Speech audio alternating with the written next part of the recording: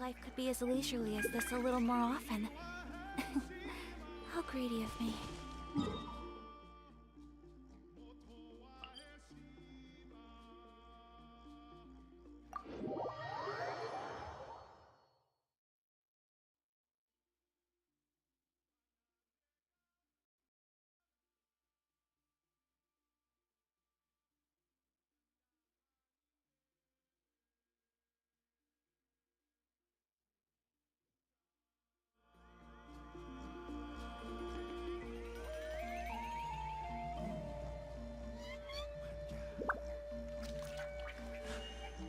A blade embraces its duty, as a jeweler cherishes their gems.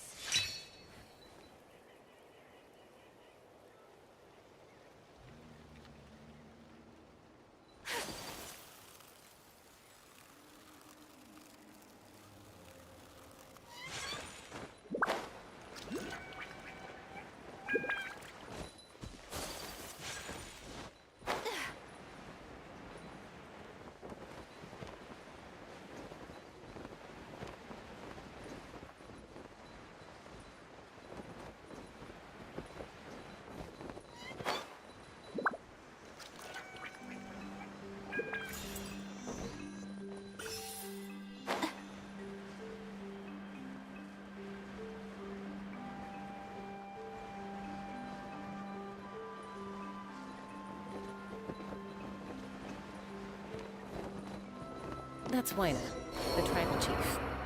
Let's head over to him.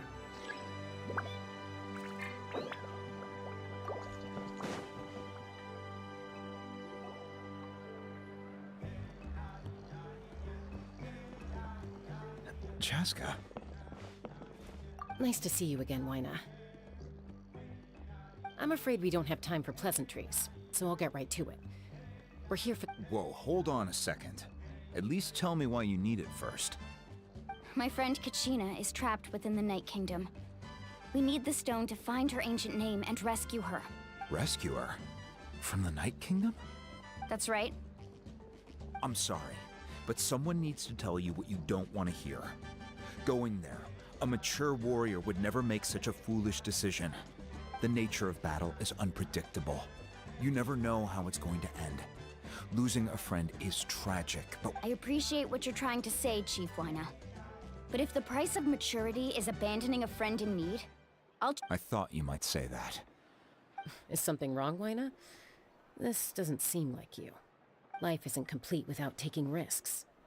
That's always been your mantra. It's nothing. The Night Kingdom is a dangerous place. Can't blame me for checking if you were up to the task. If you're that determined, far be it from me to stop you. Here's the stone. Keep it safe, okay? It's not like we have a spare. Thank you. Huh. Seems like you two go way back.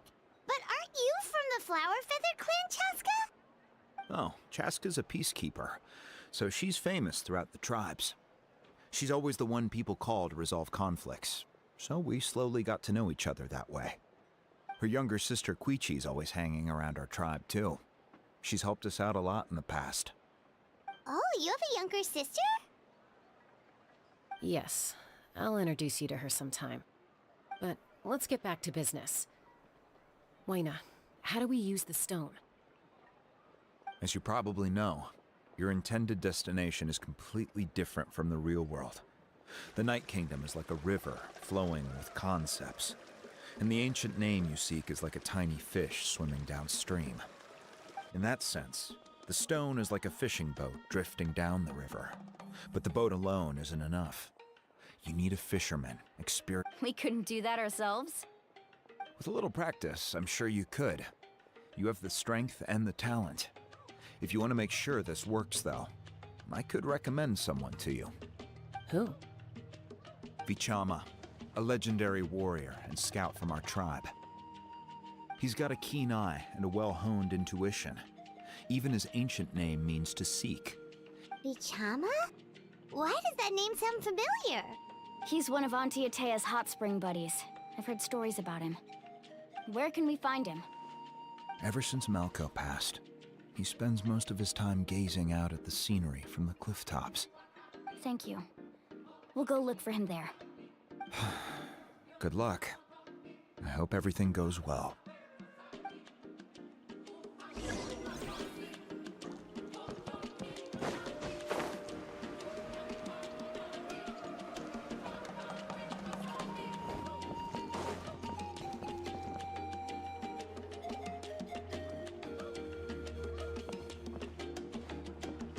Someone admiring the scenery from the cliff tops.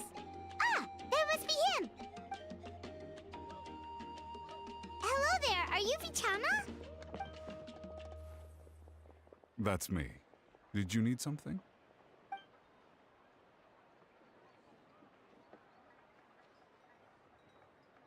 What? You're saying you can bring someone back from the Night Kingdom? How is that even possible? No, if you really think about it, anything's possible in that kind of place. But that would mean... Are you okay? You don't look so good. Everything's fine. I'll help you, but I do have a small request. After I help you find Kachina's ancient name, I want to use the stone to look for my friends as well. Your friend? Oh, why not mention someone named Malco? Is that who you're talking about? Yes, but I'd rather not get into it if it's all the same to you. That's not a problem.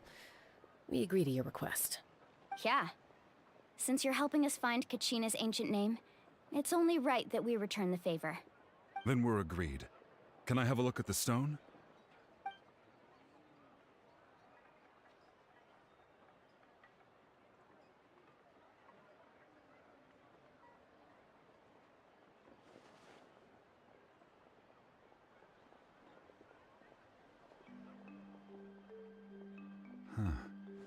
I see. From what I can tell, it functions almost like an abyssal pylon. Both connect the Night Kingdom to the living world. Once the connection is established, the abyss will come surging through the opening like a predator honing in on the scent of blood. Wow, you got all that just from looking at it? I just picked up on the basics, really. I still have no idea why it works. You said someone named Lali invented this. They must be a genius. I'll go find an open area and start setting things up. In the meantime, I need you to get 2 things for me. We'll go right away. What do you need? First, I'll need some hook ropes. Pretty much every store around here carries them, so no need to go anywhere special. Oh, and I need to build a net out of them, so make sure you get a good amount. Wait, are you saying you're going to use a real net to catch Kachina's ancient name? How does that work when one's tangible and one's not? By creating something tangible in our world, like a net, we can create a connection to a corresponding concept in the Night Kingdom. Basically, I'm going to use the concept of a net to catch something equally intangible, an ancient name. Oh, I see. What about the second thing you needed? Right. I need 2 chunks of obsidian. Once we bring the ancient names into our world, we'll need a place to store them. Normally, you can only get obsidian from the Children of Echoes, but I heard there's a traveling merchant from that tribe around here somewhere, so maybe you can try your luck there. Gotcha! Alright, let's split up. See that clearing? Let's meet over there when you're done. Oh, and you can send someone with me if you want. In case you're worried I might take the stone for myself. What do you think, Chaska? There's no need. Lena spoke highly of you. That means you're trustworthy. I appreciate it, even though that doesn't mean much to me anymore.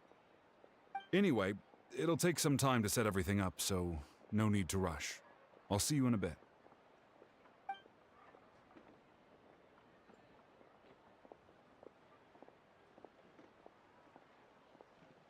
What an odd guy. He seems so defeated, but also really invested in the stone at the same time. I don't have any more insight than you, Paimon. Let's just focus on the preparations for now. Hang on, Kachina. We're coming for you. Watch your footing. And the sky, too, while we're at it.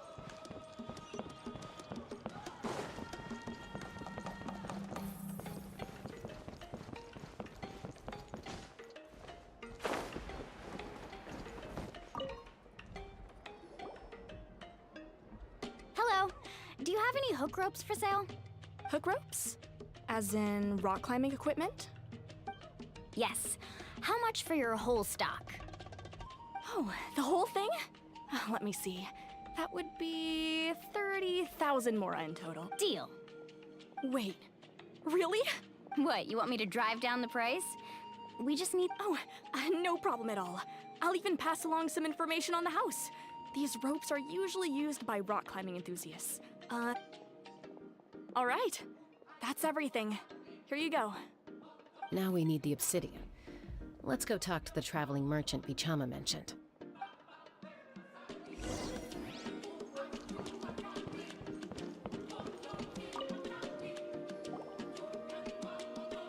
Excuse me, do you sell obsidian? Why, yes. I've got a chunk for sale right over there. Perfect. Is that the only one, though? We actually need two. That might be tough. Tell you what, I'll take a look through these boxes over here and... Thank you so much. We'll wait here.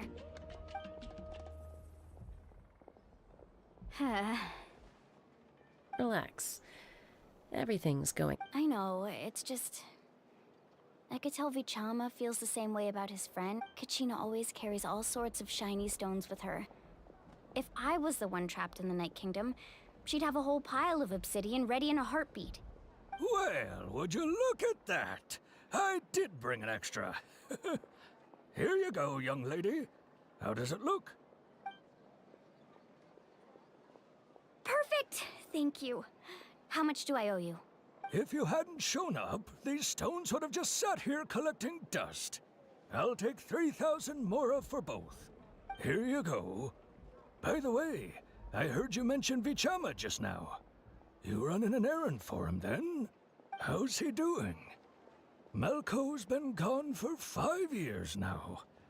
Do you know what happened between them? I heard about it in passing while I was out drinking one night, but I don't know all the details.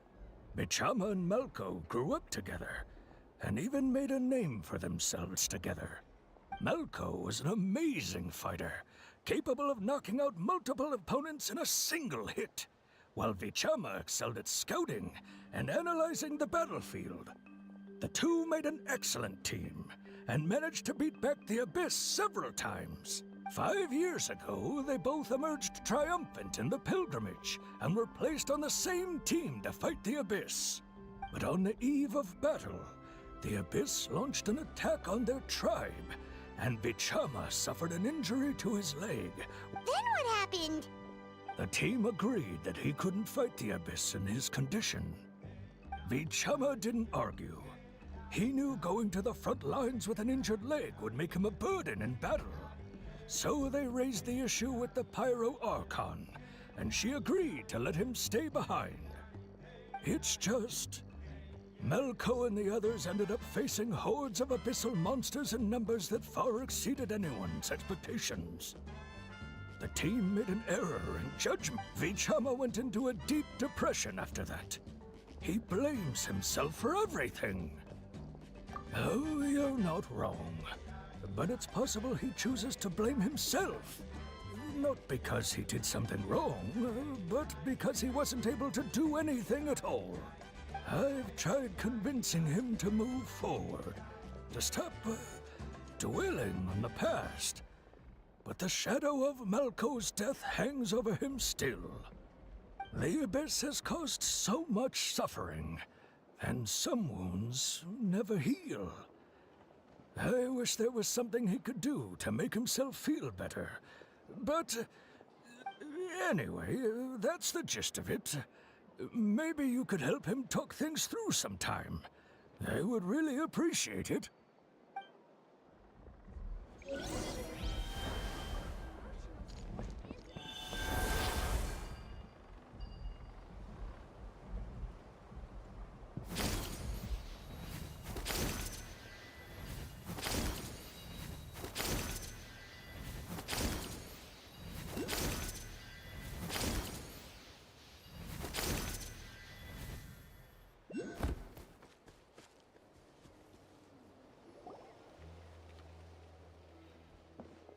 Did you get everything? Yep, it's all here. When do we start? I've made all the necessary adjustments, so we're good to go. As agreed, I'll help you find Kachina's ancient name, and then you return the favor. Go ahead.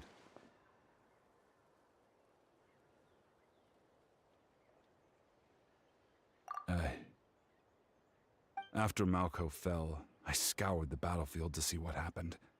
It turned out he wasn't bested by some impossibly powerful foe. He was dragged to his grave by the sheer number of enemies. If I had been there, I would have been able to sense the danger. I could have warned them not to advance. I've always blamed myself for what happened. But when you told me about Kachina, I realized there's a chance Malko might also be alive, fighting for survival in the Night Kingdom. But that happened several years ago, right? The Pyro Archon said all life within the Night Kingdom eventually becomes one with the Sea of Souls. There might not be much hope, but I still have to try. Malko and I promised each other, even if we never managed to root out the Abyss for good, we would fight together until the end. All right, let's get to it. I'll start searching for the conceptualized version of Kachina's ancient name. If you see any fragments scattered around the area, please collect them.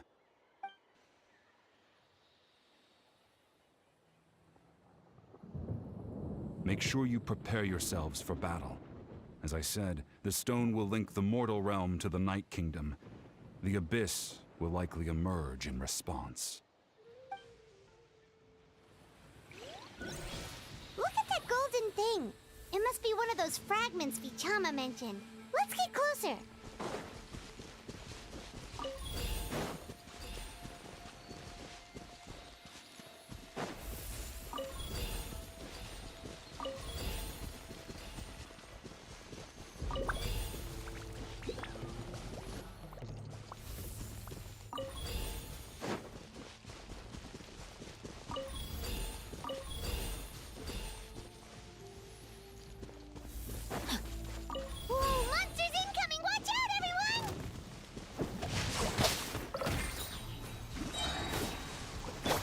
Born of ice and frost, all hail! Clouds high, the birds call, the wind knows me.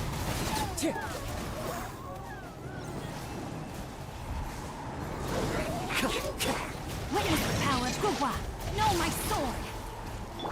No touching! Into the wind.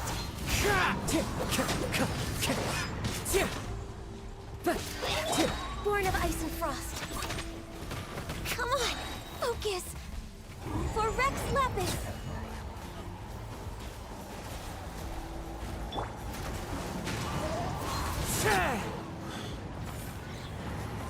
How much longer, Vichama? Not long! We're getting close!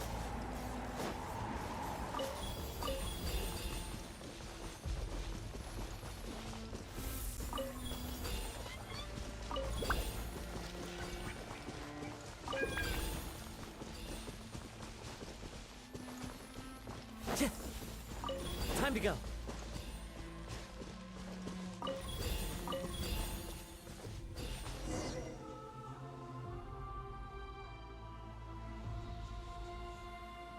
Vichama!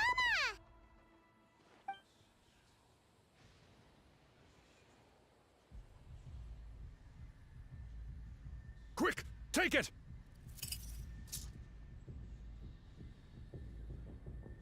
I found Kachina's ancient name. Hang in there, Malko. Just a little longer. Something's not right. The power of the Abyss is getting stronger. The Abyss is corroding his body! Vichama, you can't keep going, you'll die! I should have died 5 years ago. I just need a little more time. Please, I'm almost there. Thank you.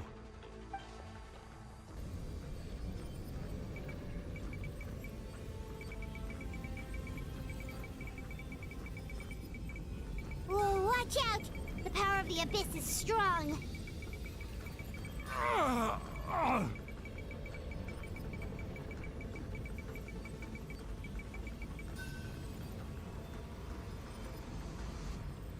This power.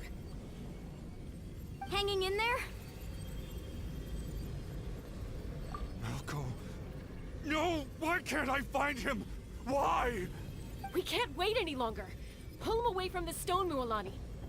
I already tried, but the power of the Abyss has him in a chokehold. It's like he's tied to the stone with an invisible rope. In that case, we have no choice. I'm sorry, Sea Lolly. Get back! Chaska, wait!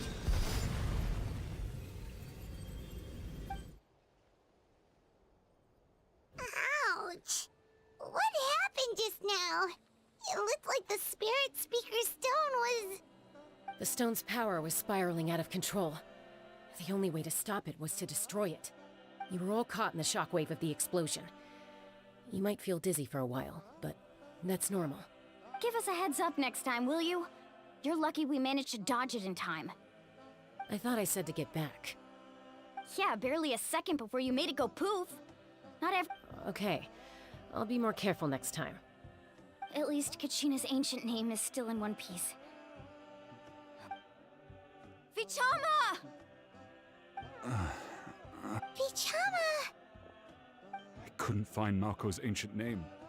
It must be completely gone by now. Once your ancient name disappears, there's no coming back.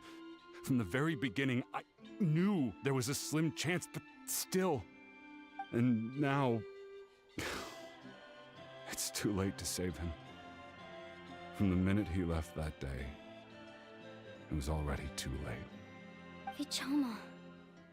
I'm sure he's heard enough condolences over the years. Let's just give him some space. Huh? What's that in your hands, Vichama? It looks like something's glowing! Huh? This is...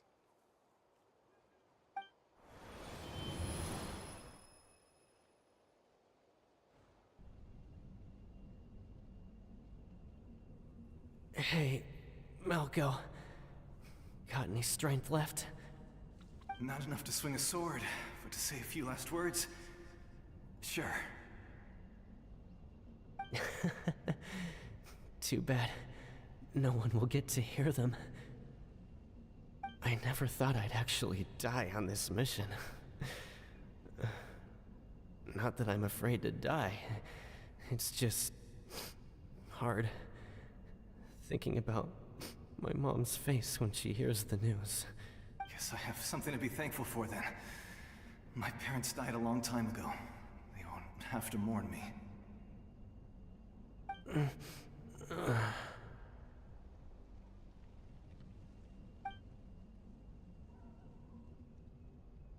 Pisak! Always had to beat me at everything, didn't you? Right to the end, you were never one for goodbyes. Maybe you're right. Maybe no one will get to hear our last words. But just in Vichama, I'm so glad you didn't come with us. Don't be sad. Just keep on living. For the both of us.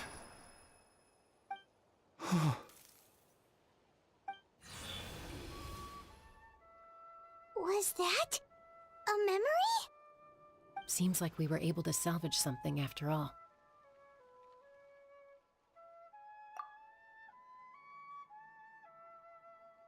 Of course. Seeing him, hearing his voice again, it makes me unbelievably happy. But it also brings with it an even deeper pain. A deeper pain? Why? Malco was always the type to put on a brave face. But in that memory just now, his hands were shaking, and his smile was forced. For all these years, I regretted not being able to fight alongside him to the end. And now I know, at the end of his life, he was thinking the same thing. Vichama. I'm fine. Actually, I heard Chief Wyna wasn't really on board with your plan to go to the Night Kingdom. When you asked for my help, I hesitated too. I knew helping you find your friend's ancient name meant leading you one step closer to danger. But I also understood why you had to try. Everyone has regrets in life, but not everyone gets the chance to make up for them. Once allowed to fester, guilt strips us of our most valuable qualities as warriors. In that sense, we might as well choose the braver path from the very beginning. If I could do it all over again, I would have followed Malco to the front lines no matter what. Even with an injured leg, there were still things I could have done. That way, even if the outcome stayed the same, I still would have fought alongside him to the end. There are critical junctures in life, and if you don't seize the chance to act, there's no going back. That's something I had to learn in hindsight, but you're still at the crossroads of your journey, so I hope you can walk away without regrets. Thank you, Vichama. I feel even more determined now. Kachina will come back to us. I'll make sure of it. I promised I would find her, and I intend to keep that promise. That's good to hear. Strange. My body, it's... Once abyssal corrosion enters the body, a portion will fuse itself to your internal organs. Even though the Traveler possesses powers of purification, the corrosion can never be fully eradicated. Thanks to him, though, you were only briefly exposed. Slowing your breathing and controlling your emotions should help you keep the symptoms in check.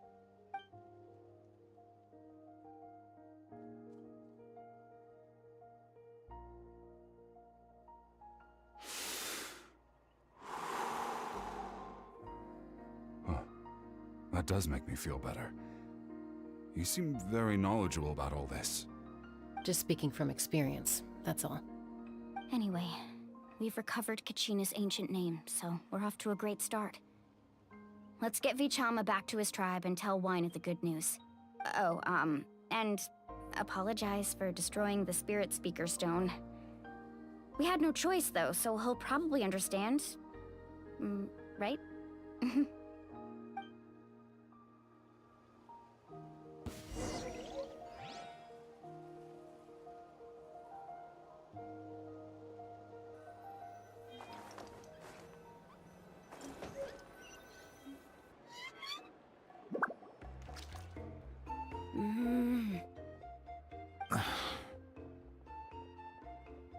Koichi, are you really gonna just stand there like that?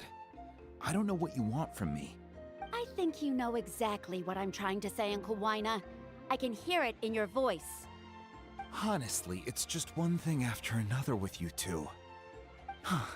They're back. Koichi? What are you doing here? Ha! Don't play dumb with your own sister. You know exactly why I'm here. My apologies, everyone. I just need to borrow Chaska for a few minutes. You come with me.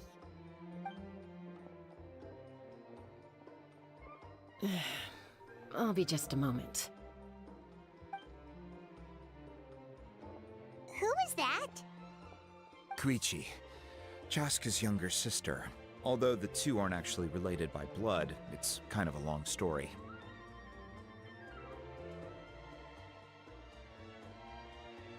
It's not really my story to tell, but I guess it's not a secret. You see, Chaska was actually raised by cuckoo sores. She was afflicted with a rare disease when she was a child, and abandoned in the wild as a result. The Abyss found her out there, all on her own, and tried to devour her. But in the end, all that did was trigger her will to live. That strength of will pushed her to survive. But it also planted a seed of conflict within her. Eventually, she was adopted by the cuckoo sores. Wherever they went, she followed, getting into fights right and left. For some reason, Paimon can totally imagine that. Well, when Chaska finally returned to human society, it was Koichi's parents who adopted her. At the time, Chaska still had a habit of getting into fights, so Koichi was always taking her around, apologizing to everyone. Ah, I remember those days. One of those fights was definitely with me. But, you know, kids. You're fighting one minute and your friend's the next. Eventually, she found a way to rein in that desire to fight. And now she's who people call to resolve conflicts. She's known as the Peacemaker. It sounds like she still argues with Koichi, though. Don't siblings usually stop fighting when they get older? That's partly my fault. Koichi asked me to stop Chaska from doing anything dangerous, but you probably know by now, once Chaska makes up her mind, there's no changing it. Oh, I get it. No wonder you tried to talk us out of going to the Night Kingdom. Chaska even said that wasn't like you. I'm all for your adventure. You need to take risks when you're young, because by the time you're my age, you couldn't attempt something like that even if you wanted to. Still, I can understand where Koichi's coming from. In the end, nobody wants to sit back and let a loved one put their life on the line.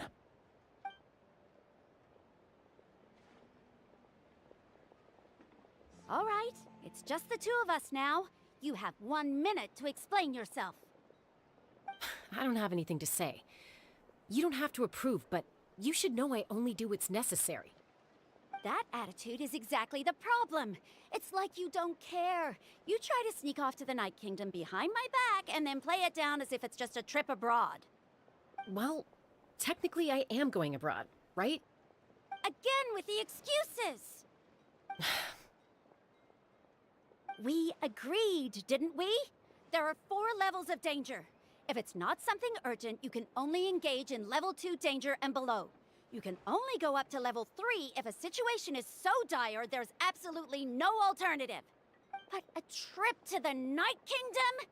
If that's not a level 4, I don't know what is. And you were just going to sneak into the place without saying anything. What do you mean, sneak into the place? I always planned on walking in there with my head held high. You bought off Uncle Wina, didn't you? He promised me he'd stop you from doing anything dangerous. Oh, it's like he didn't even try. You feel like he went back on his word. What if I told you my mind was made up, and there was nothing he could have done? Not even by force. Oh, I knew it! So he did try to say something, but you didn't listen. This is important. If you were in my shoes, you'd make the same decision. You don't know that? I'm a doctor, and I handle logistics. If you're going to waltz into a dangerous situation where you could lose control at any moment, it's my duty to say something. All right, whatever. Anything else? What do you mean, anything else? Why don't you reflect on what you've done and promise me you'll stay put? Time out. Is this one of our normal arguments or a serious one? Chaska, does it sound like I'm joking? Then, you need to know something. What happened to Kachina was partially my fault. I can't leave her there to die. That's not who I am. But the person you become when you lose control, that's also not who you are. That's a different issue. You said it yourself. A person is only as good as their morals. If I want to live in Natlan, I need to display qualities that make me worthy of this nation. I've also told you that managing your condition is equally important. Sometimes you have to make sacrifices. All right, let's stop this here. If we keep going, I might actually have to get serious. And I think Wina prefers his roof attached to his house. Is that a threat? That sounds like a threat to me. Koichi!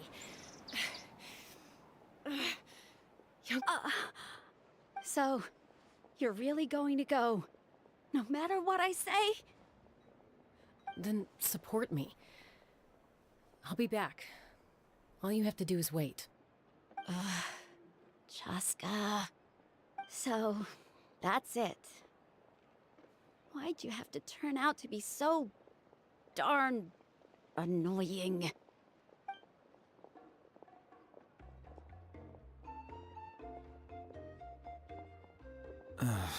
You two are something else. Something you wanted to say?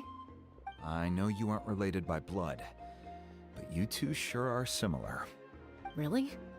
You know, I said that very thing to Koichi not too long ago, and she reacted the exact same way, down to the very tone of voice. It's not my place to get involved, but I will say this. Try to spend a little more time with your sister. You're tough kids. That doesn't mean you have to go it alone. Thank you. Anytime. All right. If you're done with the Spirit Speaker Stone, you might as well hand it over. According to Kinich, it's an important ceremonial artifact, so it'd be safer to keep it with me. About that... If only Tone Deaf Bard was here, he could have repaired it just like the Holy Liar. It might be in a few more pieces than you remember. Huh?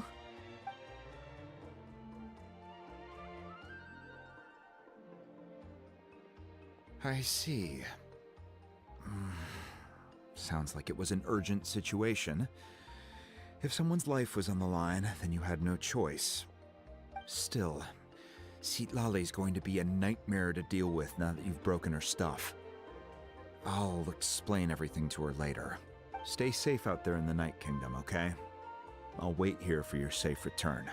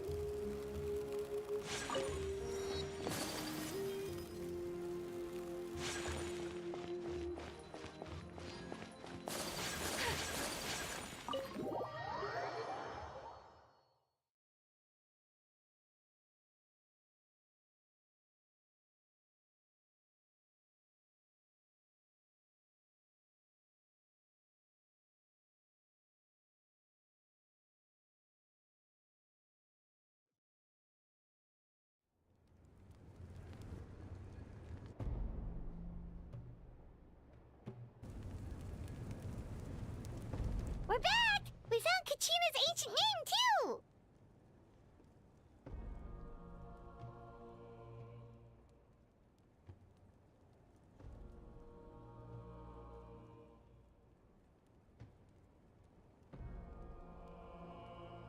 Well, it's fairly complicated. Let me give you the condensed version.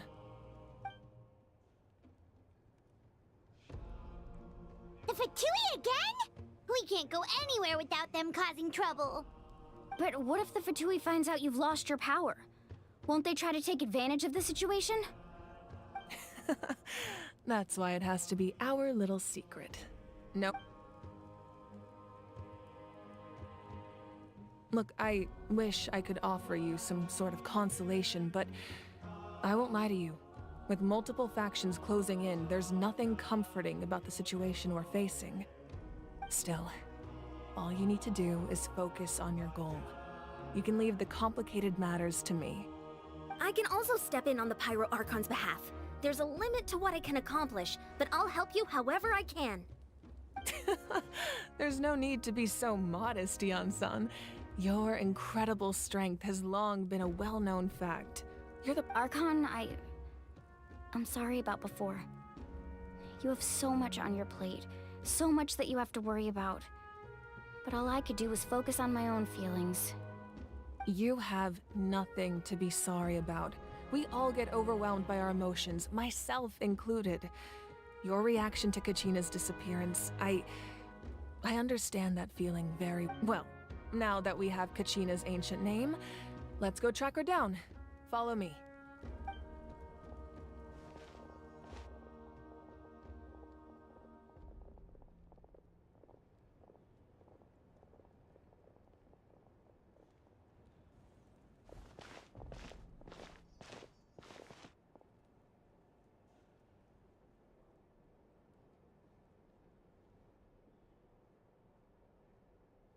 What is this place? Hey, isn't that Atea's talisman? Good eye. This is where I store all the various mementos I've collected. Whoa. I've never seen this place before. There's so many things in here. It looks like there are items from every tribe. Collecting them must have taken a lot of effort. I suppose you could think of it as a hobby of sorts. In Natlan, everyone grows up listening to the stories of heroes. And physical items do a far better job of preserving those stories than our own memory. Now, I still have some preparations to make for the ceremony, so feel free to take a look around in the meantime. If you're curious about an item, I'm more than willing to tell you about its origins. Alright, we'll have a look.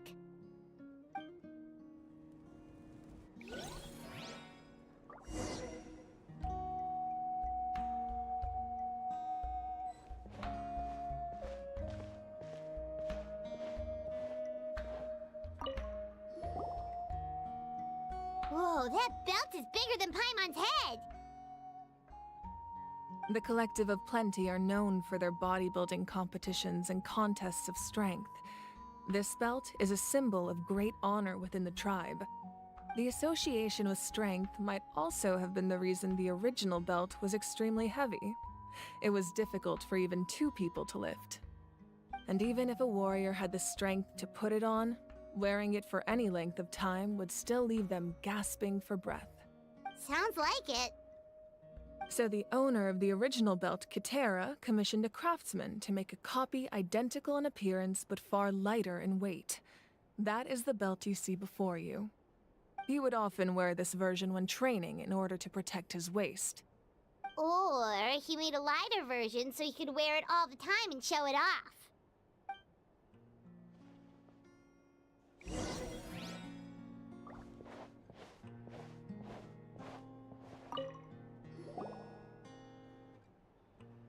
There are so many jars and potions around here. Do they have anything to do with alchemy? No, those belong to the Masters of the Nightwind. They're ceremonial tools used to amplify the ability to communicate with the Night Kingdom and the Wyab. Yamaya is an expert in this field, and she taught me a lot. Even though she appears stoic and serious, she actually has a keen sense of humor. The tools you see here are quite traditional. Her students found them outdated, so she passed them on to me. The contents of the jars aren't all that special. Oh, except the big jar in the middle. That's what she really wanted to give me. Ooh, must be something really cool. What's inside? Grape juice. Huh? It's quite tasty, although probably expired by now.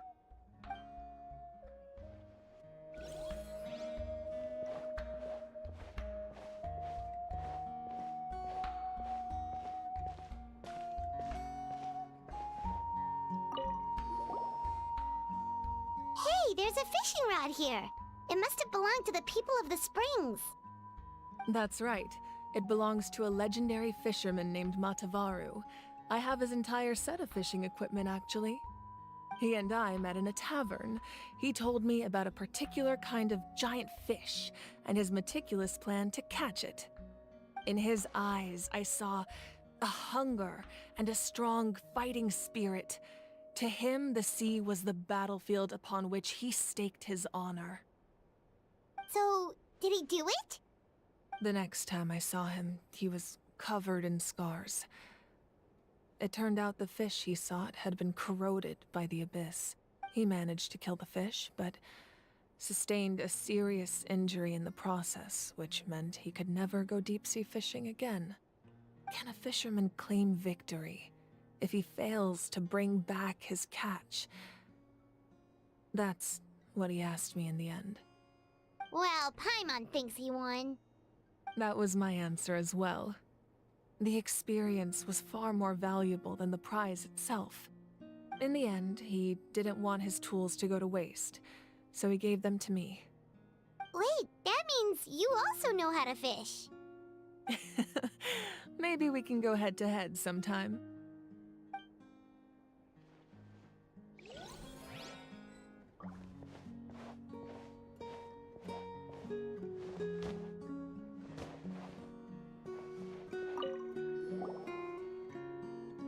Atea's talisman? I'm sure you're familiar with this one already. Atea was rarely ever without it. The talisman brought her a lot of luck in battle.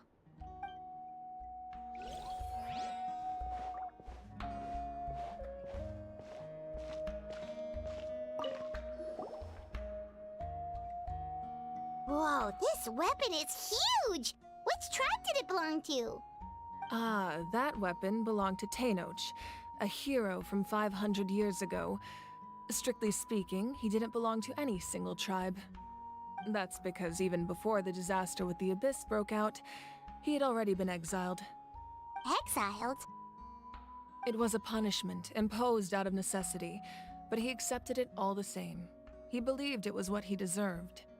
When the Abyss attacked, the tribes found themselves in urgent need of a powerful figure to lead them into the battle, and there was no one more courageous or resolute than him. He united the 6 tribes and accomplished great feats throughout the war.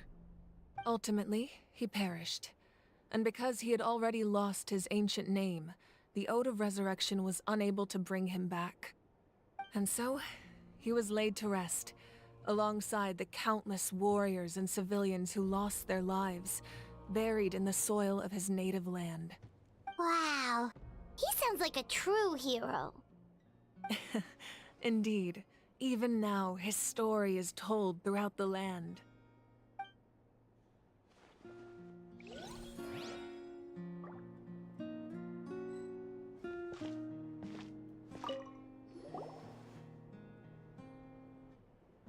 The powder still needs some time to settle, so let's wait a little longer. Well, what do you think of my collection? Do you feel like you have a better understanding of Natlan's culture now?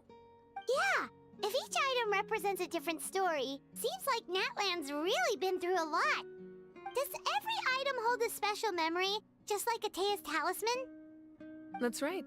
The items in my collection actually serve a similar purpose to the ancient names passed down among the tribes. They demonstrate the true shape of time. The shape of time? Most people perceive time as a linear concept, almost like a straight line that can only move forward. We cannot change the past or predict the future. But there's also a different theory, one that I believe to be closer to the truth. Namely, that the past, present, and future all exist at once. At once? Paimon's not sure she understands. Let's say your journey ended right now. Thinking back on your experience in each nation, which one would you say was the most important?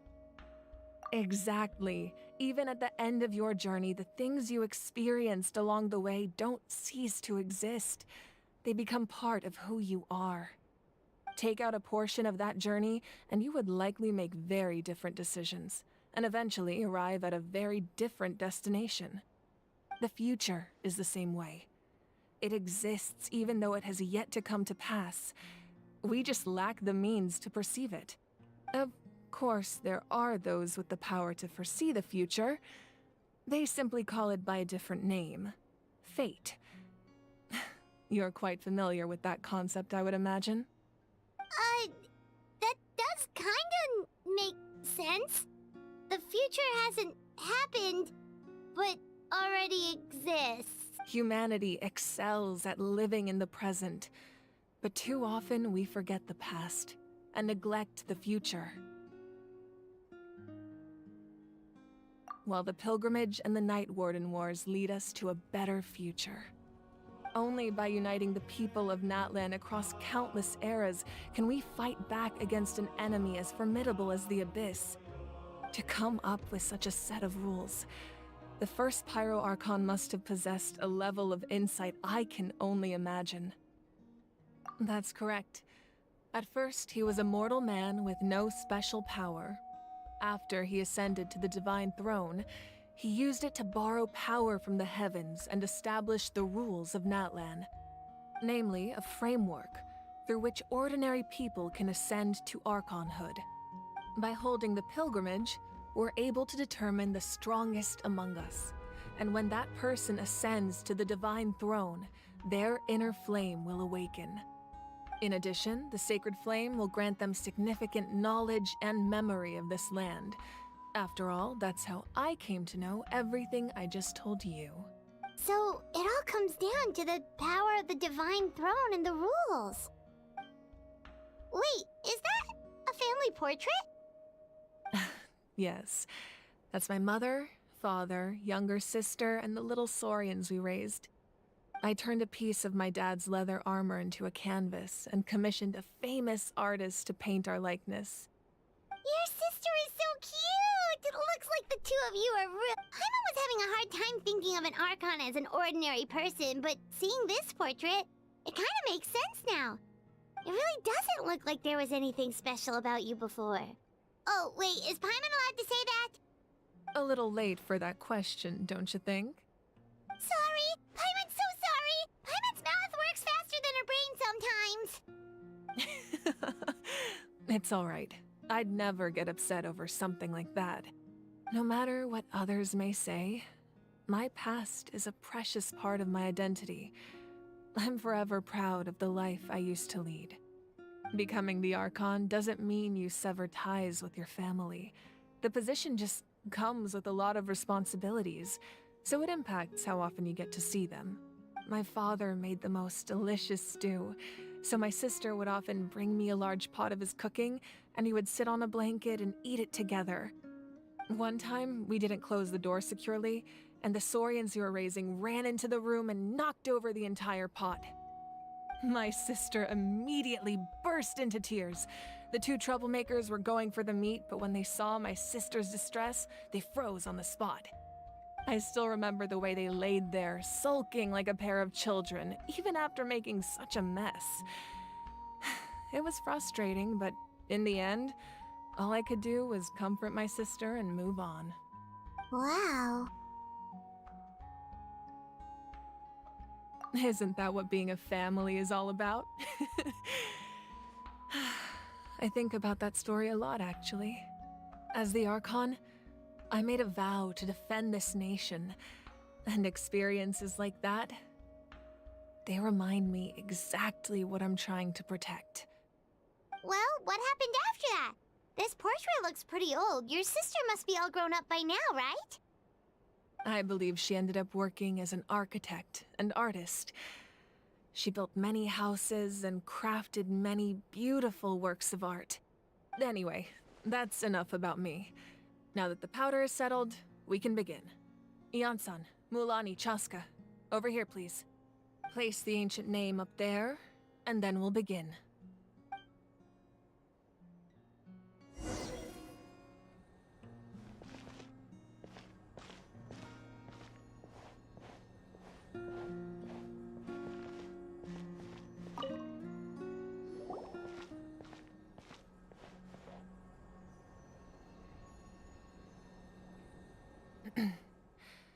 Surely as the echoes of life resound through heaven and earth, so too shall our stories remain eternal. Ancient name, take us to your fated bearer. Allow her to answer our call.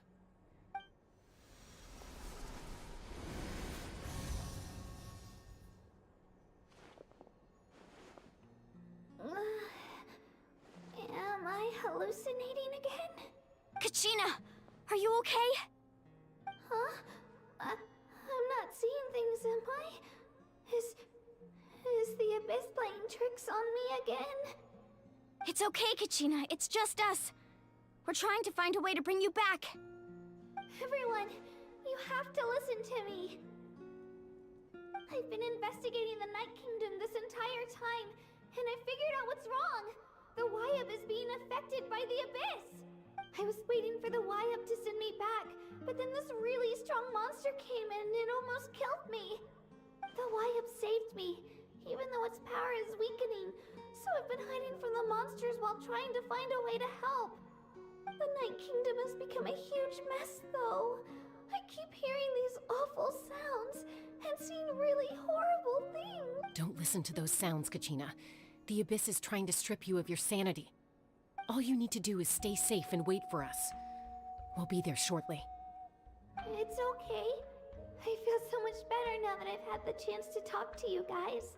You don't need to worry about me. I've never been strong or special at all, really. So I don't blame anyone for forgetting about me or leaving me behind.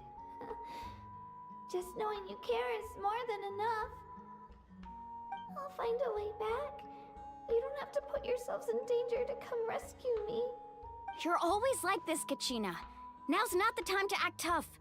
We're coming for you, and that's final. I don't know what lies the Abyss has been feeding you, but I'll tell you something right now. Nobody here sees you as a burden.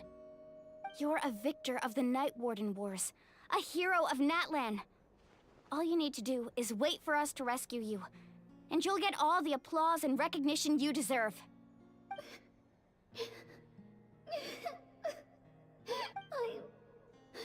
I'm really scared.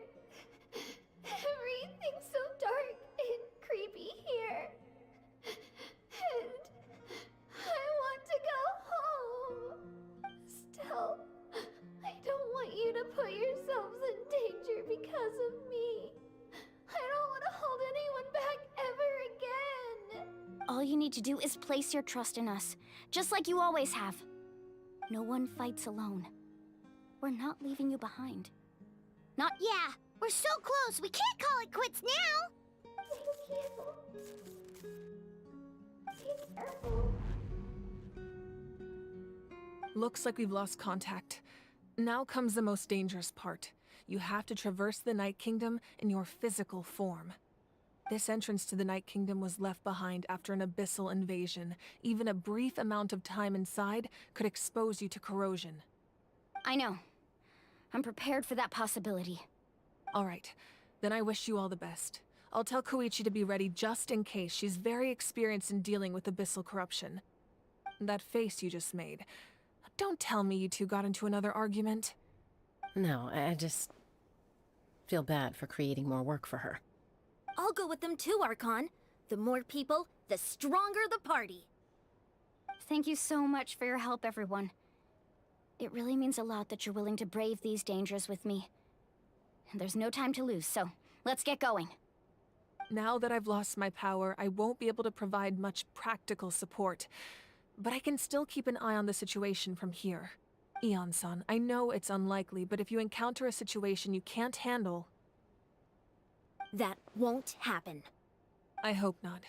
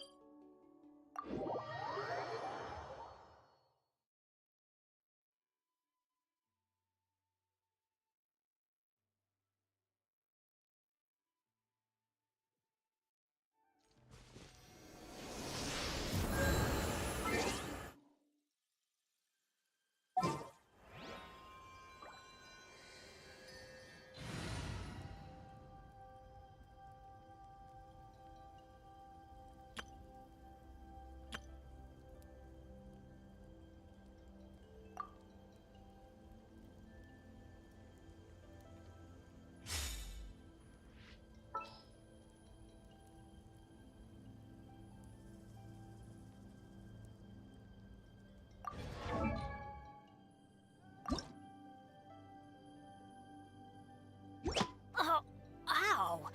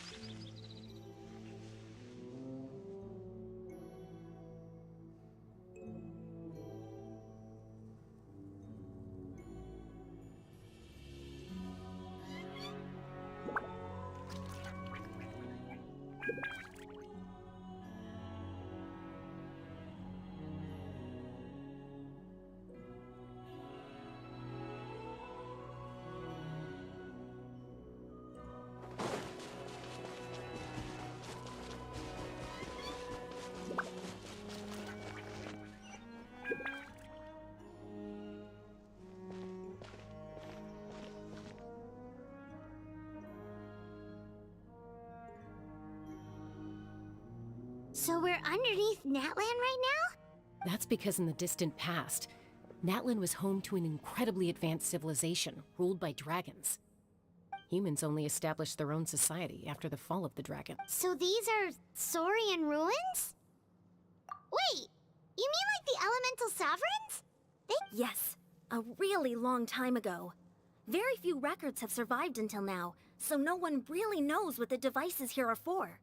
These ruins have been abandoned for a long time, but with the recent increase in Abyss activity, the installations around here have somehow been activated again. So what you're saying is, we're not in for an easy trip to the Night Kingdom. No. It's going to be obstacle after obstacle from here on out. Why are you all laughing like that? It's creeping Paimon out. It's the pre-adventure excitement kicking in, right guys? Of course. I'm eager to get started. Then let's go. We won't let anything stand in our way.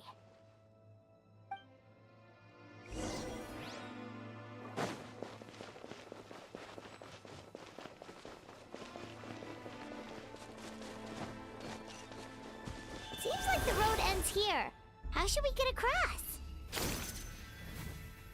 As a professional trainer, I think you could stand to build up your endurance, Paimon. Professional trainer? Paimon thought you were a warrior from the Collective of Planning. Well, that goes without saying. But I actually work as a sports coach. I provide professional guidance for many of Natlan's popular sports. And I don't just mean physical training. I design nutrition plans as well. Ah, so basically no sugar, no soft drinks, no grilled meat. Yeah, we'll be here all day if you list them out one by one. It's much faster to just focus on what's good for you. Those guys look familiar. We've fought them before. Let's go. Show no mercy.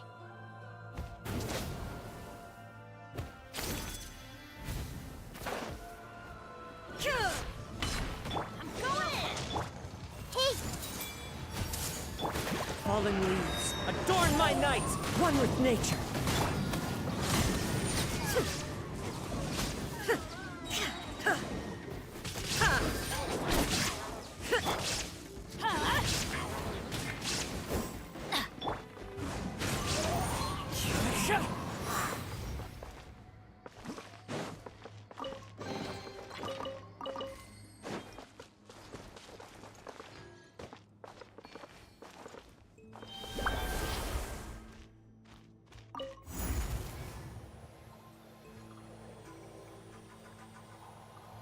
Oh, the place we need to go seems really high up.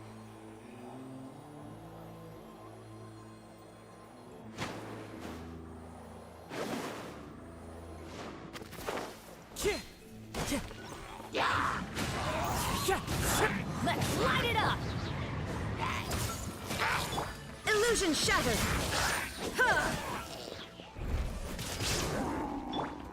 Everybody stand! Clouds high, the birds call into the wind.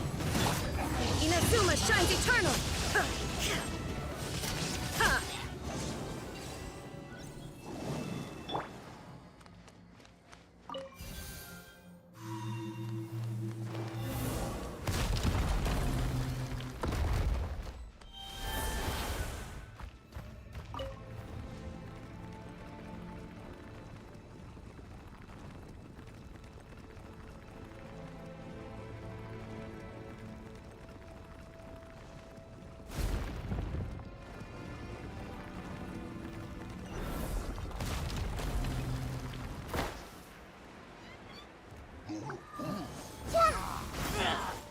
Sharing my knowledge.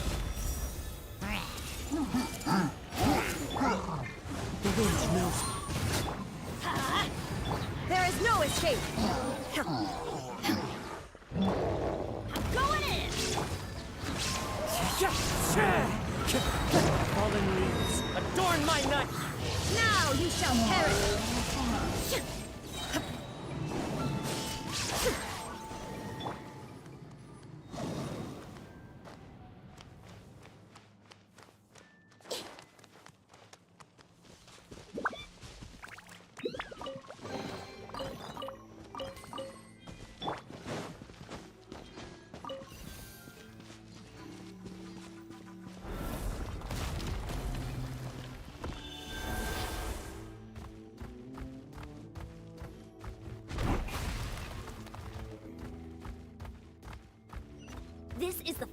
stretch. We just need to climb up, and we'll be there.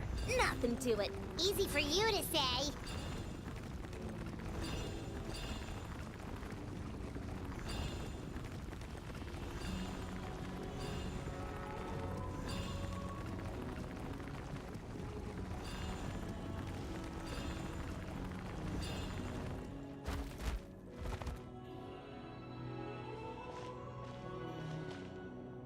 This must be the entrance the Pyro Archon told us about. The one ripped open by the Abyss. Yes. There's something in the depths of this. We actually have to go in there? Okay, Paimon just needs to psych herself up. Don't push...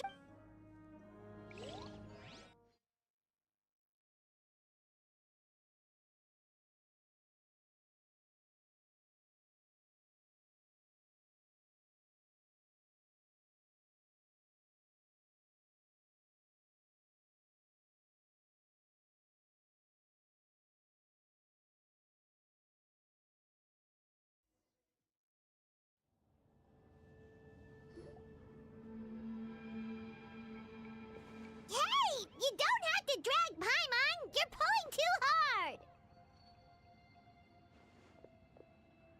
Looks like we made it. This is the Night Kingdom. It looks so different from what I imagined in the stories. That overflow of energy is probably what trapped Kachina here in the first place. From this point forward, everything we know about the real world no longer applies. Anything can happen here. Paimon's more worried about how we're gonna make it out. We obviously can't go back the way we came. Do you see that patch of light on the ground? It's shining down from that fissure in the sky. Oh yeah, right in front of us. So that's coming from up there? Oh, it's so high up. Did we really fall that far down? Just like I said, our real-world knowledge doesn't apply here. We fell all this way, yet came out completely unscathed. If this was the real world, we'd have to climb our way back up to the entrance. But here, all we have to do is stand underneath the light and offer— That's it?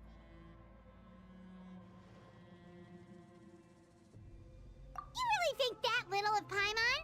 That's not even why Paimon asked! So that means all we need to do is find Kachina and bring her to this location. Exactly. This light is streaming in from the real world. It's a link between the two realms. The terrain looks difficult to navigate, and the visibility is not great either. How are we supposed to find Kachina in these conditions? Yeah, these floating black things don't look super friendly either. Those are all manifestations of abyssal power. Be careful. Ghost! A talking ghost! Calm down, I'm here to help. You're the ones who helped Vichama, right? Yes, I'm Vichama's friend, Malco. I was completely lost to this realm until I sensed a mysterious power calling out to me. It's like it was seeking me out, attempting to reassemble the pieces of who I used to be. Of course, it could only do so much. I'm sorry I can only appear before you in this imperfect form. No, we should be the ones apologizing. If the Spirit Speaker's stone hadn't become corrupted by the Abyss, we could have done much more. But we had to destroy it. Otherwise, Vichama and his tribe would have been in danger. Of course. Thank you for protecting him. I never imagined that, even after all these years, he'd still take such a risk for me. Under the power of the stone, it felt like our souls were connected. Turns out even our regrets were exactly the same. Whether in triumph or death, you want your best friend by your side. Exactly. That may not be in the cards for us, but it's not too late for you.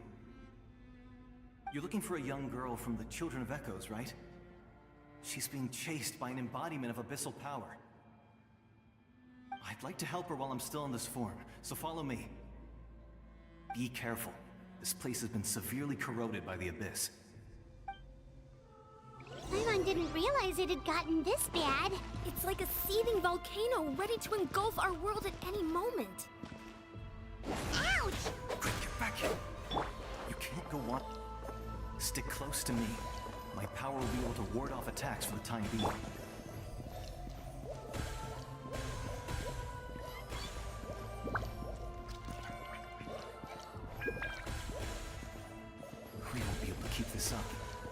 Let's try another route. This way.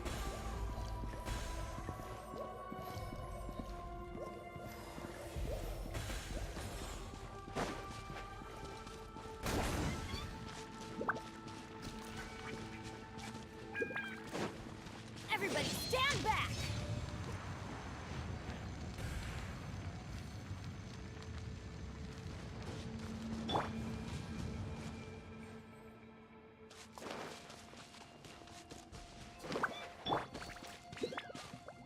Not good. More monsters. We shouldn't waste our time on them.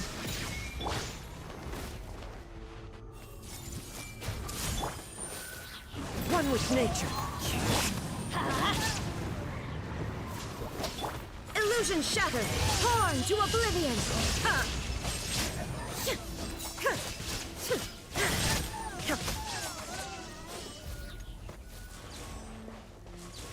There is no escape!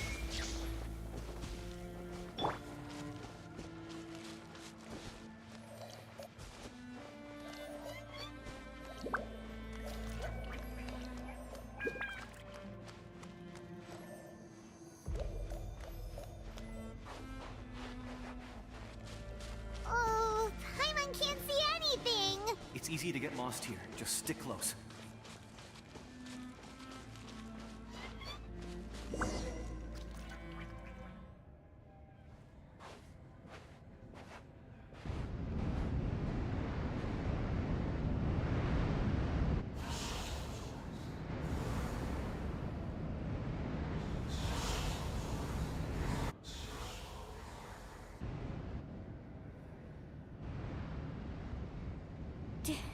Did you hear that?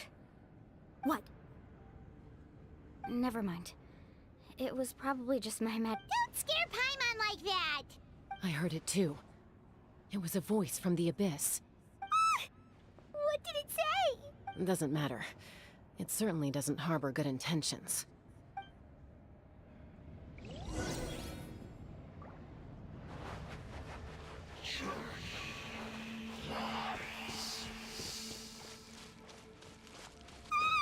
Paimon just heard it too! Let's keep going. Paimon wants to get out of this place!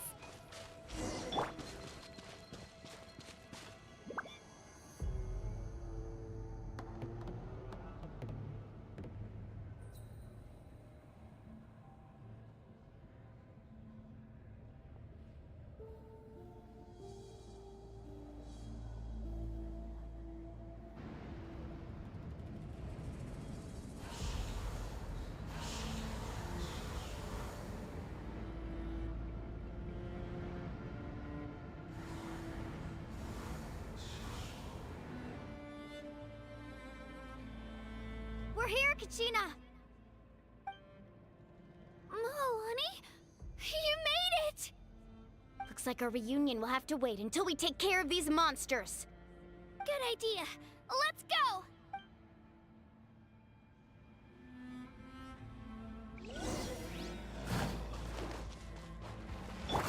Teamwork is dreamwork! Huh? The wind knows me. As one with wind and cloud. Illusion shattered! Inazuma shines eternal!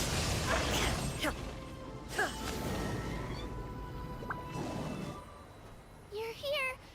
You're finally here! Thank you so much! That monster can appear from anywhere! It almost caught me a bunch of times.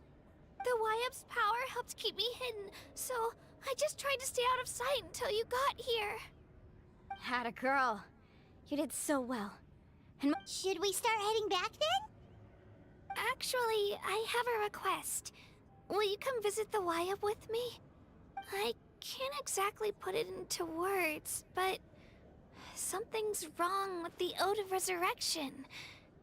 And I know it has something to do with the contamination from the Abyss. That was the Pyro Archon's theory as well.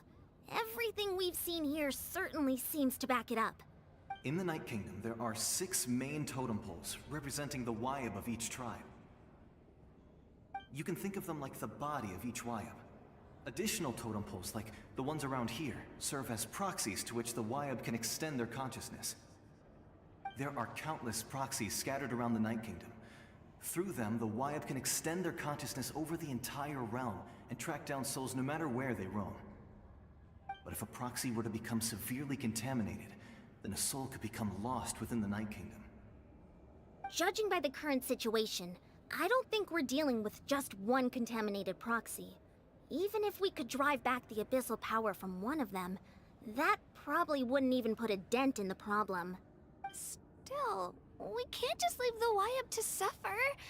It's protected me this whole time.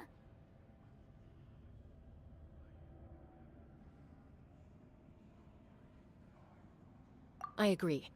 We might even manage to draw out the monster that's been hunting Kachina. Getting rid of the monster might slow down the deterioration of the Night Kingdom. Kachina? What's wrong? Nothing. Just a headache. And that voice again, telling me to abandon the Wyab and... Maybe we really should leave. Kachina's already been here for too long. No, I'm fine. I don't... Just up ahead. I'll lead the way. Besides, listen to me, Kachina. We'll come with you, but that's because we want to help the Wyab. Not because we have something to prove. You don't have anything to prove either. It's okay if you reach your limit. We'll be there for you. All right. The sooner we get this done, the better. We've already come all this way, so we might as well try to get to the bottom of this. Let's go. This way. I'll stay here and try to stall the Abyss monster. All by yourself? That's too dangerous. It's all right. I may not be as strong as that monster, but I'm definitely more familiar with the area. I don't have much time left. If you're anything like my friend, I'm sure you're not particularly fond of goodbyes. So go. Achieve your goal, and return to the world where you belong. Thank you for everything. You're a true hero. Thank you. No one fights alone.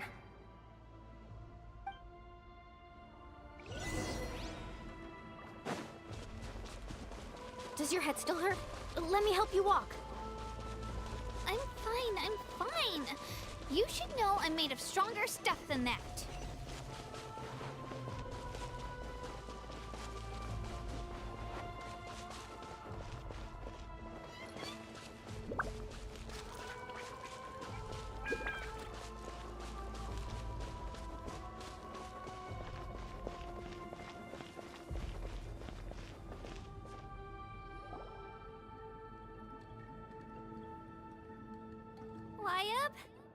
Wyab!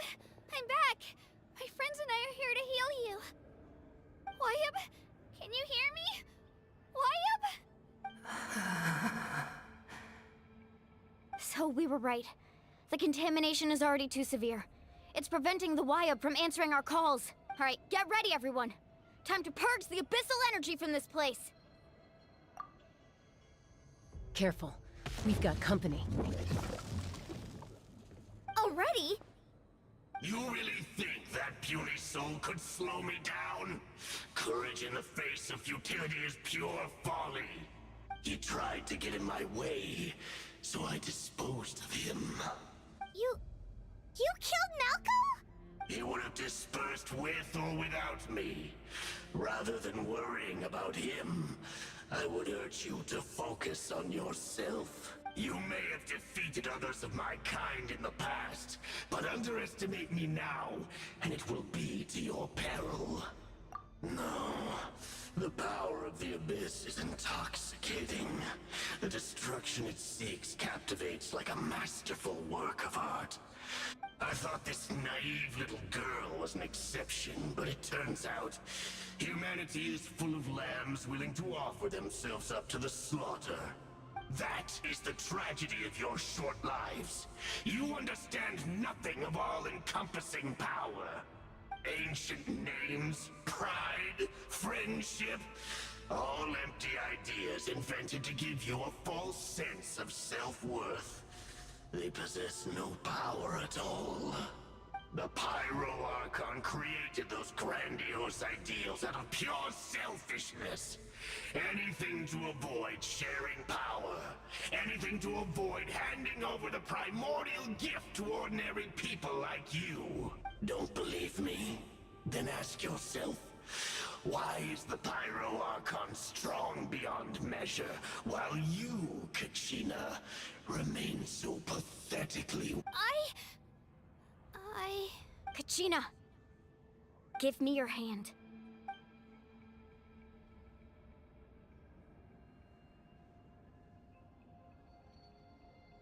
Feel that?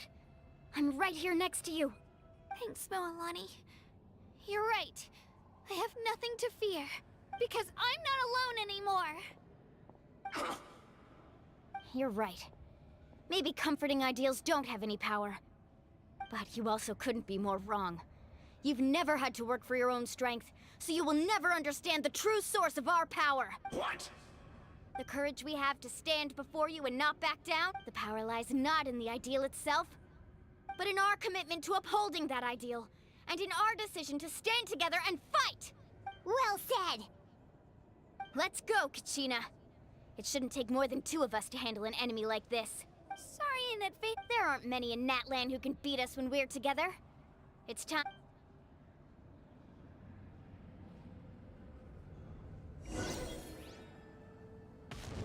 From the axe to the flame.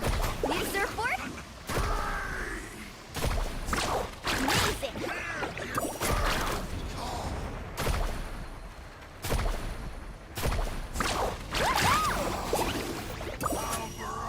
Catch an epic wave! Right here!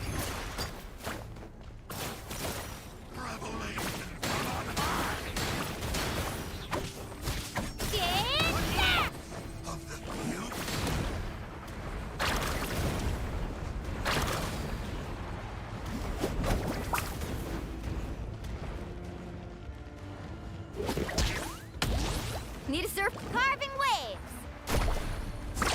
Amazing!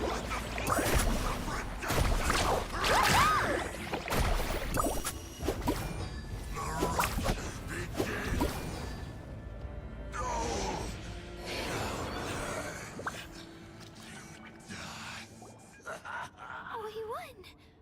We actually won! That's what he gets for underestimating you two. Fantastic work, Kachina! Absolutely fantastic! This makes me so unbelievably happy. I'm happy too, Moalani. Together we really are unstoppable! Huh? What's happening?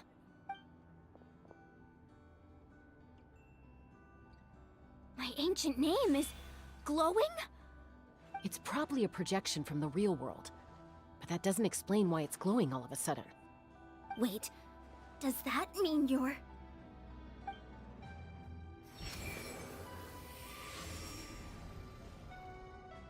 That was a bold move, diving headfirst into the fire to save your friend, especially in a place so overrun with abyssal corruption. Still, seeing you pull it off was really something. Everything you said was exactly right. As isolated individuals, we stand no chance against the power of the Abyss. It took years' worth of scars and lots of unnecessary suffering for me to understand that for myself. The Pyro Archon's plan will unite us as one. Everyone has a part to play. Only then will we have the power to defeat the strongest of foes. Who are... Tupac, a warrior from the people of the Springs. I fought against the Abyss during the invasion 500 years ago. I've heard that name before. You were the giant who saved all of Natlan. Since you were able to awaken my words from your ancient name, that means you have fully embodied the aspirations of the Wyub. Under the name Umoja, you shall unite the tribes and save Natlan from its impending doom. Me? As long as blood still runs through your veins, Even the tiniest spark of steel against stone can ignite a flame. Its blaze will become one with our vision for Natlan. Even amid everlasting darkness, our bonds remain eternal.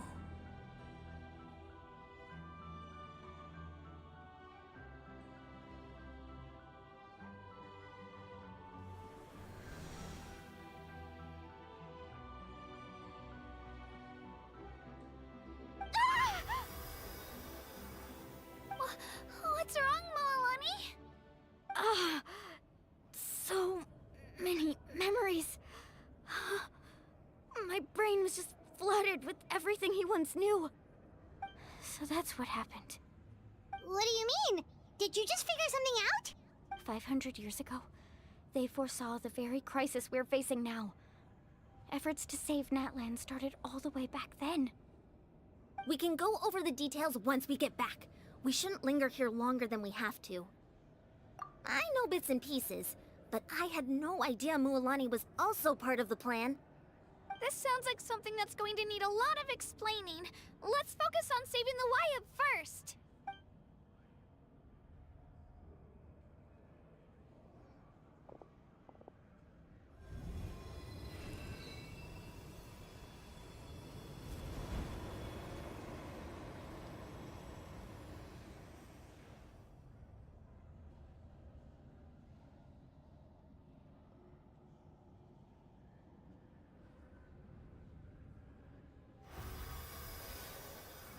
Okay, that should be enough. Wyatt? Can you hear me? I hear your voice, Kachina, my dear child. Great. Well then, I'm afraid it's time to say goodbye. I just wanted to make sure you were okay before we leave, but we can't afford to stay here any longer. I was going to ask why you bestowed an ancient name upon someone like me, but it's okay. I'll keep searching within myself for the answer. I'll never stop trying to improve my strength. One day, I'll live up to the hero you saw in me. You are already an outstanding child in my eyes, Kachina. No matter what happens. Huh? You are all my most beloved children. It has always been my honor to protect and nurture you. Your ancient name is just that. A name. Much like your parents chose to name you Kachina, I also gave you a name, but it need not define you. Focus on who you want to be. You are already worthy of your name. Now, you need only devote yourself to becoming a better you. The story of your ancient name is for you to continue. Just like your parents, my love for you will never change. No. Thank you, Wyatt. It gladdens me to see the Pyro Archon's plan move another step towards completion. But it is time for you to leave this place. The situation here is getting worse. Go now, my children. Save Natlan on behalf of all you hold dear. I know we've never met before, Wyatt, but I just wanted to say thank you for encouraging Kachina. It was exactly what she needed to hear. Whoa! What's going on? An earthquake? We're out of time. It's the power of the Abyss. Quick, we need to run!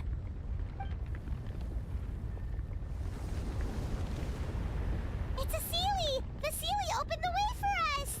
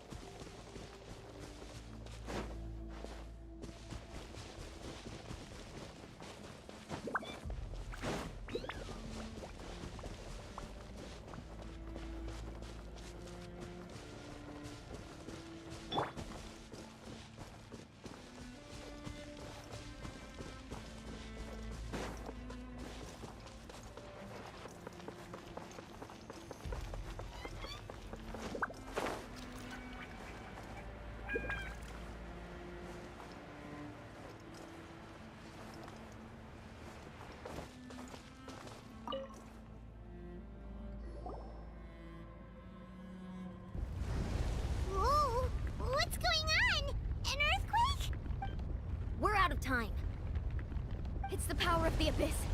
Quick, we need to run! It's a Sealy! The sea...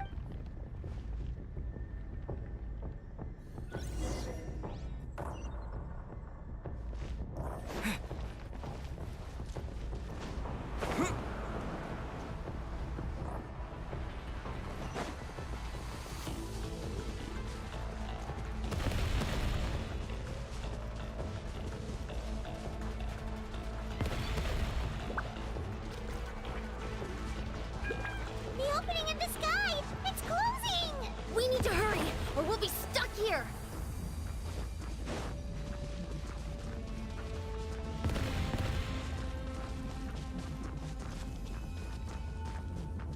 Watch out for the falling rocks! Quick, through the middle!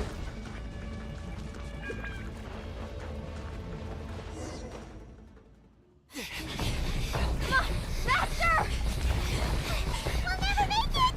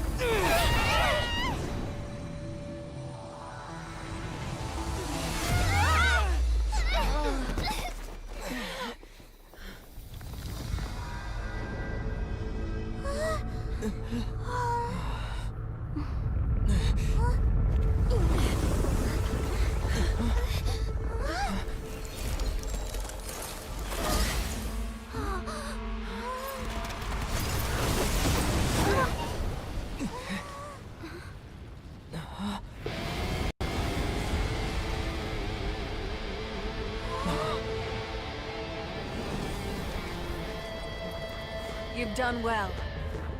Now come home.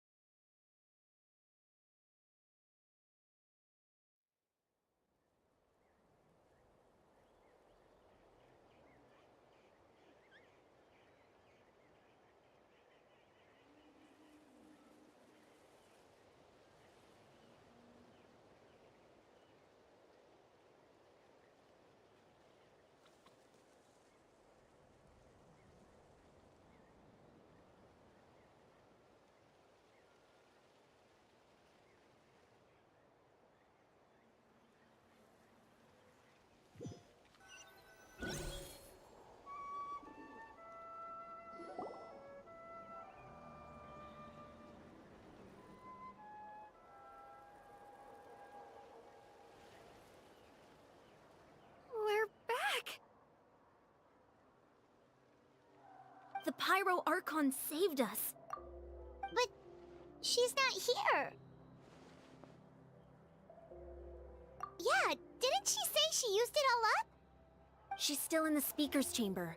What we saw in the Night Kingdom was just her consciousness. So you're saying her consciousness did all that? Every great display of power comes at a price. You must feel terrible, Kachina. Just hold on. We'll get...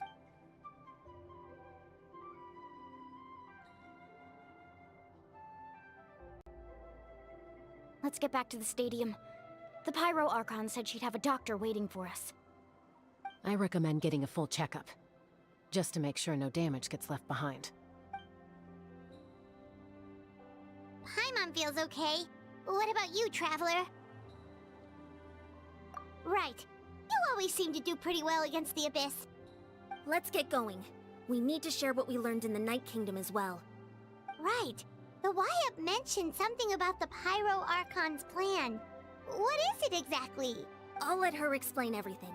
We're all a part of the plan now. Every move we make from here on out will decide Natlan's ultimate fate.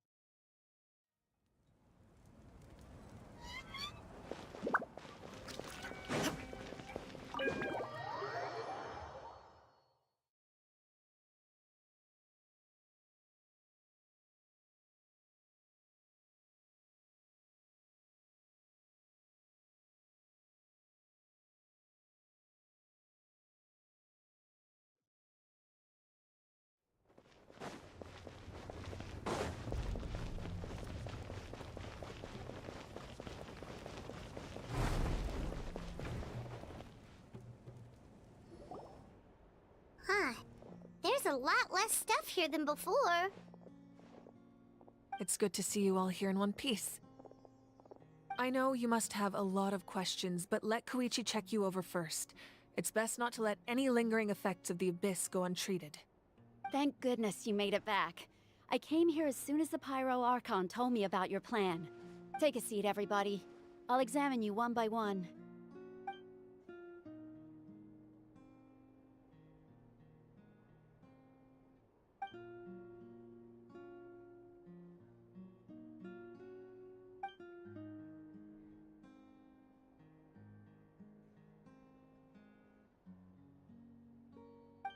All right, that should do it for now. But just to be safe, I'll perform another checkup in a couple of days.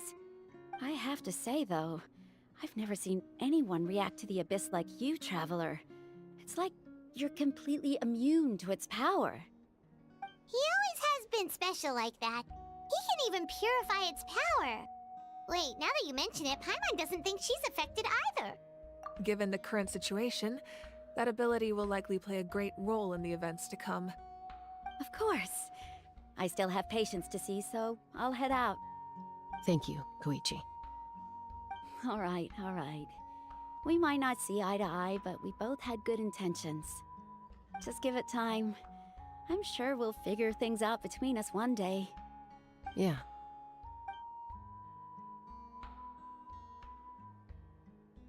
All right. There's so much to discuss, I don't even know where to begin. You've seen it for yourselves now. The devastation in the Night Kingdom. I'll get straight to the point. Natlan is on the verge of destruction. It's very possible our nation has less than a year before total devastation. Huh? No. That's right. But I've only ever disclosed that fact to the handful of people working with me to save this nation.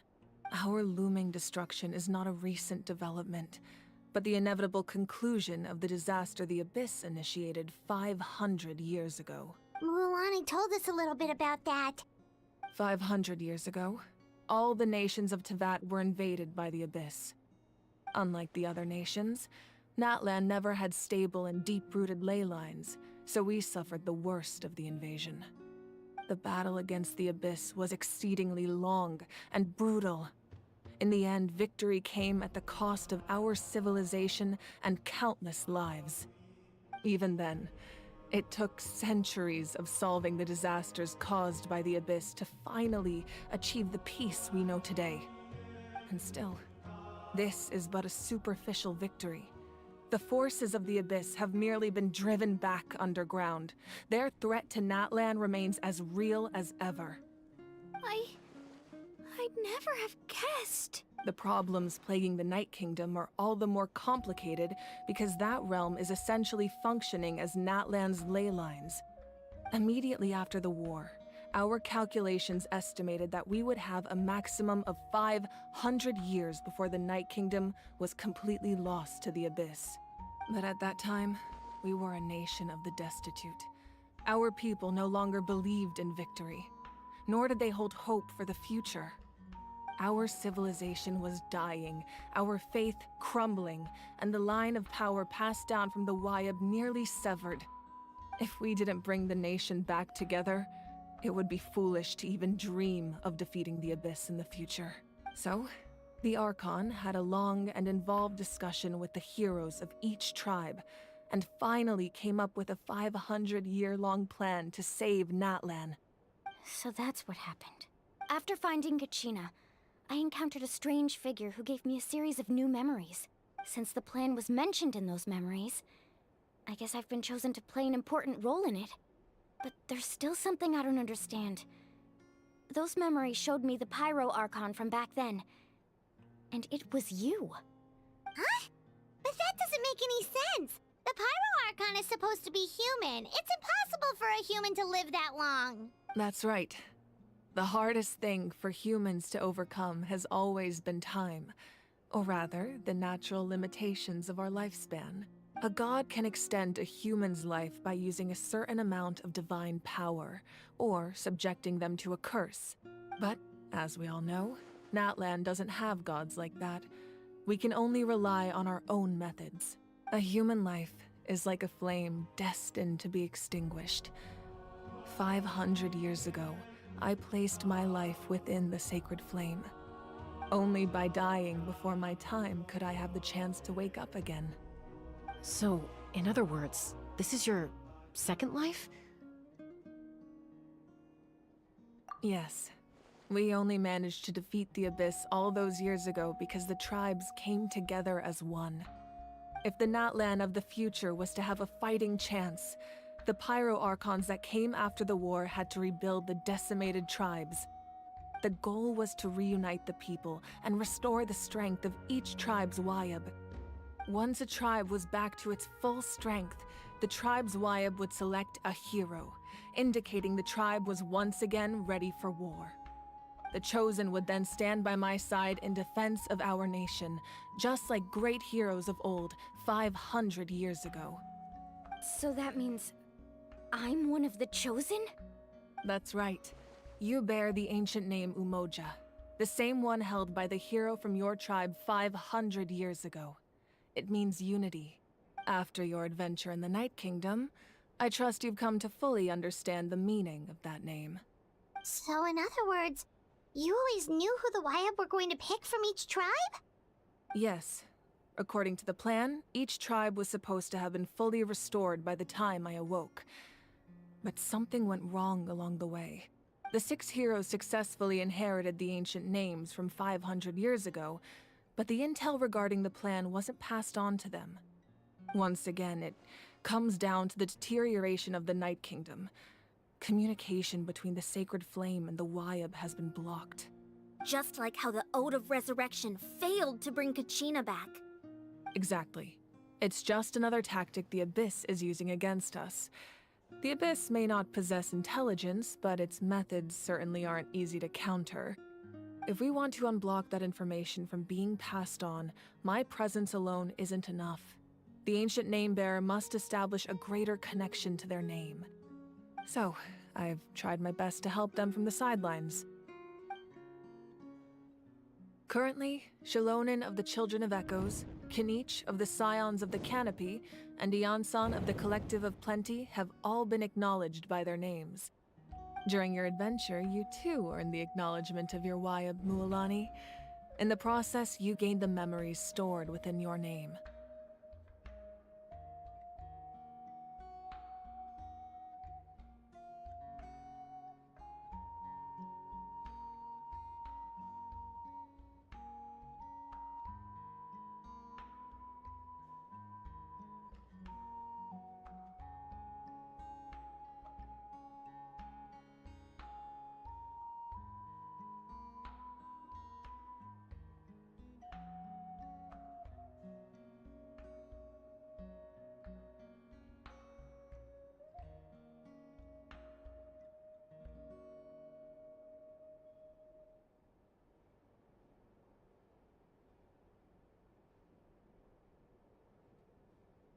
But we have less than a year! Yes, but we have no choice. We cannot start the plan until all the heroes have been gathered. That's also why I haven't been able to take action despite the urgency of the situation. But if you knew this whole time, why didn't you just tell me about my role in all this? Wouldn't that make everything go a lot faster? Perhaps, but the opposite could also be true. Knowing your destiny too early could mean failing to realize your full potential. Just like your determination to save Kachina, I hope your commitment to this endeavor comes from your own strength of will, rather than a sense of obligation. So I suppose you're not going to tell us who the final 2 heroes are then? That's right. Their time is yet to come. Putting pressure on them beforehand will only hinder their development. I can only trust in the judgment of the Wayab. I have never believed I could solve this crisis alone. In fact, it was precisely because I chose to trust and rely on others that we managed to get this far. Natlan's salvation lies not in its Archon or any singular individual. But you're quite perceptive, aren't you? I thought I might get away with avoiding the topic. Huh? Oh, right! All of the stuff you stored here before, where did it all go? Even though I sacrificed my power, I still needed a contingency plan to ensure you would make it back from the Night Kingdom. After all, I was the one who allowed you to take that risk, and Mualani has an important role to play in my plan. In addition to their sentimental value, the items I stored here held a much more important purpose: fuel. Fuel? Ah, so back then, that's... Yes. The stories embodied by those items are certainly important, but there's an even more significant trait they all share. Every item belonged to a hero of Natlan. Over time, they became imbued with a certain amount of contending fire from being carried in battle.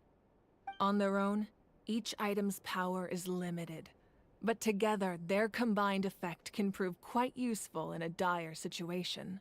By burning those items, I was able to activate the contending fire stored within them to open the boundary between the two worlds. It was a rather crude approach, so all their power was depleted in an instant, as you can see. But weren't they all precious treasures? What about their stories? That's exactly why I dragged you all here. No matter what, I never wanted the Pyro Archon to have to use that power. Oh, I'm so sorry. You have nothing to be sorry for. You all deserve my thanks, actually. If you hadn't saved the totem pole, that area of the Night Kingdom would have been forever lost to the Abyss. And then, it would only be a matter of time before the Children of Echoes was met with disaster. Besides, when those heroes entrusted their belongings to me, or the Pyro Archon of their time, it was out of a desire to contribute to Natlan's survival. If they knew those items helped save the present-day heroes of Natlan, they would not mourn their loss. Even when you put it that way, I still feel bad. There's no need. Remember what I told you about time? The people and the events of the past are never truly lost to us. We simply carry them with us in a different form. In that sense, we didn't lose anything at all. If you still have regrets, let them fuel your resolve in the battles to come. Your deeds will become new legends and nurture new forms of power just like the items once stored here. Well, we'd still like to return the favor. Well, if that's the case, just treat me to a drink sometime. Now that Kachina has returned, we can finally hold the victory feast and celebrate your team's triumph in the Night Warden Wars. And we could all use the rest, that's for sure. Plus, you'll be able to silence everyone who doubted you once and for all, Kachina. Still, now that I know the danger we're facing, having a victory feast doesn't feel right. Try not to let it get to you. It's important to stay calm. Worrying about it will only affect your judgment. All right. You should head out. I'll join you in a bit.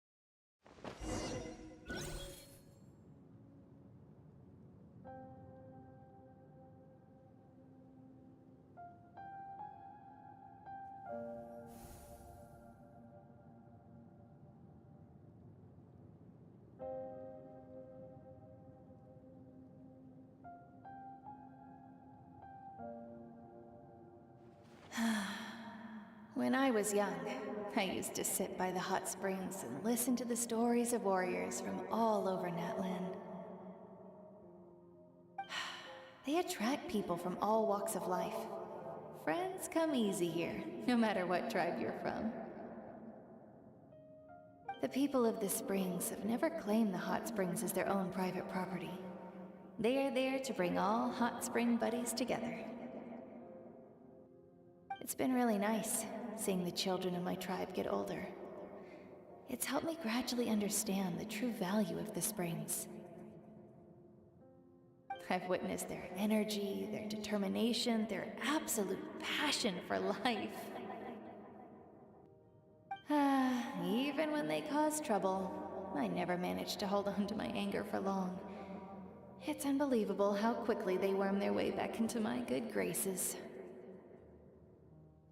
I'm certain Mualani will become a great warrior when she grows up. She possesses infinite potential. I can see it. One day, when I'm no longer in fighting form, I'll come here and tell stories to all the children, just like those warriors did for me. So, you better get busy, Pyro Archon, or I'll end up running out of stories.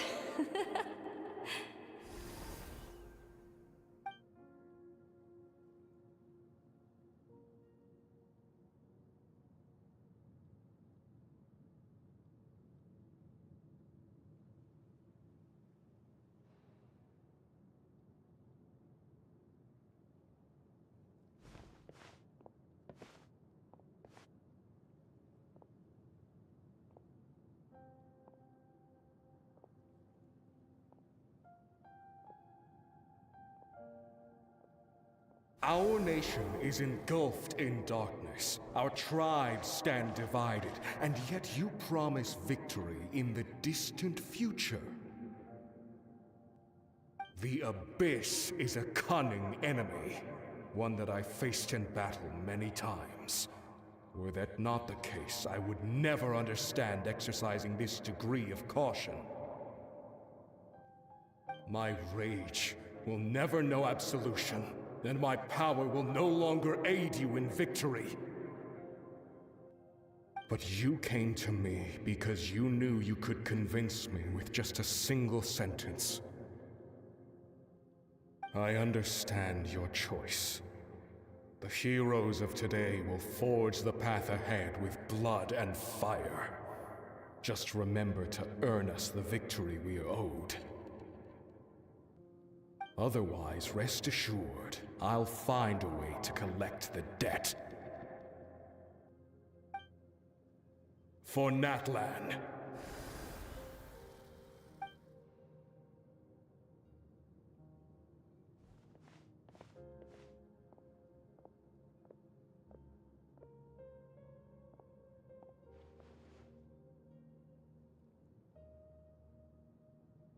So, you're gonna head 500 years in the future to serve as the Pyro Archon again?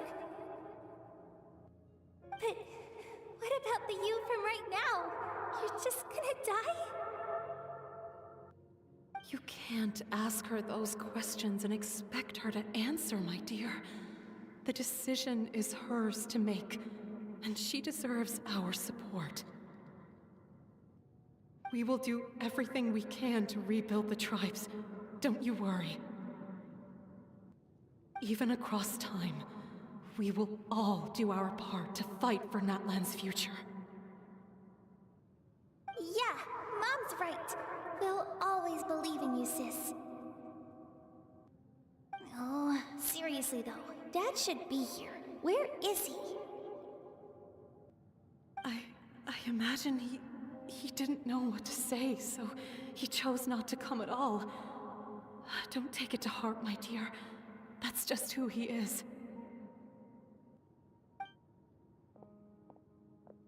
Just remember, no matter what happens in the future, we will always love you.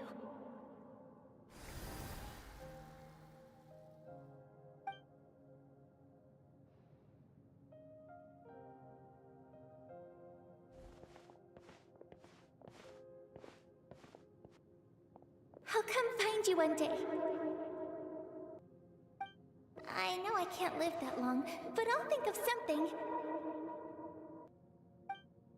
There has to be a way for us to meet again one day. If there's an answer out there somewhere, I'm gonna find it. So, don't forget about me.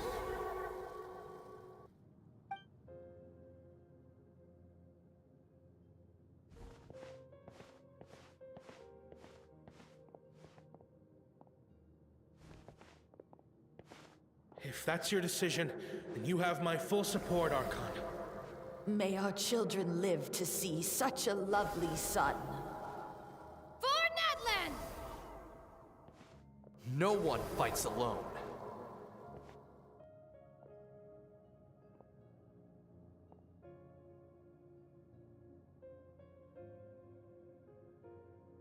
The rules are my legacy. They shall grant us the strength to overcome the next tragedy. War forged the 6 tribes, taught us how to fight, instilled in us what it means to love. Who will be the one to bring this to an end?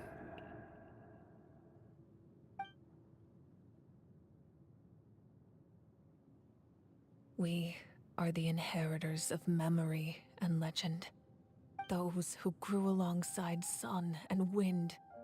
Those who forged our own destiny and future. That is Natlan's fire, the lifeblood of our nation.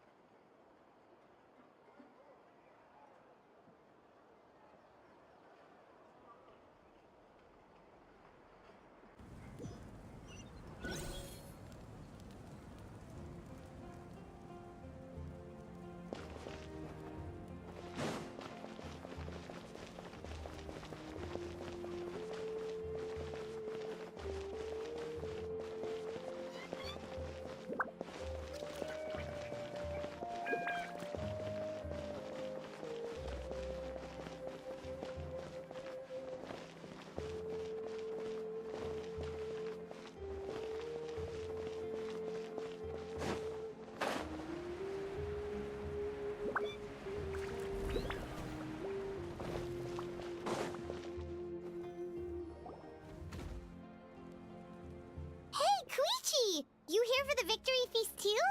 Oh, no. I knew Chaska would be here, so I just came to deliver some medicine. I was about to leave, actually. But it's not that I don't want to celebrate Kachina and the others. I'm so glad she made it back. It's just... well, I'll make things awkward if I'm around my sister right now. Ah, well, you two had a fight, so Paimon can understand. She didn't cause any trouble during your trip, right? Yeah, she was super helpful. She gave us a lot of useful information about the Abyss. That's good. That's all I needed to know. Is there a reason you asked? You were pretty outspoken when we first met, but now it's like you're holding something back. Maybe it seemed unreasonable, picking that fight with her before you left, but I did it for a reason. Her impulse to fight is extremely strong. Her mental strength helps her rein it in, but she still loses control sometimes. I had no idea what you might face in the Night Kingdom, so I didn't want to take any chances. So what you're saying is... Okay, so maybe it sounds a little stupid, but it works pretty well. It helps her keep her cool for a little while, at least. Anyway, I'm just glad you were able to make it back safe and sound. That's all I wanted. But do you really have to go that far? Can't you just talk it out? No way. Chaska never opens up about her own pain, especially to her family. She can't learn about this, or it'll be even harder to help her. I appreciate the understanding, and don't worry. I'll find a way to help her ease this burden. Anyway, I need to get going. Enjoy the celebration.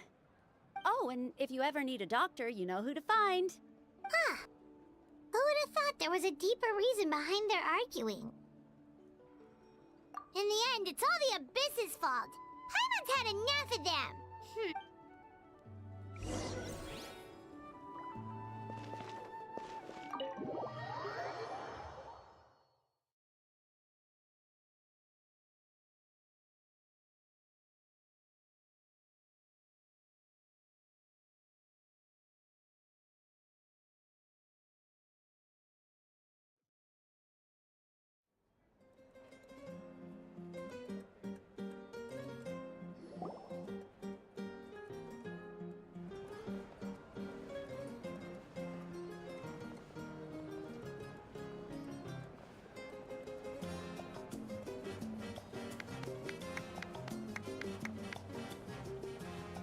Let's give a huge round of applause to our brave young warrior, Kachina! Woohoo! Well done, Kachina. Thank you, everyone. I'm so glad I finally made it. I always knew you could do it. With so much potential at your age, you have a great future ahead of you. You're one to talk. Don't think I didn't know you were the first person to abandon your team. I'll be dealing with you when we get back. I had no choice. My friend invited me. I couldn't just say no. Oh, really? So you weren't just trying to get ahead in the first round? I wasn't, I swear. I just happened to find that bearer injured in the wild, so I stopped to bandage his wounds. When he insisted on repaying the favor, what was I supposed to do? I'm just one person. I figured Kachina would have no trouble replacing me. But the fact of the matter is that after your departure, everyone else started thinking about swapping teams too. I'm really sorry, Kachina. It was wrong of us to abandon you like that. It's amazing that you still made it all the way through to the Night Warden Wars. That's the highest honor. So, what about you guys? Did you make it far? Our team captain drank too much the night before the competition and turned up late to the stadium on the day. We got disqualified. Serves you all right. Alright, I'm alright. There's no need to be like that, Uncle Puck. Dear friends, I'd like to say a few words. Firstly, I'm grateful to my friends and our great Archon for helping to bring me back. This traveler and his companion Paimon are some of the strongest people I've ever met. If they were allowed to participate in the pilgrimage, I have no doubt that they'd win the whole thing. They've agreed to let me learn from them. With their help, I believe I can become even stronger still. And let's not forget my good friends, Moalani, Chaska, Kanich, and Dayan-san. They all helped the Traveler and Paimon figure out a way to bring me back from the Night Kingdom. They too deserve to be called our heroes, so please give another round of applause for them. Thank you so much! Well said! I'll drink to that. How does it feel being a hero, Kachina? To be honest, it's a bit overwhelming. It all just feels so surreal.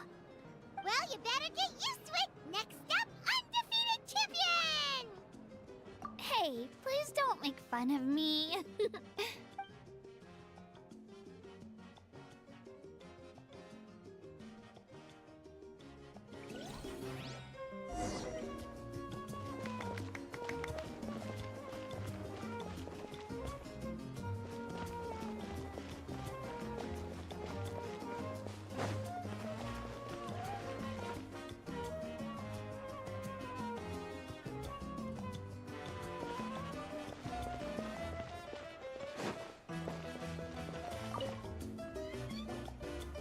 Ah, you're here. Have some fruit juice. I got it specially for you two. How did you know? That's Paimon's favorite! You look like you've still got questions. Ask away. Because they had their own lives to live. The thought of telling them, abandon your families and everyone you love, and come with me to the end of time, for in 500 years Natlan will be destroyed, it seemed too cruel. You could just as easily point out that everything in this world would come to an end eventually. But life is short. And beyond a point, it just doesn't seem real. Imagine if I said, let's leave right now, and go save the sun because it'll flame out in a few million years. It would sound quite ridiculous. I couldn't make them shoulder that burden with me.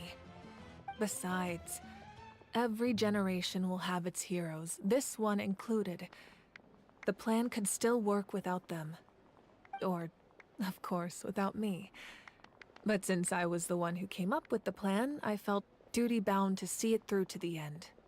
Paimon's suddenly remembering that portrait in your room. Was that your family from back then? Yes, it was. So when you asked me who my sister grew up to be, the truth is that very little information survives. From what I've been able to piece together, I can conclude with a reasonable degree of confidence that she ended up as an architect and artist. She played an instrumental role in rebuilding the scions of the Canopy tribe, designing and building many houses.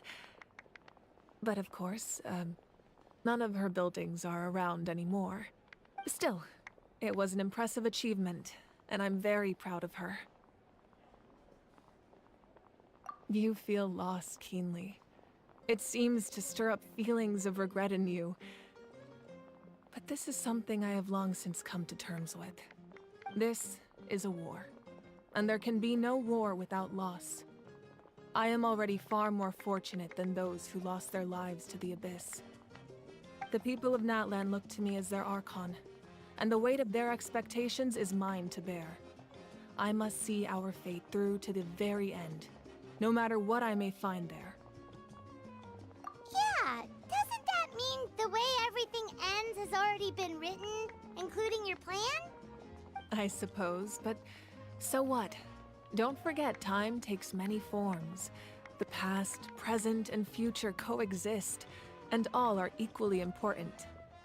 Even if the future ends in destruction, there's still no reason to give up on the here and now.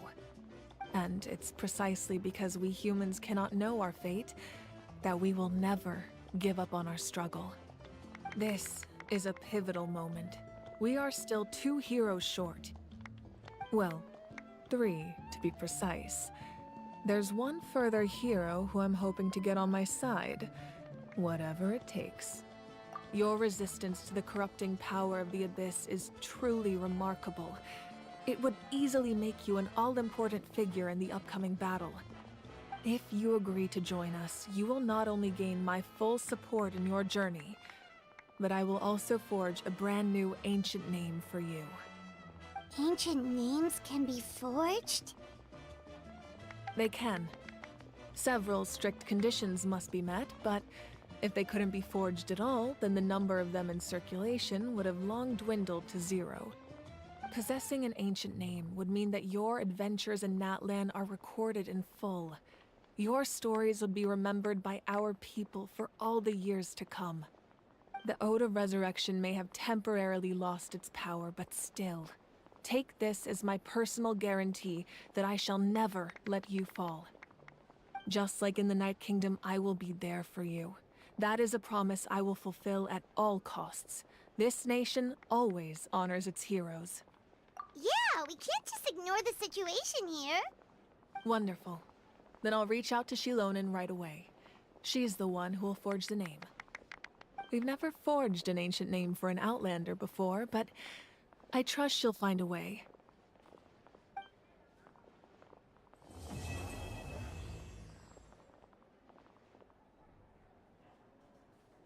My lord, we've received word that the Pyro Archon has lost much of her power. Although your injury complicates things, this is most certainly the opportune time to seize the Gnosis. Victory and defeat are rules, not outcomes. I have never taken advantage of an opponent in a time of weakness, and I don't intend to start now. As for you, I must confess, I did not expect that little trick of yours to save the day.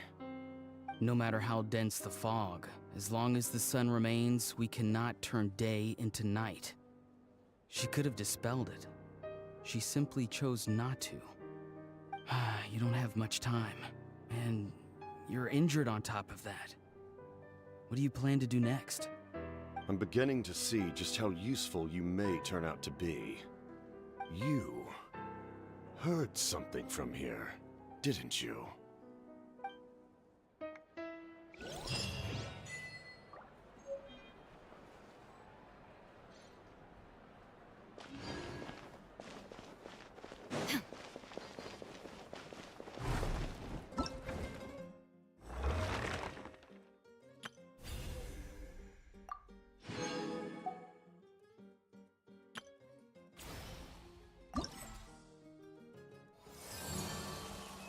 You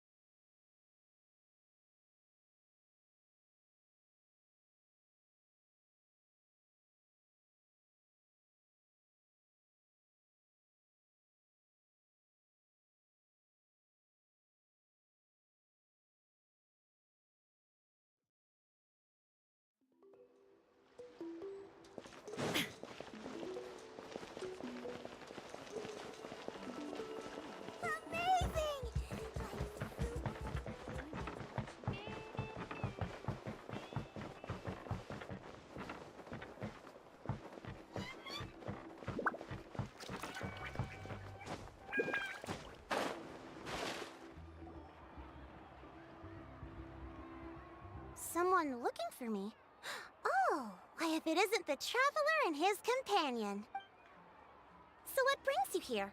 Do you need help with anything? We want to visit the mysterious island. The mysterious island, huh? Is there something wrong? I'm assuming you two are already aware that this island is related to a legend of my people. Yeah, but now that you mention it, we don't know anything about the actual legend yet. Then allow me to explain it to you two. It is said that the first chief of the people of the Springs was the most outstanding guide in all of Natlan. He discovered many deserted domains, but to prove himself once more, he embarked on yet another journey in search of a legendary, mysterious island. He endured many hardships along the way, but he persevered and managed to reach the destination. The island emits a golden light where countless treasures are buried. But instead of claiming the treasures for himself, he left behind a trail of clues that lead to the island. Since then, many people from later generations have undertaken the challenge of finding the island. Oh, that makes sense. So could you tell us how to get to that island? Oh, Paimon gets it. This is like a big secret for the people of the spring, so you can't just tell anyone, right? On the contrary, it's quite the opposite. The legend and the clues needed to find the island are all already known to the public. Oh! Well, then what's the problem? Well, I'm willing to answer your question in exchange for a favor. What do you think? Sure thing! But what do you need us to do? Then you have my thanks. Allow me to tell you some details. I'll be honest, there are some among the tribe who are of rather base character. Not long ago, I received a report that a few of them were working together to scam visitors. As the chief of the tribe, I was very ashamed to hear of this. It's really hard to believe that could happen. They are targeting tourists who wish to visit that island. According to my sources, they would trick tourists into believing they are trustworthy guides before luring the tourists into spending a fortune for the sake of reaching the island. They run a pretty sophisticated operation. They would always claim the scammed money as some kind of legal travel expenditure, so it's hard to use that to directly convict them. So, I was hoping to find someone who could approach them and pretend to get scammed. The problem is, they would certainly recognize anyone associated with me, which is why I haven't been able to carry out the plan yet. Oh, Paimon understands now! We're the perfect bait because we're both tourists. Exactly! And as far as I know, you two are no pushovers. No matter what nefarious schemes they may come up with, you'll be— You betcha! If it's just a few scammers we're talking about, he'll take them all down! Wonderful! Then here, please take this. Whoa, that's a lot of Mora! Did we already earn a bonus? There will be plenty of rewards if you manage to catch those scoundrels. This Mora, however, is for other purposes. I'm sure some spending will be required on your part before they lower their guard. I certainly wouldn't expect you to pay out of your own pockets. So please use the Mora as needed, and collect as much evidence as possible. No wonder you're the chief. Seems like you've already thought of everything. Okay, we'll take it from here. I've marked the location of the scammers on your map. I'll leave the rest to you two.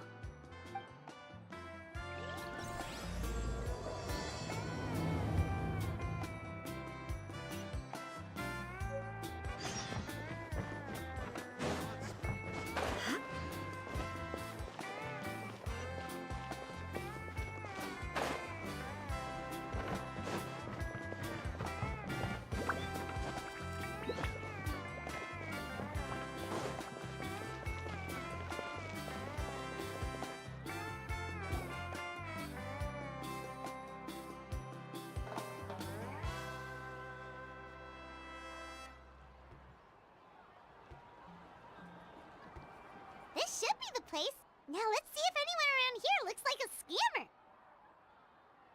Oh, right. We should pretend we are innocent tourists with no idea about what's going on.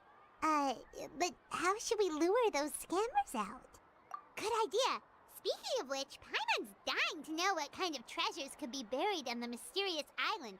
Wonder if anyone's ever really seen them before. Ah! Are you two visitors from afar looking to visit the mysterious island? Who the... Oh, looks like we managed to lure them out already. Oh, pardon. Is something the matter? I just happened to overhear you two talking about the mysterious island. I assume you two must be tourists, brought here by the legend and looking for the island. Am I right? Hello, Paimon is Paimon, and this is the Traveler. That's right. We were just getting ready to look for that island from the legend. In that case, as a qualified guide, I certainly cannot allow you to embark on such a dangerous journey. Uh-huh. As the legend says, if you can manage to reach the mysterious island, riches and glory will be yours for the taking. Be that as it may, the journey to the island is full of untold perils and dangers. It would be nigh impossible for any average person to reach the island. But you are in luck. Allow me to tell you the purpose of our services. It just so happens that our mission as guides is to help visitors avoid danger. Please, there's no need to worry. This was just one point I had to make perfectly clear. Although the legend and the clues to finding the island are known to everyone, the leads left behind by our ancestors are as enigmatic as riddles found on a lost treasure map. Only guides bestowed with the legacy of our ancestors can correctly decipher the clues. Tourists who rashly embark on their own often wind up lost and encounter unnecessary dangers. Huh. He actually sounds pretty convincing. But it seems like fate has brought us together. So, what say you to having me as your guide? So how much will you charge us? Not to worry. I don't intend to charge any fees. So you'd be working for free? For us, people of the Springs, guiding guests to the mysterious island is a great honor in and of itself, worth more than any amount of mora. Smooth. Paimon almost wants to believe him.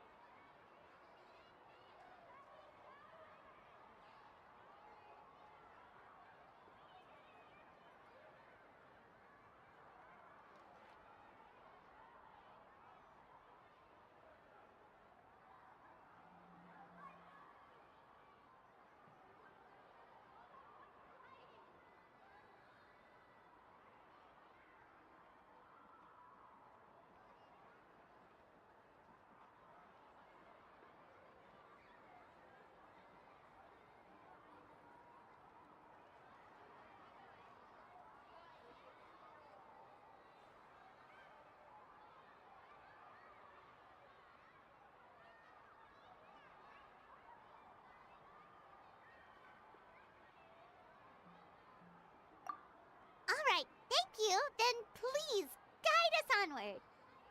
Of course. Please, follow me.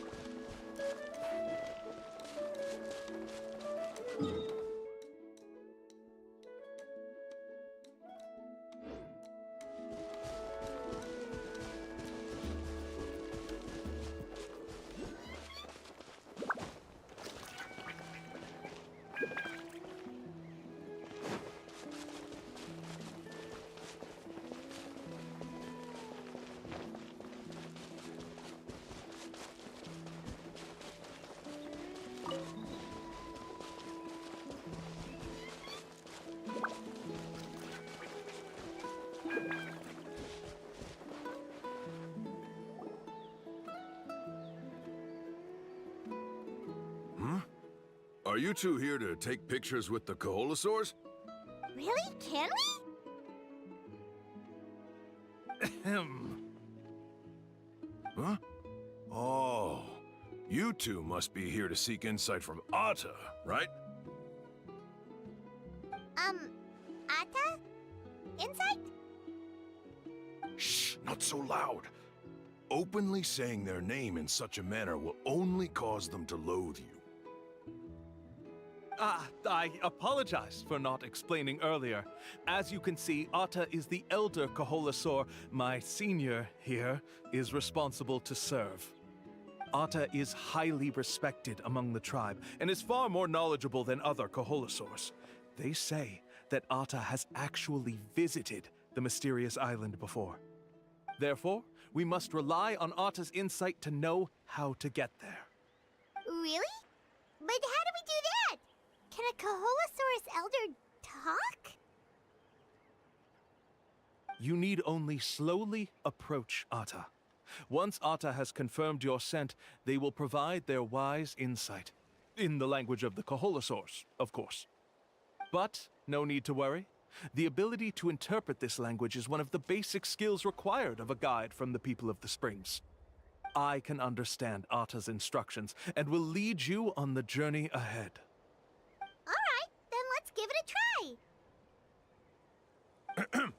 That'll be 10,000 mora per person. Huh? In order for Atta to give us insight, they must recall their past, which can be extremely taxing for a Kaholasaur. Costs to maintain their health can be quite high, you know. I'm sorry. Such expenses may arise in the process of finding our way, but as long as we reach the mysterious island, these costs will be quite trivial in the end. There you have it. Paimon knew there was no such thing as a free lunch. Oh, Paimon has an idea. She bets they've just made up all that stuff about the talking Kaholosaur. But if we can get a receipt, that'll be proof that they're scamming tourists. With that kind of evidence, there'll be no doubt they're guilty. What's taking them so long? Well, what do you say? I'll even throw in a group photo of you two with Atta. You won't ever find another deal like this. Oh, that's an unexpected bonus. Quick, let's pay the man.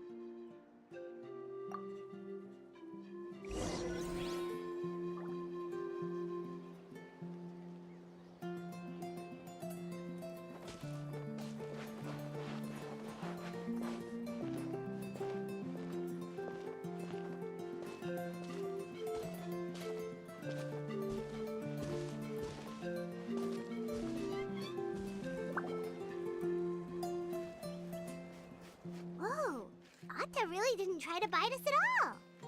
You can also pose now if you'd like a photo together. Okay.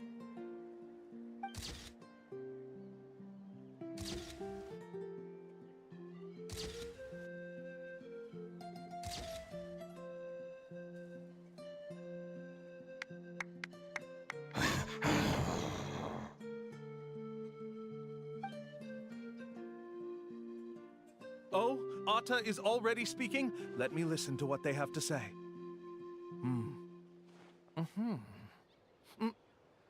Oh, I see. Could you really get anything from that noise? Of course. Like I said, only a guide like me can understand their language. Let's follow Atta's instructions and proceed to the next area. Here's your group photo. I even packaged it up for free. Any chance we could get a receipt for that? No problem at all. Here you go. Please, come with me. We still have a lot of the Chief's Mora to use. Why don't we keep up the act and gather some more? Paimon's curious what other tricks these scammers are using.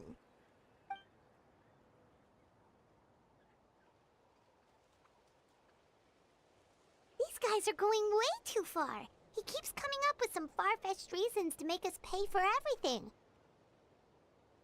With all the evidence we have now, we could bring him straight to the chief and he'd definitely be convicted.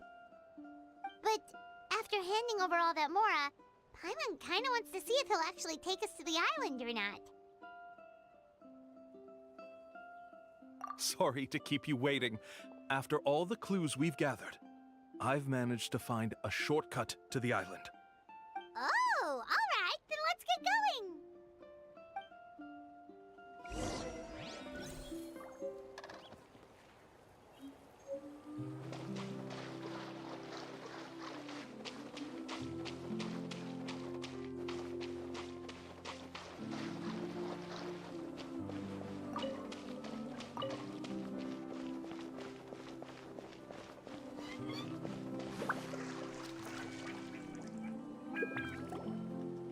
This is the spot.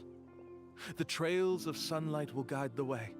Once you cross the rushing water, the light of the setting sun shall reveal everything. Atta's insights have already pointed us to the destination. It's just on the opposite bank. You mean, we're almost there? Huh. But there wasn't even anything exciting about this journey. As I said before, this is a shortcut. If I took you on some arduous path after all the Mora you spent, that wouldn't make me look like a good guide, don't you think? Anyway, there's no time to lose. We need to get there before sunset.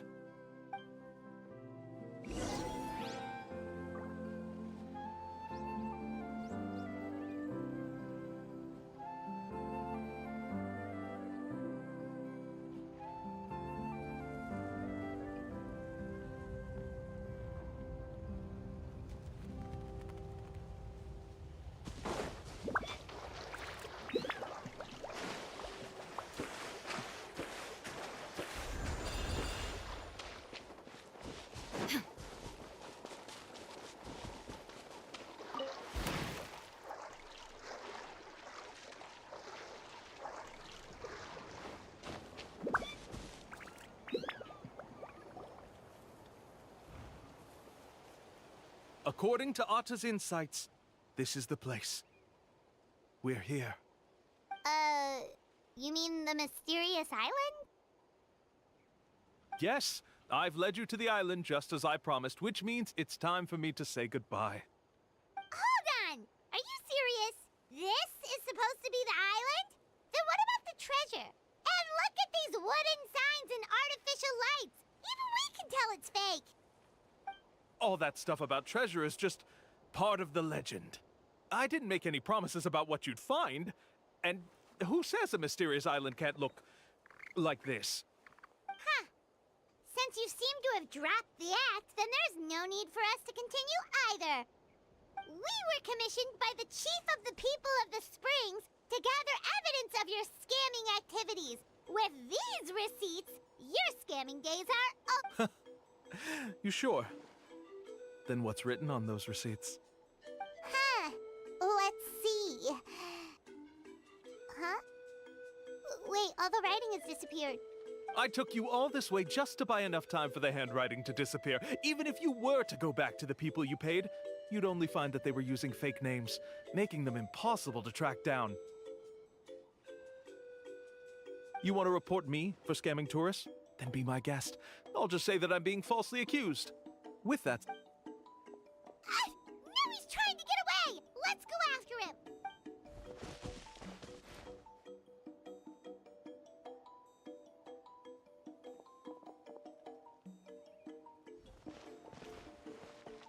It's the chief!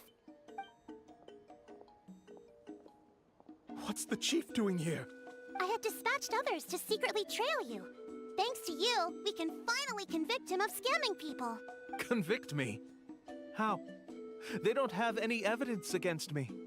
Even as the chief, you can't just level accusations without any evidence. Sorry to say it, but he got us. We lost all the evidence we had. Not to worry. Let's search him first. Hey, what are you doing? Keep your hands off me! That's my Mora!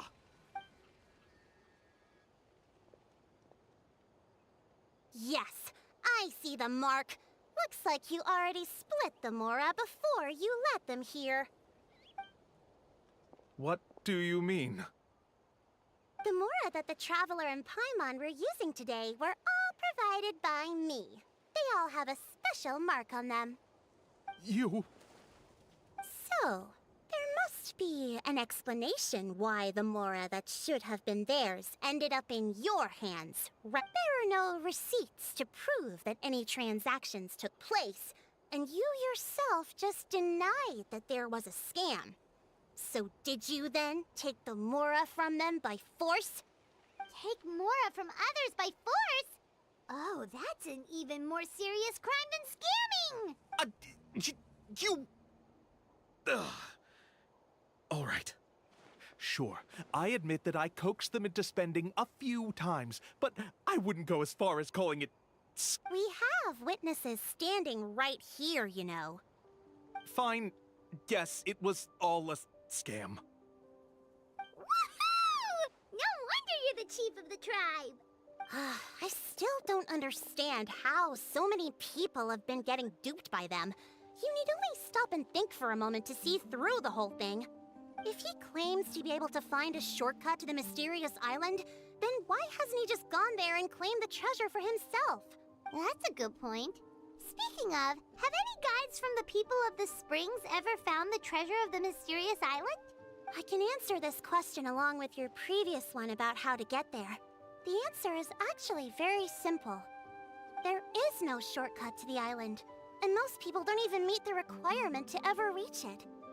If you don't meet this single condition, then even guides from the people of the Springs, despite all of their abilities, will find it difficult to overcome the obstacles along the way.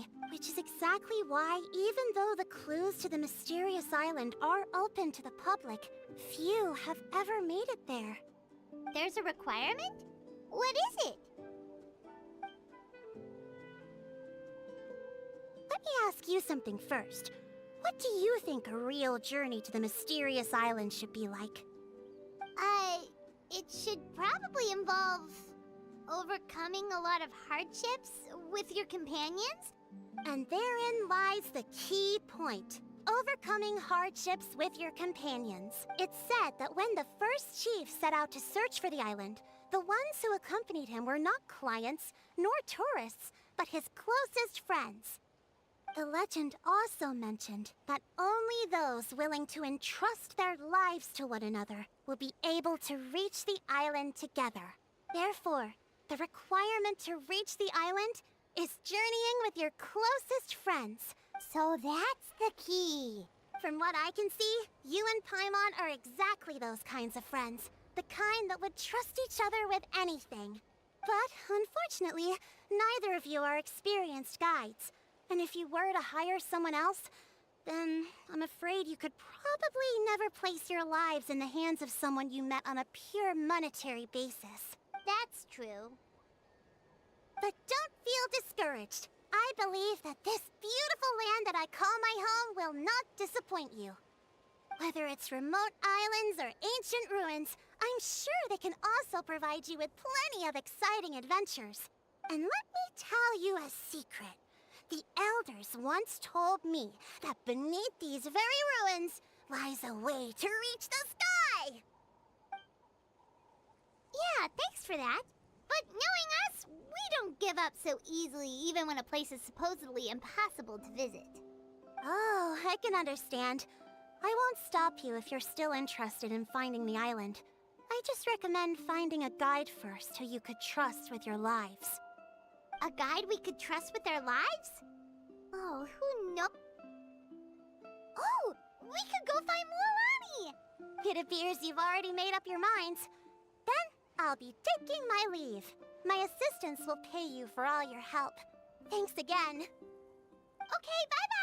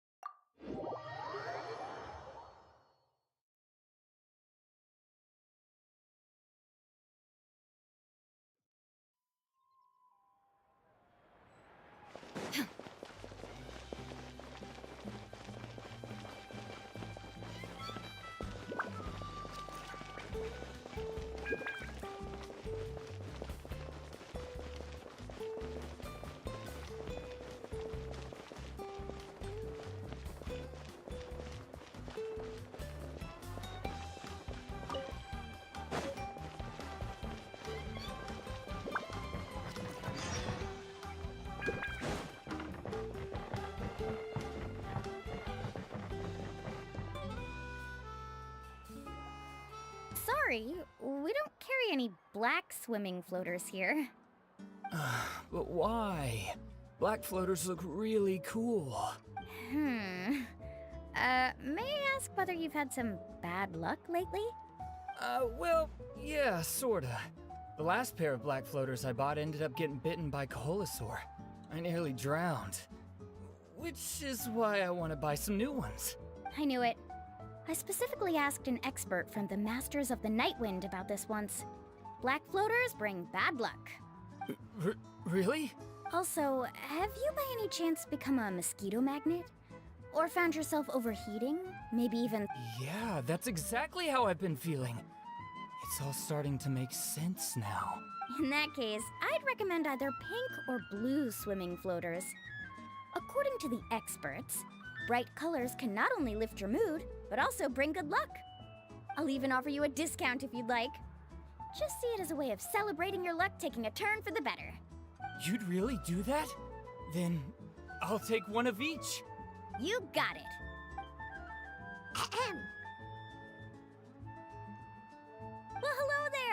if it isn't the Traveler and Paimon. It's been a while, Mualani.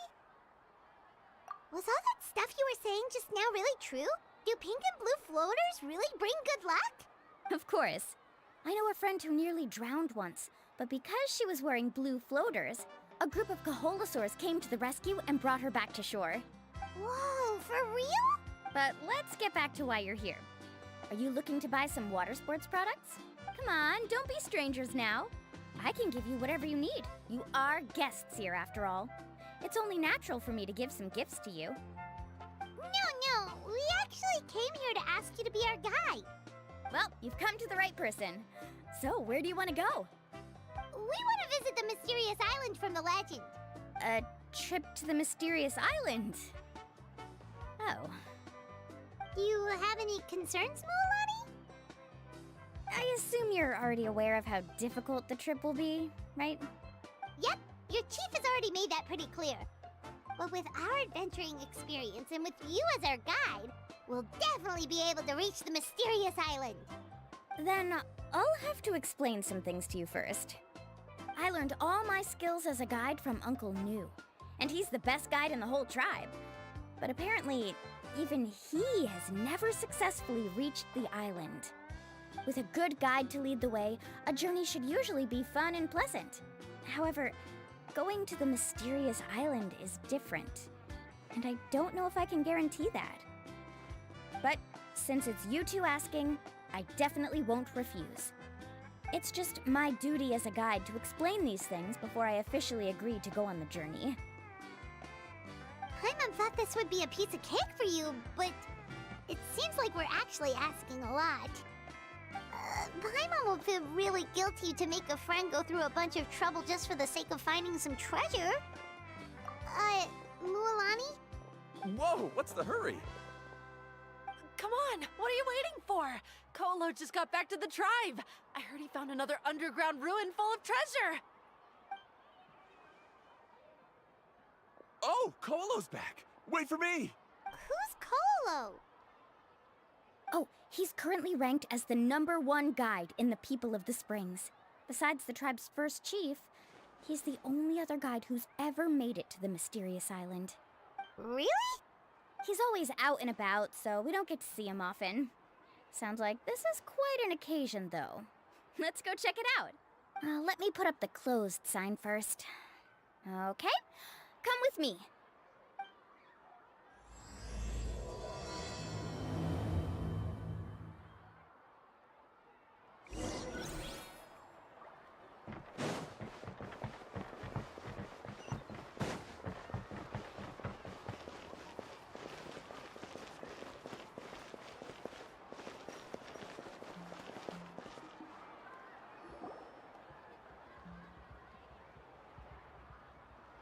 The crystals you asked for can only be found in caverns deeper than 500 meters underground. Here, have a look for yourself. As for the people you asked me to take along, they almost all got lost in a cave. Out of my sense of duty as a guide, I brought them all back. Next time, just save the trouble and let me go alone. Indeed. Well done. No wonder he's the best. I wouldn't dare to go more than 200 meters down into a cavern like that. I wonder how much he made this time. Whoa, it really does sound like a super amazing guide. Do you think you could get some pointers from him, Mualani? Who knows, maybe he could save us some trouble on our trip to the mysterious island. Ko'olo always treats his experience like trade secrets. He never tells anyone anything about being a guide. Oh, okay. But one day, I'll also be able to reach the island. That's him, right? Do you really think you'll be able to get his help? Allow me to do the talking. You must be the top guide of your tribe. I have a commission that I hope you'd be willing to consider. That guy sure looks familiar. Oh, aren't those two the scholars from Sumeru who are bitten by the Kaholasaurs? They also wanted to go to the mysterious island, right? Seems they finally realized that they need a guide. A commission? Since you've obviously heard about my abilities, have you also happened to hear about my rates? If you're not intimidated by the price, then we can talk. Yes, I've looked into everything I need to know. As long as the trip is a success, then the commission fees won't be a problem. Oh? And where is it you want to go? The mysterious island. Just as Paimon thought.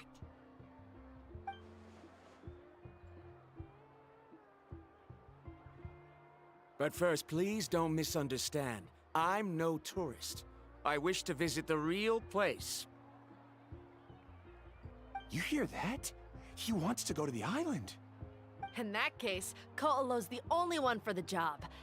But the journey to the island requires a lot more than just a guide, right? Since you want to visit the real mysterious island, then I'm sure you've also heard about the requirement for our trip, right? Yes, I know. According to the legend, only those who are willing to entrust their lives to one another will be able to reach the island together. I must reach that island, even if that means putting my life in someone else's hands. I have made up my mind. Don't waste your words on me. The way I see it, the requirement is just a way to weed out those who do not have the skills to reach the island by themselves. You... You say you'd put your life in somebody else's hands? Ridiculous. Even if someone were to trust me with their life, they'd just be another burden. Let's look at it the other way around. Why would I place my life in the hands of someone whose abilities are far below mine? That is what the legend is really hinting at here. Many guides in the tribe have received commissions like this, only to end up bogged down by their incompetent clients long before reaching the destination. How do you think I reached the mysterious island? I made it because I chose to go alone. Well, I'm different. I'm no ordinary tourist. That doesn't make much of a difference to me. You'll give up halfway at best, which is a waste of my time. And a waste of your commission fees. I can tell you're just looking to explore something new. If that's the case, then you can find another guide in the tribe. For example... new student, over there. What's up with that guy's attitude? Paimon takes back everything nice she said about him. I have things to do now. Goodbye. Hold on, Ko'olo. What's wrong? I'm only introducing a potential client to you because I know you're a teacher. In fact, I'd say it's quite the opportunity. Never mind that for now. I don't agree with your views on the island. Uncle New taught me that... I know. You're just the same as him. You both obviously hope to prove yourselves, but still think that you have to follow the legend to the letter, waiting for a cumbersome client to find you before even trying to set off. Mualani? The rare ores I brought back are proof that I've been to the island. But as for New, where's his proof? Why don't you wait until he's actually found the island before you start using his views to refute me?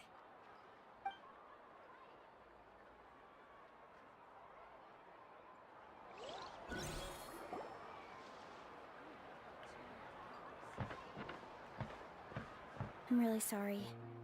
I just wanted to take you to see what the excitement was all about. I wasn't planning on getting into an argument with him again. That Ko'olo seemed to harbor some kind of grudge against you, Mualani. Or maybe your teacher.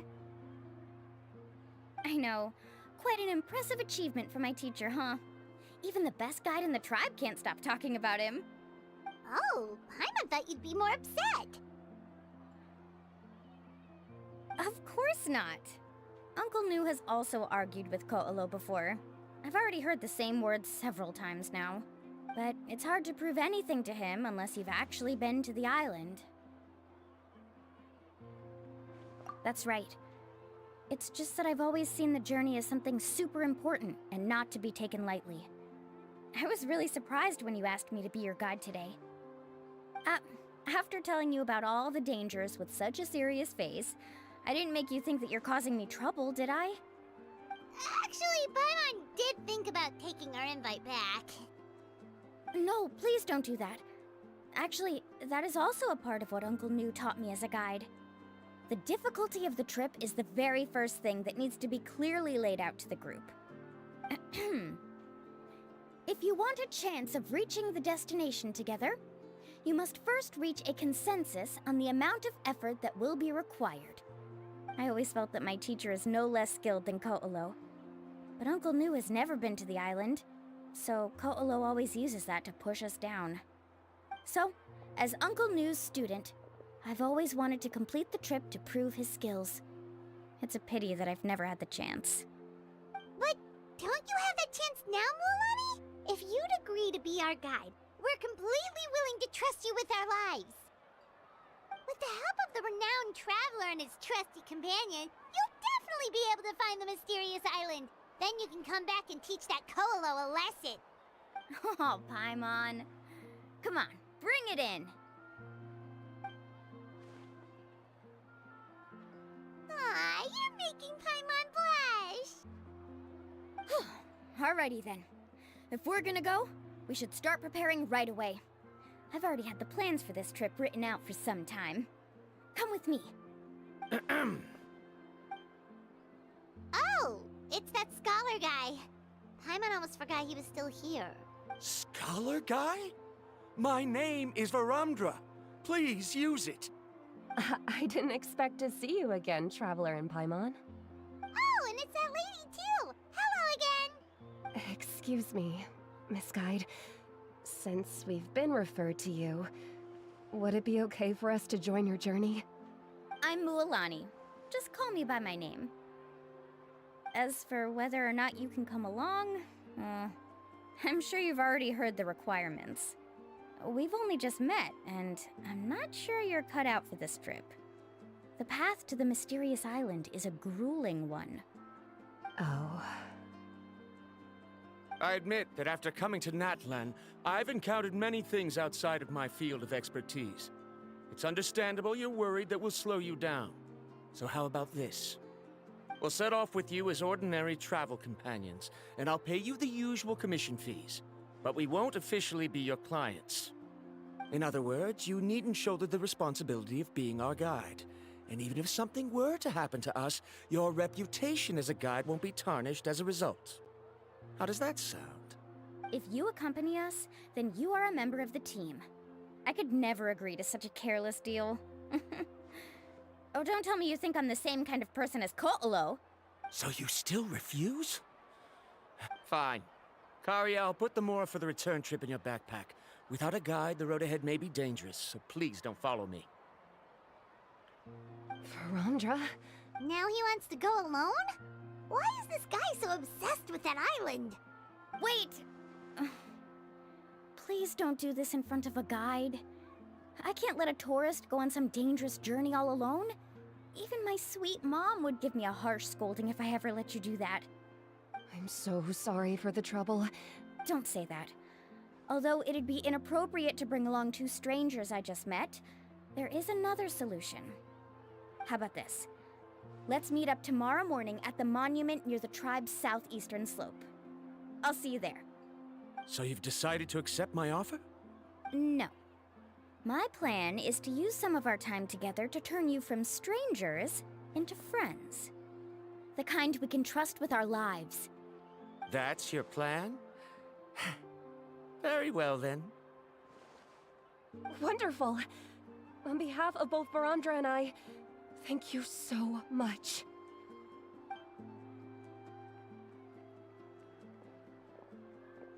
Pretty sure only Mualani could come up with a plan like that. We need to get started on our preparations. Come with me.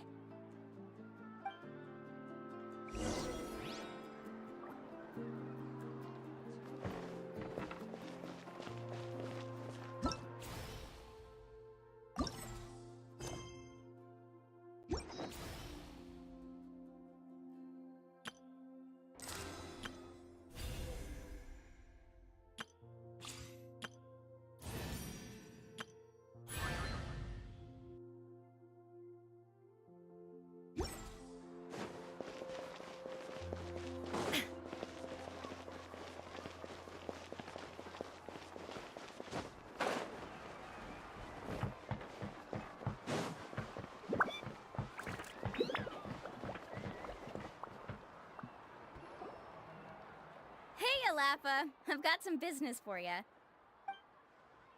We've been over this before. The name's Yellowfath. I know. It's just that Lapa sounds so much cuter. Well, since you're the customer here, I guess whatever floats your boat. I need a camping tent with all the accessories. Only the best you've got. Another commission, huh? Just so you know, a full tent according to your standards is gonna be pricey. Is your client covering the bill? How much are we talking? Don't worry about the costs. I'll take care of it. Oh, but that's not right. Ahem. Let's make this clear, Traveler and Paimon. We're not working together like this is a hired commission, are we? Oh, no! We're traveling as close friends who trust each other with anything. That's what I thought. Honestly, I can be a little picky when it comes to camping equipment, and I don't want my friends to be paying for me. But don't worry, it's not that expensive. We're ready, Laffa. Your total is 200,000 mora. Isn't that still a lot for you, Mualani? Just imagine us in the wilderness, okay? We can either sleep out in the open, tired and weary, or simply spend a week's worth of pocket money and completely solve that problem. I'd say that's a great deal. You call that a week's worth of pocket money? Are you rich, Mualani? That's not important. We still need to buy some equipment from another store. Come with me.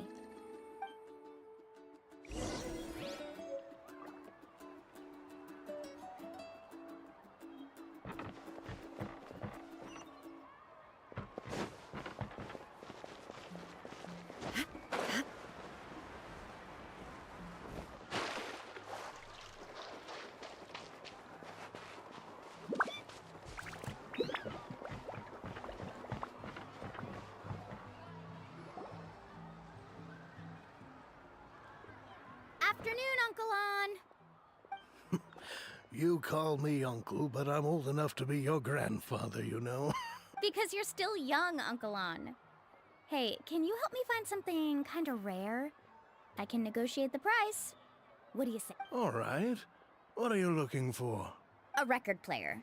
Specifically, the kind that's convenient to take camping. Oh, that model is pretty rare indeed. I thought it'd be nice to keep it as a prized collectible in the shop. Uncle On. Just don't break it, okay? I'll even buy it back from you when you're done with it. Thanks, Uncle On. A record player? Does that mean we need to buy some records too? Yep, and that's our next stop.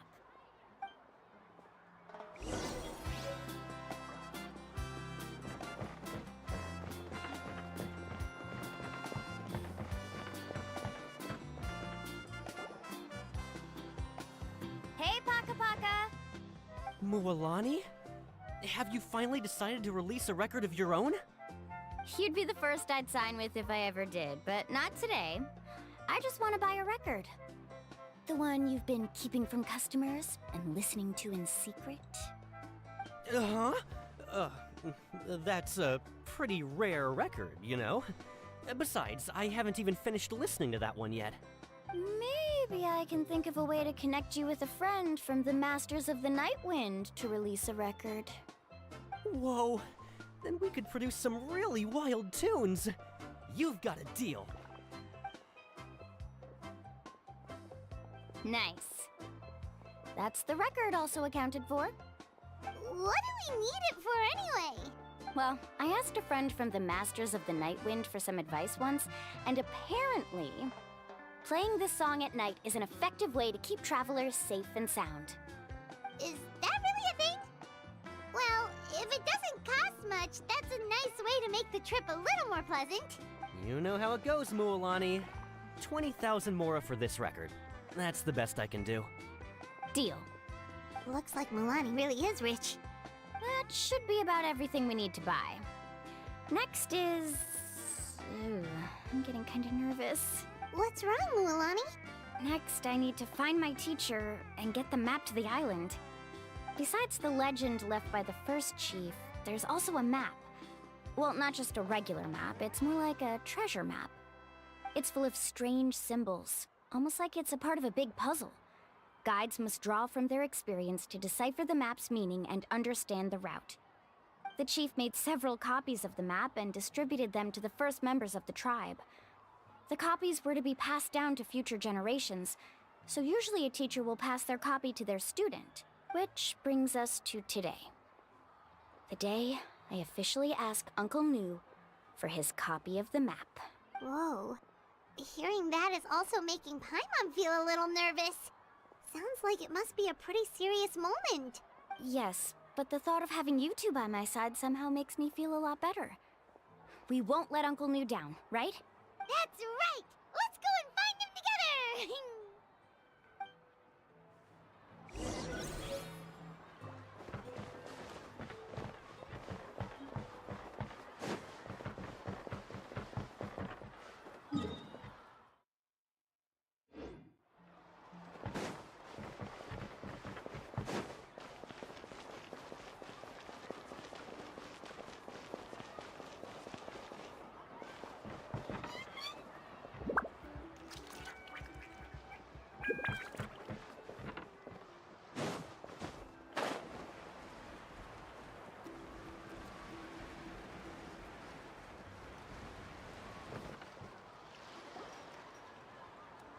Afternoon, Uncle Nu.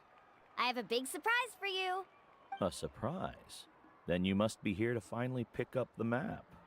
You saw right through me, as always. Did you forget that you had mentioned these two to me before? The ones who went to the Night Kingdom with you. In some sense, you could say that you've already trusted each other with your lives. It's just that my feelings are a little complicated now. Huh? Do you think that I'm still not ready yet, Uncle Nu? No, I believe you are the best guide in your generation. It's just that I'm not ready yet. After all, the journey to the mysterious island is no easy feat for any guide of the people of the Springs. I'm still a little worried. Don't worry. With our help, Mualani will definitely be able to find the mysterious island. Yeah. This time, I'll definitely be able to prove that Ko'olo is no better than Uncle Nu. Don't misunderstand. Since you've made up your minds, I won't try to stop you. It's just... Please listen to your teacher's words once more, Mualani. Our mission as guides has never been to prove anything. There is only one thing we must do. Guide tourists safely to their destination. I understand, Uncle Nu. In that case, you may have the map. Also, take this with you. What is it? It's a talisman. Take good care of it. You must return it to me when you get back from the mysterious island. Was this made with spinel fruit? But for some reason, this doesn't look like a regular spinel fruit. Right, which is precisely why it's so effective. You really know me best, Uncle Nu. All right, Traveler and Paimon, tomorrow we'll set off. Make sure you get some good rest tonight. Yay! Paimon can't wait for another adventure!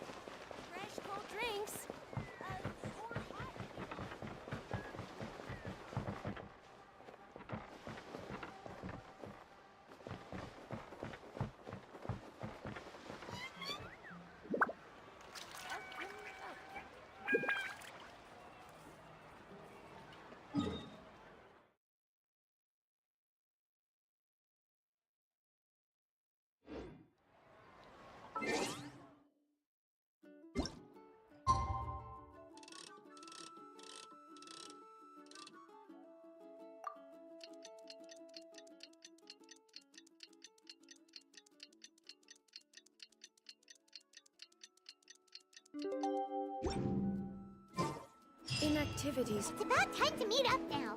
Let's head to the spot Mualani mentioned.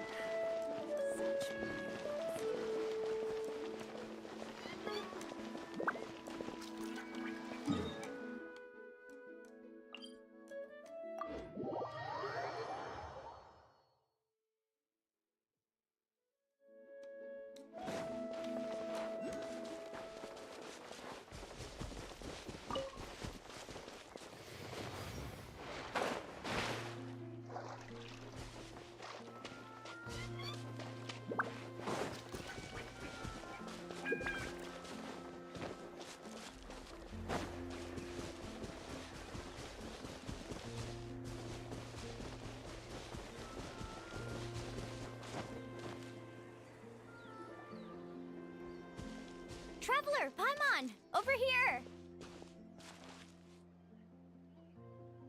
You're here, Mualani! Oh, and those strange scholars are here too. Good morning, you two.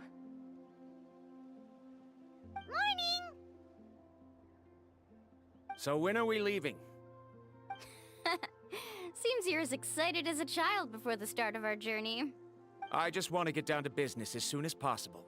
You know this is no leisurely spring stroll, so I hope we can all act a little more professional. Don't worry, I'm a very professional guide. Our journey to the mysterious island has officially begun. Yay! First, do you all see the statue here? Uh-huh. Is it an important clue? Well, no, it's not a clue at all. He was the first chief of the people of the Springs who came back from the mysterious island and set up this place. It's a monument. The first thing we need to do before we set off is to touch the statue and pray to our ancestors. Is there any theoretical basis to support that claim? A theoretical basis? No, but my teacher taught me it's an essential step before heading to the mysterious island. Very good. You didn't try to argue with me over something that you aren't knowledgeable about. That's very professional of you. Sure, but since this practice doesn't have an empirical basis, I won't be able to include it in my thesis. Come on, everyone.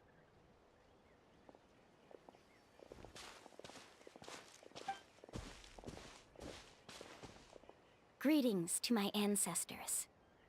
As your descendant, I'm about to follow in your footsteps and witness your accomplishments. Allow me to depart under your gaze and return under your protective watch. It really feels like we're about to embark on a great adventure!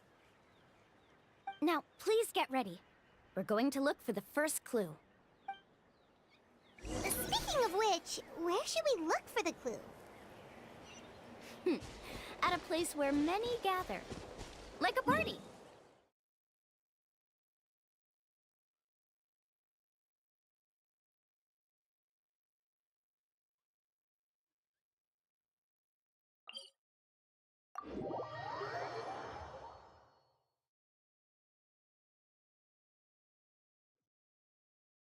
Huh?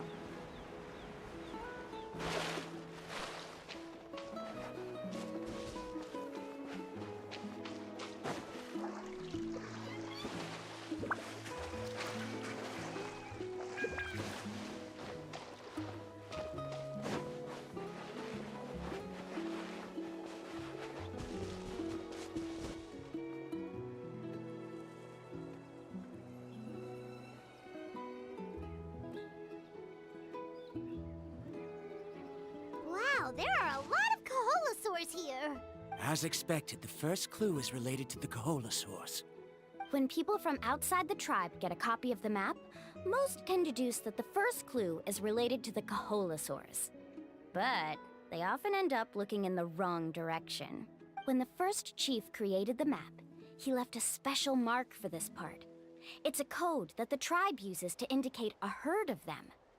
So it'll be impossible to gain any leads from just finding 1 or 2 stray Kaholasaurs. You're a real pro at this, Mualani. But according to the information I've been able to find, Kaholasaurs don't like gathering as herds unless it's to compete for the hot springs. So let me tell you a secret that only a guide from the people of the springs would know. It so happens that wild Kaholasaurs periodically gather in the valley up ahead. It's almost like how our tribe gathers together for festivals. Still, as soon as the season changes, the herd quickly disperses again. Unless you're a guide who's always running across Natlan, it would be very rare to ever witness such a thing. This is a thing? I need to note this down right away and include an explanation as a part of my thesis. According to what I've deciphered from the map, a clue is hidden deep in that valley. But to get there, won't we have to get through the herd of Kaholasaurs? We'll have to think of a way to sneak past without startling them. They're gathering together with their friends, so I'm sure they don't want to be disturbed.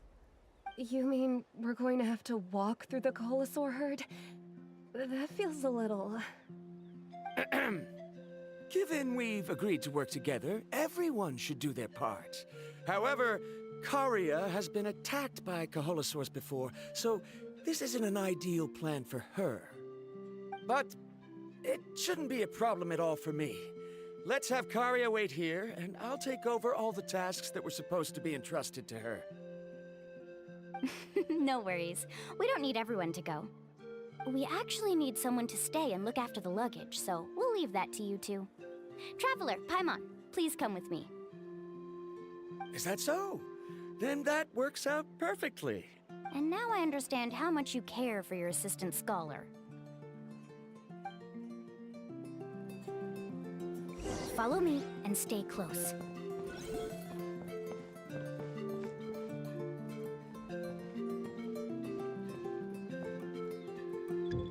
Oh no, we've been spotted. Let's back off and try again.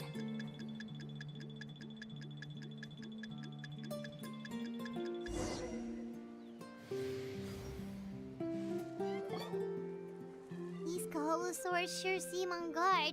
We'll never get through. Kevin, you've already used the information provided by the map to deduce that the clue is in that valley. Why don't you simply chase them away? You're pretty strong, aren't you? First of all, the elders of the tribe have always warned us to never hurt the Kaholasaurs. Doing so will almost certainly bring bad luck. And secondly, you can't just show up and intrude on others' gatherings, much less make them leave. That's just terrible. But on what basis? Okay, so can we figure out another way to enter the valley? There must be a way to enter the valley without startling them. It'd take a while for me to come up with a solution on my own, so I'd like to ask everyone to help come up with some ideas. Let Paimon think. Oh, is there a detour or another way around? According to the map, the clue is right in the middle of the Kaholasaur herd. Even if we try to approach from the other side, we'll just run into the same problem. This is tricky. Karia, I've noticed that you only talk when you're trying to help smooth things over between Varamdra and the others. I'm sure you must have some ideas of your own, so why don't you share them with us? Me? All right. When Varamdra decided to look for leads on the Kaholasaurs, I wanted to help, and so I also looked up some information about the creatures. I discovered something very interesting. We thought that the Kaholasaurs relied on their hearing to track their prey, but they also possess a very keen sense of smell. But I'm not sure how useful that information is. Oh, that was actually very useful, Miss Karia. You can just call me Karia. In that case, please stay here and keep an eye on the luggage. Traveler, Paimon, come with me. I've got an idea.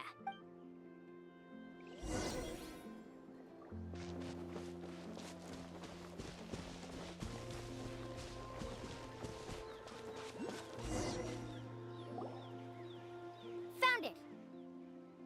What's this? The key to making our way through the herd.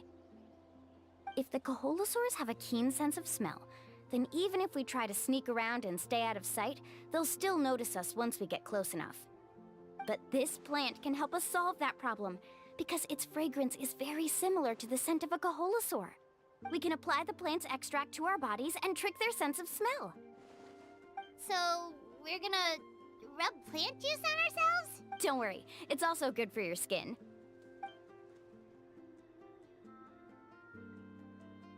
Oh, Paimon feels all wet and slimy. But this actually does smell like a Cahola. Perfect. Okay, let's try to make our way through again.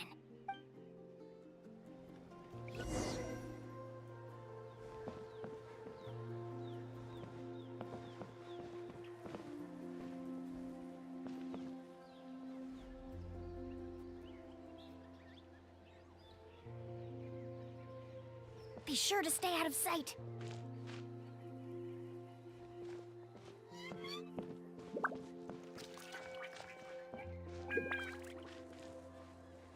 What's that sound? Careful! Oh, it's just a young Kaholasaur. Don't worry, this little one doesn't pose any danger.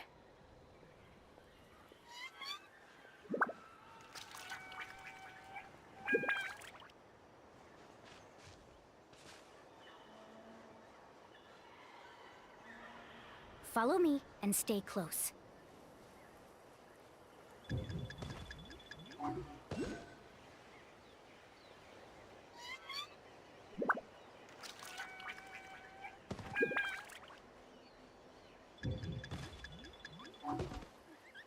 How could there be so many here? We can't get through! Oh, I have an idea. Wait here.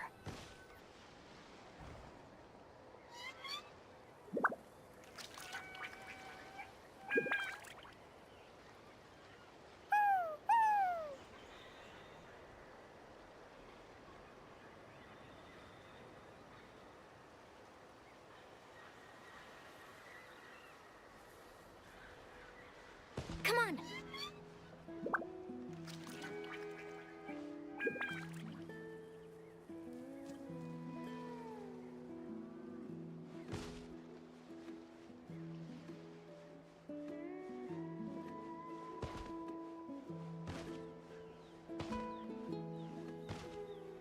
Follow me and stay close. Careful! Don't startle them.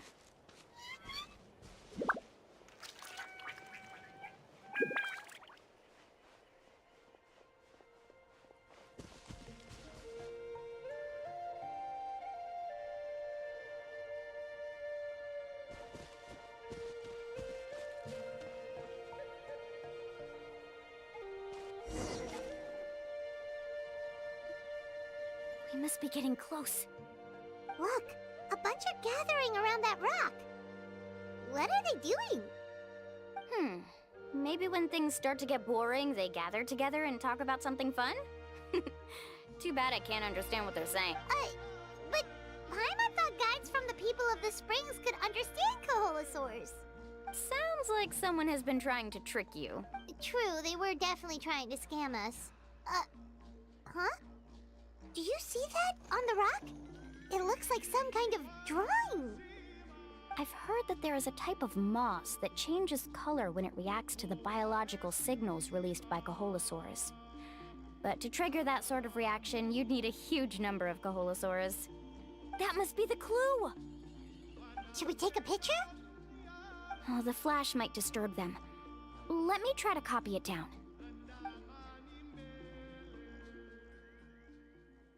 So we've passed the first stage of the journey now, right? I see. Had we chosen to drive the Kaholasaurs off, then we never would have found this lead. Seems there was a logical basis for everything you said after all. Has he always been this way, Miss Karya? He's just obsessed with his research. At least this has shown that my judgment is correct. I've proven my trustworthiness. And so, there should be no need for us to argue next time. Yes, I understand. And I suppose that'll help us avoid wasting time. Mualani really knows how to lead our group. Next, we'll need to use the lead we found to uncover our next destination. Now, What does this pattern represent?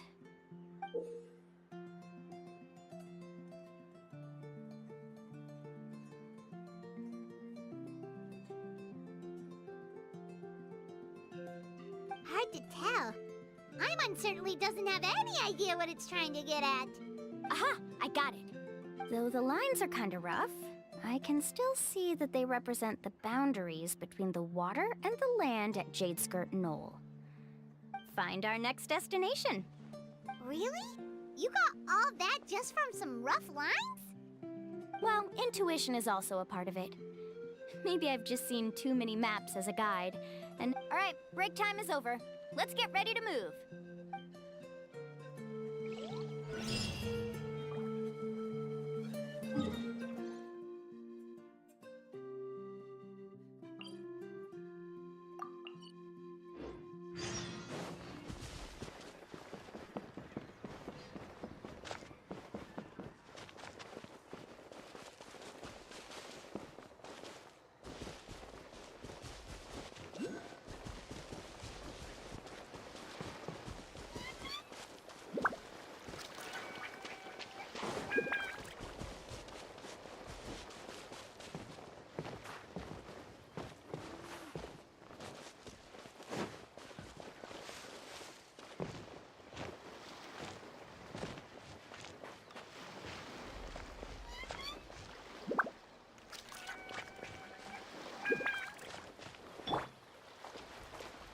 The wind knows me.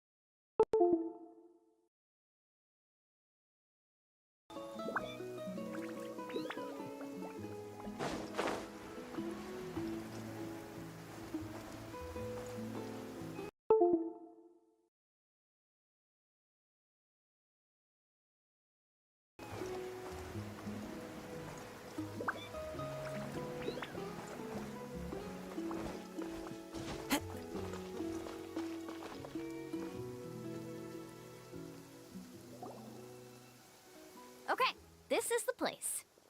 So, where do we go next? I'm not completely sure yet. The map seems to indicate there's a mechanism here that crosses the water. But I still need to think about what these lines might be referring to. I knew it! My theory was correct! Sounds like he's got something to say again. If you have any suggestions, then please feel free to share. I believe the mechanism that the lines are indicating is a spirit way. That is a possibility. But I don't remember anyone from the tribe setting up a spirit door around here. According to my theory, it might not have been set up by humans. The dragons living in that land also used a similar device, long before the humans. Speaking of which, the spirit doors your tribe uses may have been built imitating the dragon ones. Oh, I remember now. Uncle New did mention this possibility to me before. After learning about the legend, I realized that it was connected to my research. And so, I looked up a lot of related information. Even though I haven't found an exact route to the mysterious island, I'm fairly certain I've deduced the geographical features of the island's surrounding areas. Firstly, it's at an intersection between water and land. And secondly, there should be a high concentration of phlogiston. My research indicates that the Spirit Way was originally a natural phenomenon caused by the flow of phlogiston. Therefore, the area must contain many potential Spirit Ways, and the dragons who lived here in ancient times may have left behind some devices to control them. Oh, amazing! Now it all makes sense. Now everyone's contributing to the team. You flatter me. If my theory is correct, we should already be very close to the mysterious island. Once you've unlocked the mechanism, we'll be able to derive the island's location. All right. Then let's start searching for the Dragon's Spirit Door. That's just a quick and easy name. I won't be able to include it in my thesis. Given the dragons used the device long before the humans, we should stick with a name that references no human concepts. Calling it a phlogiston node would be much more appropriate. Then let's start searching for the phlogiston node. Speaking of which, what does it look like exactly? If I'm not mistaken... Look that way!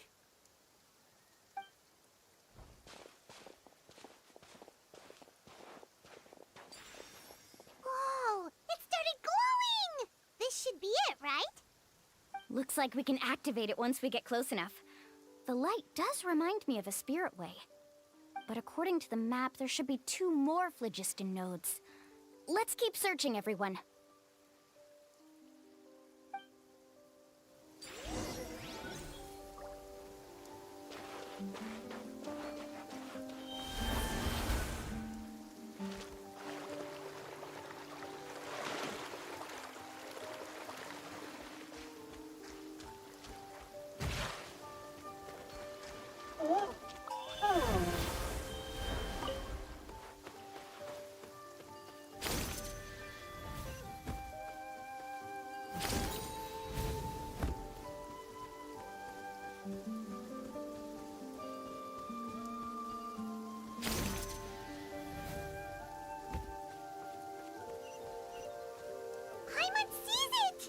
Oh, but it's way up high.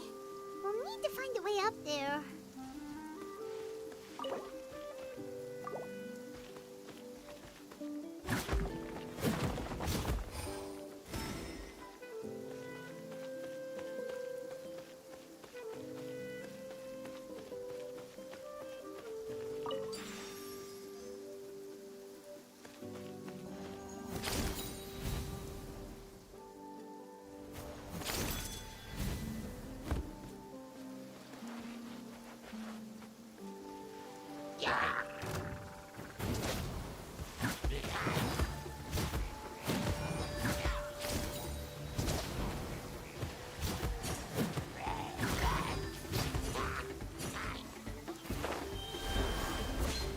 Time to go.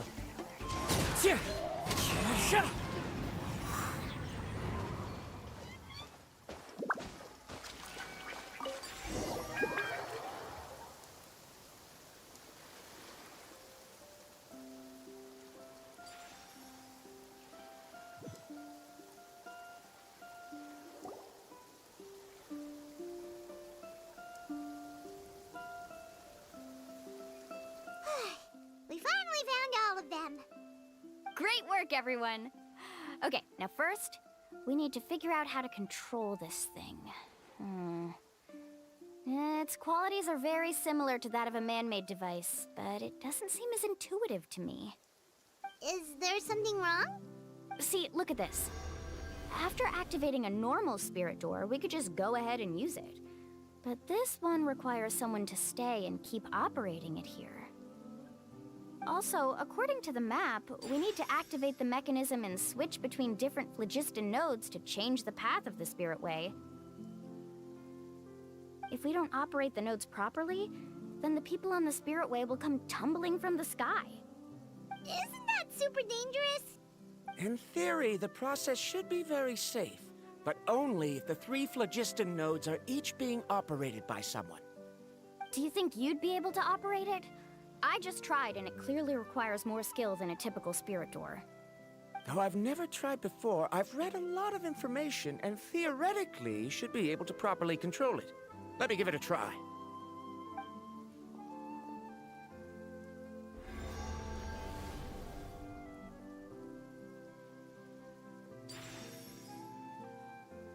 Huh? But in theory, this shouldn't happen. If Varandra can control it, then that also rules out me. Okay, well, how about you? After all the adventures he's been on, handling something like this should be easy peasy. All right. Then it'll be up to the Traveler to stay here and operate the phlogiston node. I'll go activate the mechanism. I'll let you know when we need to switch nodes. Just make sure you quickly head to the corresponding node, and we should make it safely. Wait, but handling it this way sounds even more dangerous, Mualani. Don't worry. It looks like the Spirit Ways are all above the water. I'm pretty good at swimming, so I'm not afraid if I end up falling in. But it's so high! And you'll be falling so fast! If we don't manage to reach a node in time, or if we make a mistake, there's a lot that can happen! Do you still remember the promise we made before we left, Paimon? Only those who can trust each other with their lives can reach the mysterious island. Since you two are willing to trust me, then naturally, I'm willing to trust you. Alrighty. Please be careful.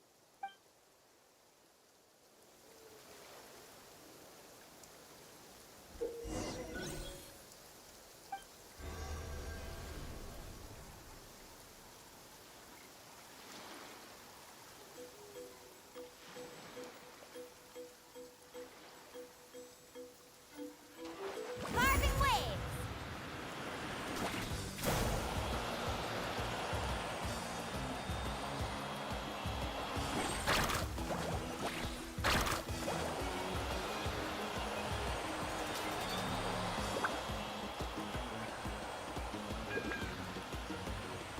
Now switch to the Spirit Way on the right!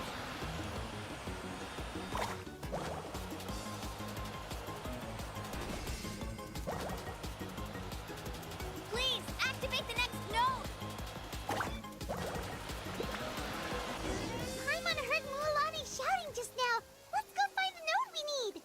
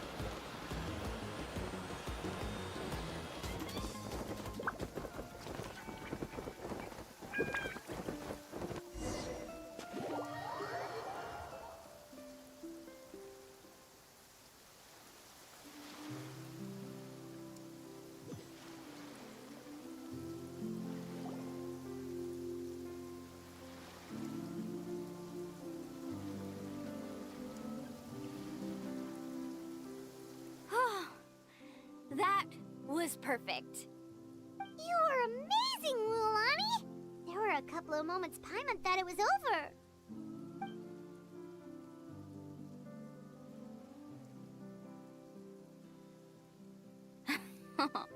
I'm confident I could do it all over again. Wait, why are the phlogiston nodes no longer lit? Oh no, you're right! It appears the phlogiston nodes here need to automatically recharge. Once they're activated, they'll be unusable for some time. In that case, no matter what happens next, we have to seize our chance. Otherwise, who knows how long we'll have to wait for another shot.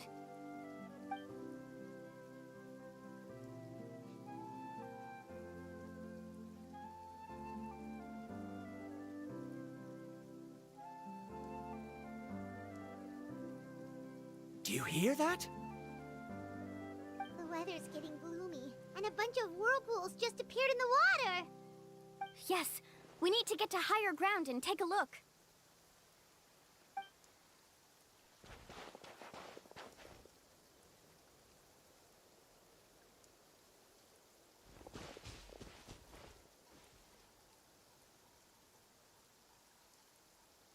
Hey, look over there! Whoa!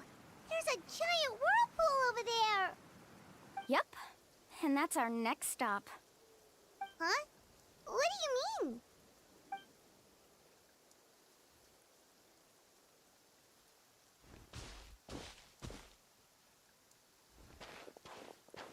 The info I deciphered from the map points to only one possibility. To reach the mysterious island, we must enter that massive whirlpool. No way! Forgive me for being frank, but as a guide of the people of the Springs, I'm sure you understand the danger of such a vortex even better than we do. Yes, I know. But whether it's the information deciphered from the map, or the direction of the spirit way that I observed in the air, everything points to the path ahead being hidden in that whirlpool. And what if you're wrong? Parandra. I'm not trying to be unreasonable. Unfortunately, I'm very knowledgeable in this area. The spirit waves must have affected the nearby bodies of water and lowered the water level. That's why the whirlpools appeared. At this rate, some of the land that was once underwater will soon reappear at the surface and see the light of day again. Don't you think that sounds more like the definition of a mysterious island? So, our goal should be the shallow waters. If we enter that vortex, the undercurrents will drag us to the bottomless abyss. He does seem to have a point. I can't find any evidence to refute your claim for the moment, but I still trust my judgment. Then it seems like it's time for our collaboration to come to an end. But didn't we all agree to trust each other? I have reached this conclusion based on my field of expertise, and I cannot deny it, even if you try to convince me otherwise. From now on, let us each choose our own way. No, I refuse. You? Letting your clients separate themselves from the group in the middle of a journey will result in the worst luck possible. I will not agree to that. Then we can implement the plan I proposed at the very beginning. You're not my guide, and as such, you don't have to take responsibility for me. Oh, but you can't do that once you've traveled together as a group. If you were to leave now, we'll all be hit with bad luck. It's now beyond both our control. How about this? You and Karya wait here. We'll go first and investigate the whirlpool. I know you like to explain everything with theories and logic, so let me build my case first, and then I'll come back to convince you. Well, Traveler, Paimon, let's get going.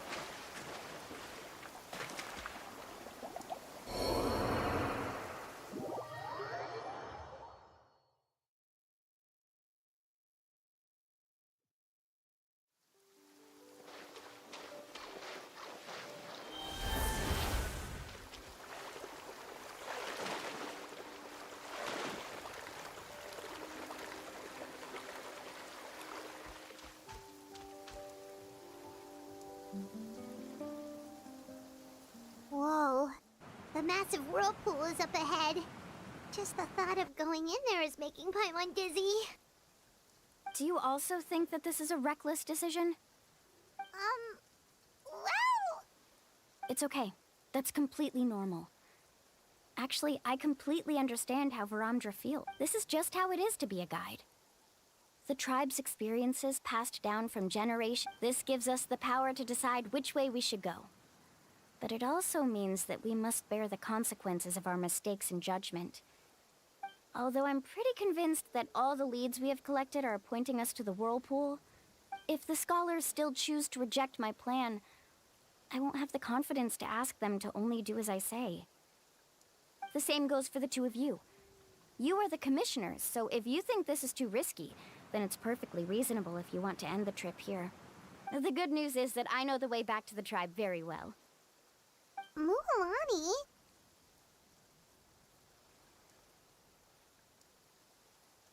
Traveler. That's right. You've trusted us before, Mualani. Besides, it's gonna take more than a whirlpool to scare the two of us. Aw, Paimon. Come on, bring it in again. All right. Let's investigate this whirlpool and see if we can gather any info to convince that scholar. Matters of luck aside, he definitely knows a lot about geography, and we'll need him on the team. I know, it's just that we can't see much from here. I'll get closer to the water and have another look. Wait a sec. Is it just Paimon, or does the whirlpool seem to be getting smaller?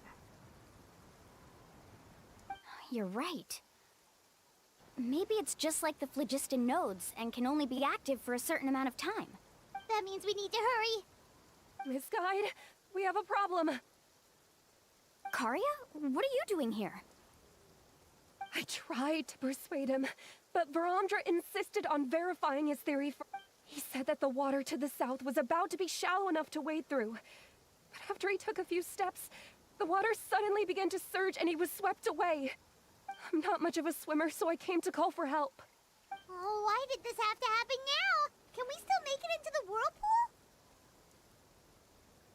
No time to hesitate. I'll get in the water and rescue him. Just tell me which way he went, Karya.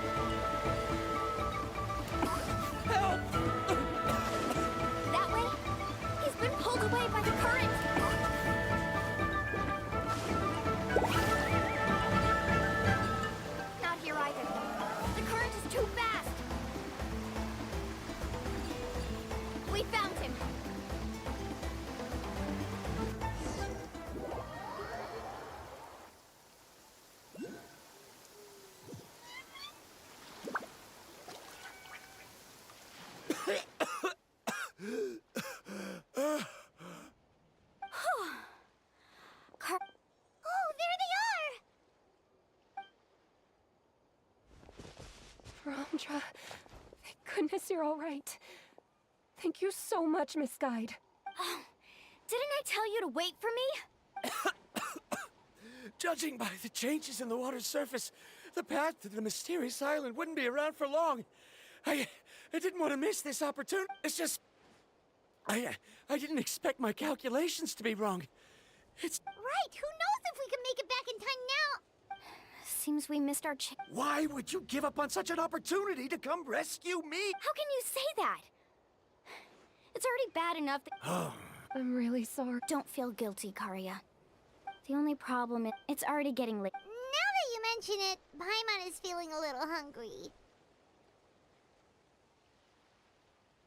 Hey, Paimon's stomach can be very sensible. It won't interrupt while everyone's busy solving puzzles.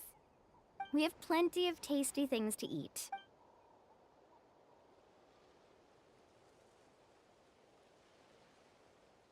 Is this the spot?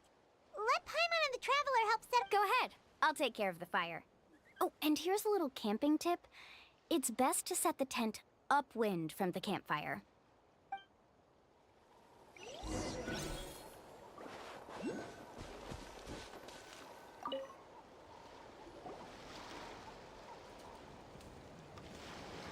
What do you think? This is a specialty dish I learned to make that's perfect for camping. Mm-hmm. It really hits the spot. You're a great cook, Mualani. Karya helped out quite a bit, so she deserves some credit too. No. I'm... Huh? What was that sound? Oh, it's scary to camp out at night. Don't worry. Remember the record player I bought? Let me go turn it on.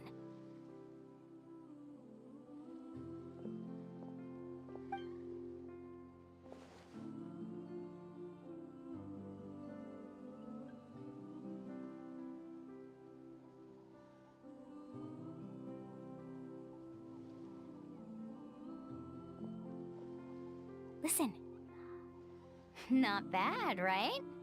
Wow, so it really works! Paimon thought you were just playing it for good luck!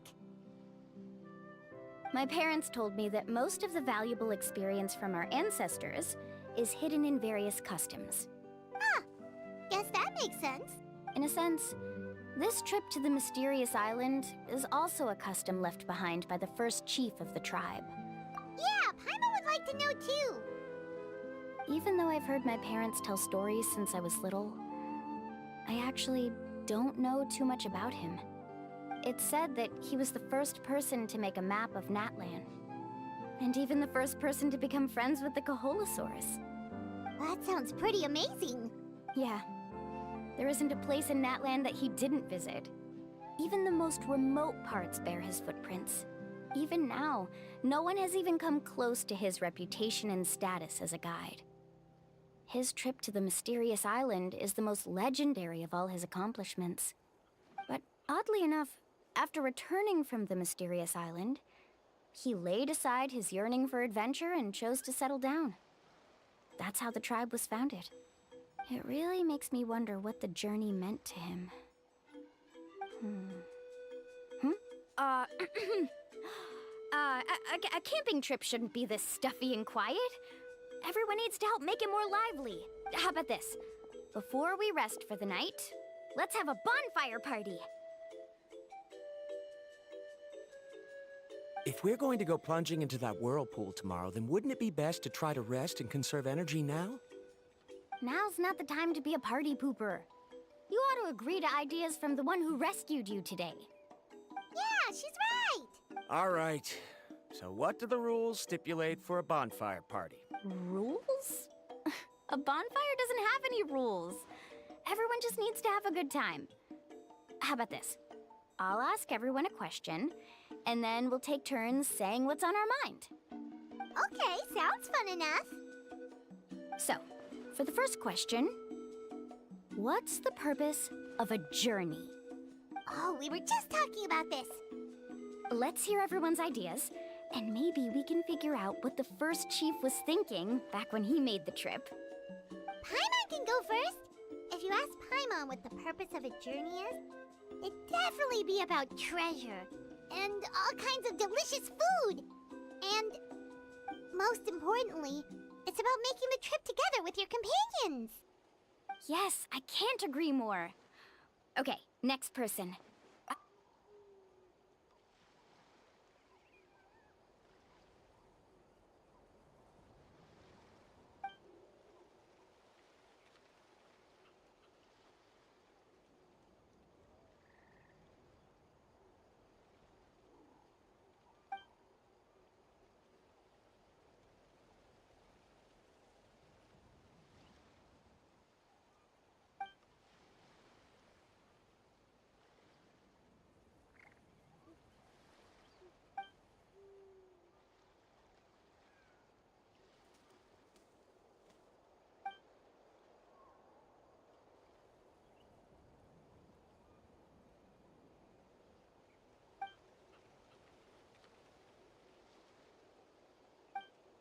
You sure are taking your time thinking about it.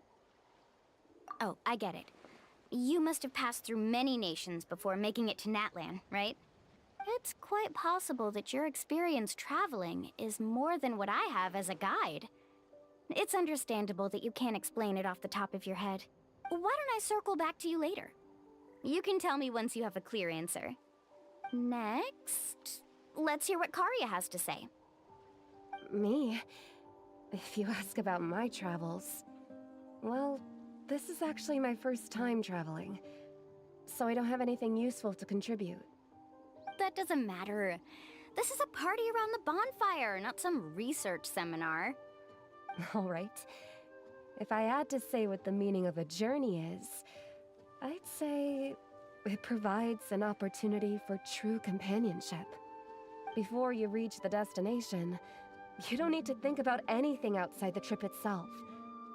As long as you stick together with your companions, you won't have any trouble to worry about. Yeah, I get it. I'm on too! Uh-huh. I hope that didn't sound too silly. Alright, now it's Varamdra's turn. All right, if you insist. In my opinion, our goals and dreams in life are all in pursuit of what we call results. The so-called journey is but a path that leads to these results. So, the greatest meaning of a journey lies in managing to find the right result. Not sure I completely get what you mean.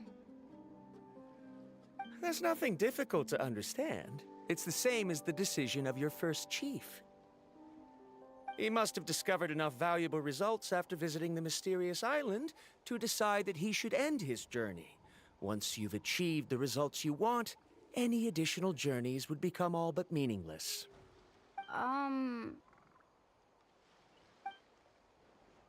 Before coming here, someone had stolen the results of one of my research projects.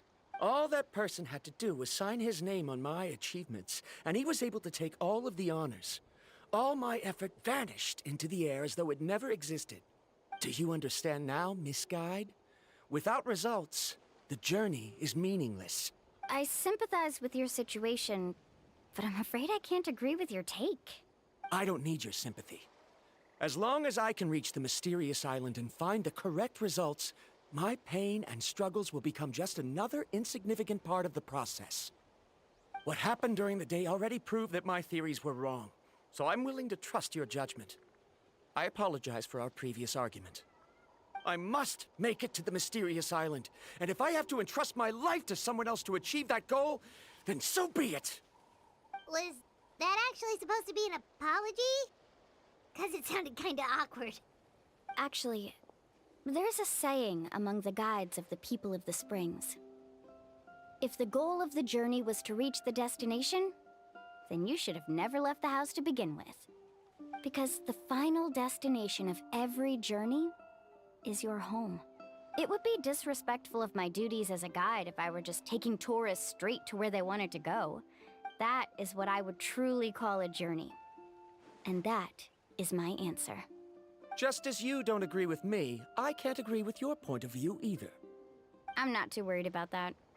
After all, another purpose of traveling is to help people understand each other better. What sort of logic is that? All right, that's it for this round. Since it's still early, how about we tell some horror stories next? Huh?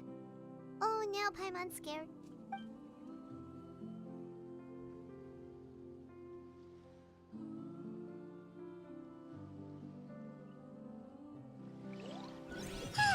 Paimon slept so well. Oh, Mualani and the others seem to be up already.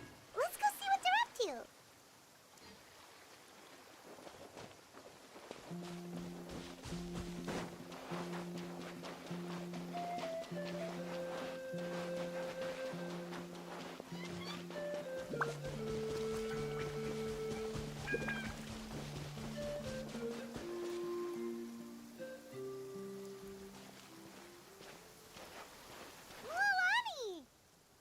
Just in time. I was about to go look for you. What the?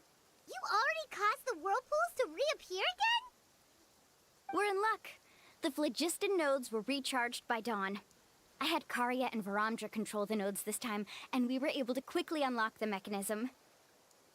We were practicing all morning so they could get the hang of controlling them. Oh, it seems after apologizing, you've already become trusted members of the team.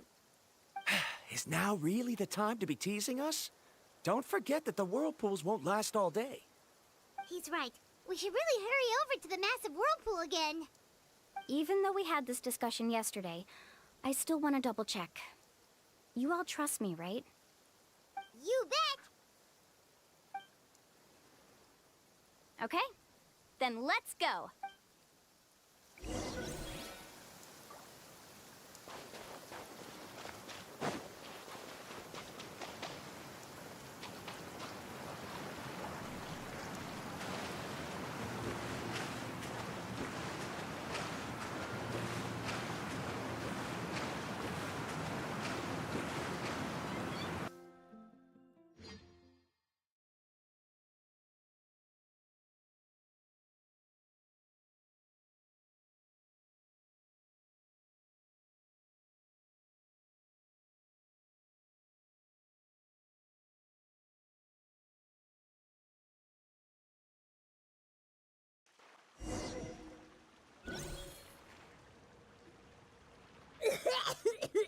Paimon accidentally swallowed some water.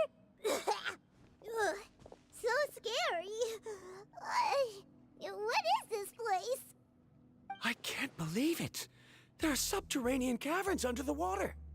Mualani was right! Let's see where this cave leads. Come with me.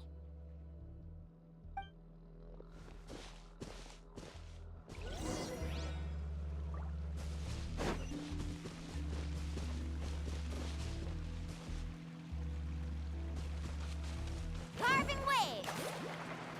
According to the map, we need to head downward?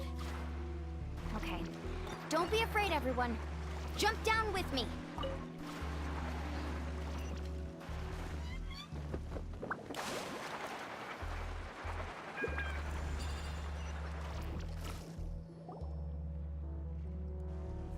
Is that lava up ahead? It appears these caves were formed by volcanic activity. I see. Then the spirit waves were affecting lava deep underground. Altering the lava's flow created temporary holes which allowed us to follow the water's current and enter this underground space. Yes, it can all be explained in theory now. Are all scholars from Sumeru like this? Hard to say. But can there be an island in this kind of underground space? It appears we haven't reached our destination.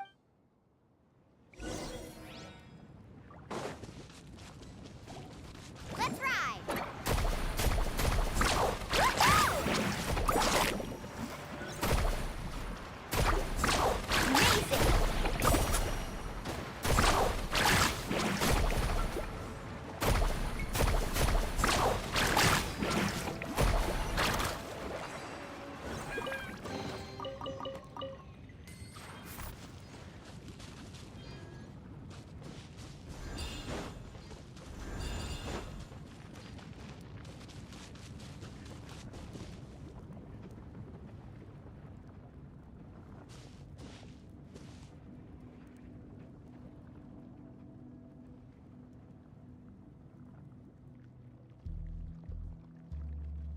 Whoa, what's that light? Let's keep going. We'll be able to see more clearly up ahead. Watch your step. Follow closely, everyone.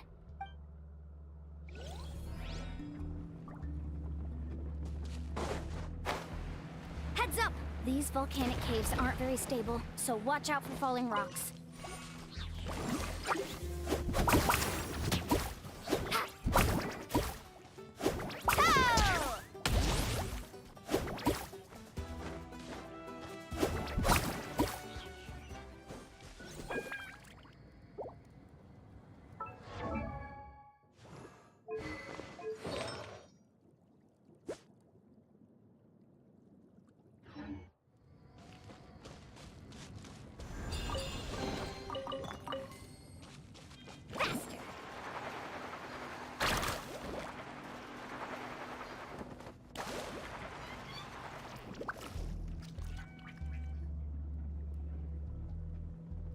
What a maze! There's lava everywhere! Let's look around together and see what we can find. Very well. It would indeed be useful to collect some environmental samples here.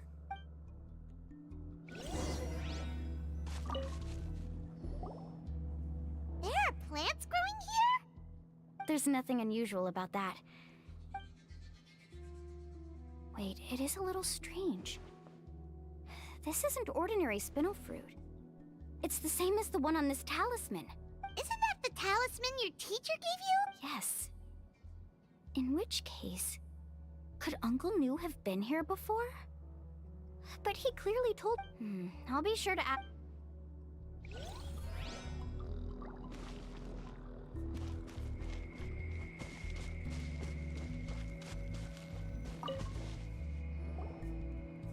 There's so much lava, and it's getting pretty hot.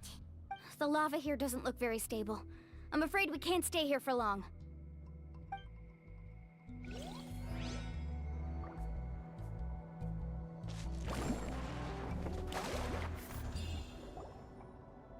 From here, the light seems to be getting brighter.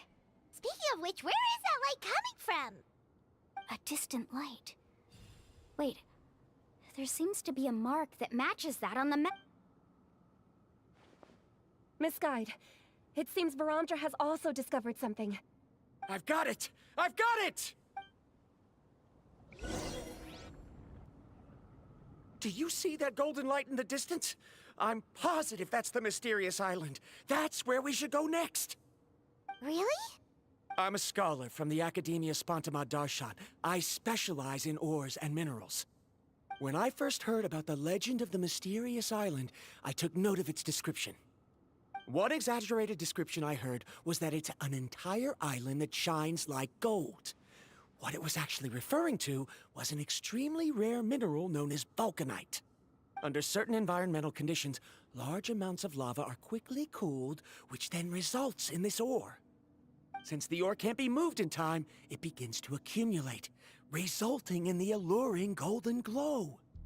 If I'm not mistaken, there'll be a large pool of lava up ahead, and the mysterious island will be floating on the lava. An entire island of vulcanite ore! So you mean we really found the mysterious island? Rejoice! Even a small piece of that ore will be priceless. Really? Then let's hurry! Wait, Paimon. We should head back now. Why? What are you saying? This map is covered with symbols and riddles, but there's one thing that's written clearly. When you see the golden light, then go the opposite way. What you just said may be correct, but that golden place isn't the island that my ancestors once visited. Are you joking? You expect me to turn back now? But Mualani's judgment has always been right. If she says head back, then we should head back. We can't be fooled by the thought of treasure. You thought I'm after treasure? Oh, he's acting weird again. After my previous findings were stolen, I began a new area of research. And this ore is the core of my research. As long as I can bring this ore back, my theories will be proven beyond any doubt, and I will be able to reclaim everything I have lost. To me, this ore is the result that must be obtained. Otherwise, all those hardships along the way will be rendered completely meaningless. Don't you understand? As we agreed before, please trust my judgment. Why? Are you wary of me? Now that we've confirmed that the legendary treasure really exists, you don't want outsiders to take it, do you? She's not that kind of person, Varamdra. The result is right before my very eyes. I won't give up here. Oh no! He went running in! How can he do that? Not good. We must stop him. Is it just Paimon or is the ground shaking?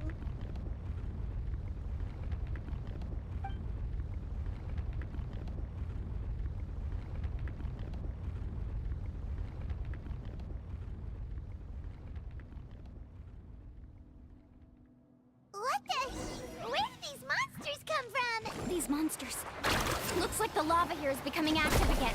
Miss Guide, Varamdra, He'll be trapped by the lava. We need to hurry and take care of these monsters.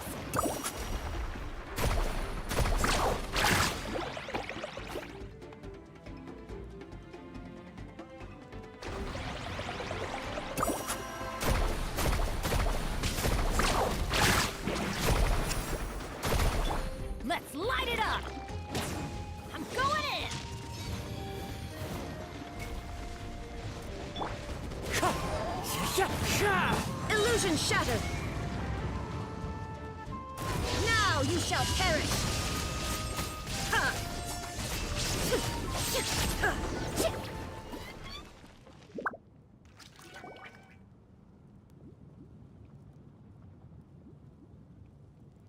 The lava is rising! Verandra! Traveler, Paimon, please take care of Karya. I'll be right back. What are you doing, Mualani? I can use my surfboard on the lava for a short period of time, but it will be a lot spicier than surfing on water. But that's way too risky!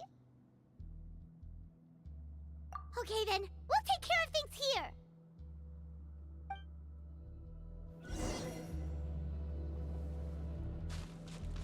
Carving waves! The cave is becoming more and more unstable. I have to hurry.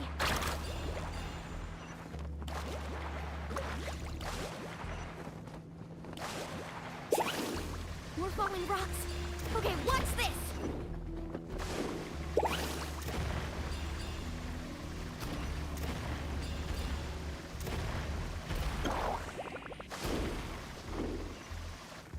Need a surfboard? Over there! Oh, looks like I'm chilly.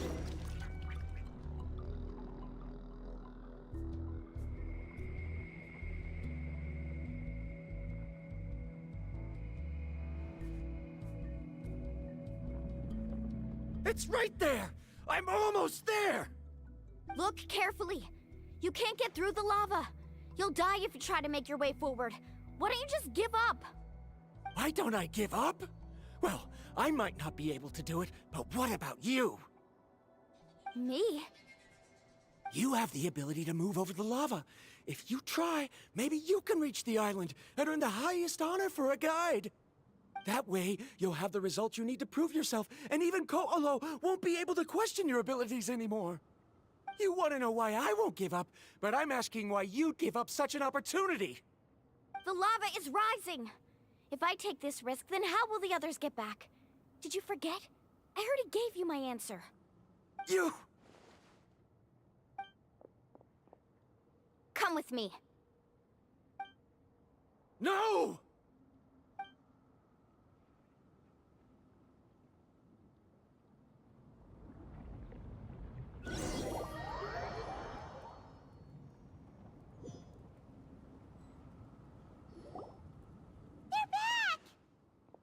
I've brought him back.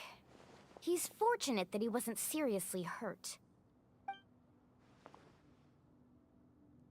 Oh, thank goodness. Thank you so much, Miss Guide. You're welcome. It's getting dangerous here, so we need to find a way out. No, I refuse! I can still stand! Let me go back! Seriously? How can you be so childish at a time like this? Verandra! Whoa.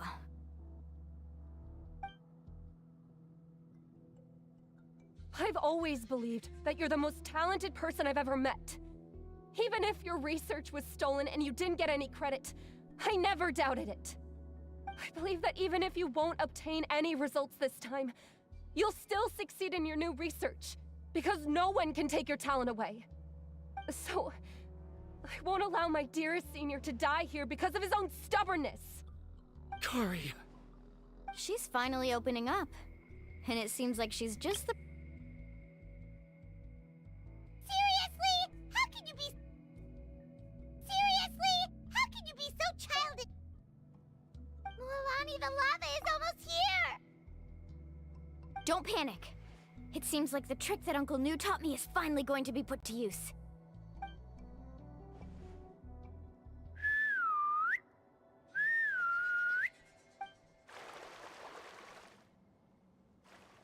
Where did all these Kaholosaurs come from? No time to explain. Just get on. Got it, got it!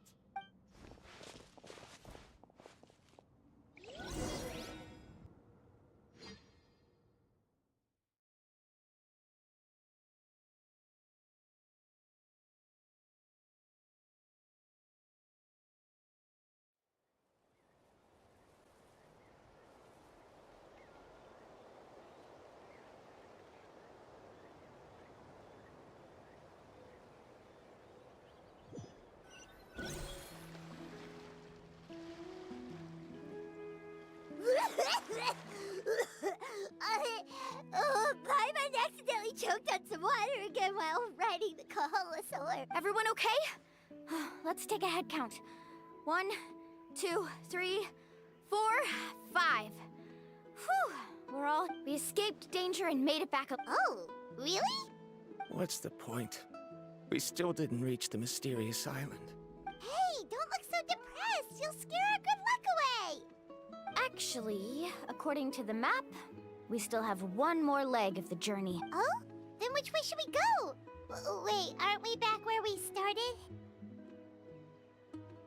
Come on, let's go to the statue.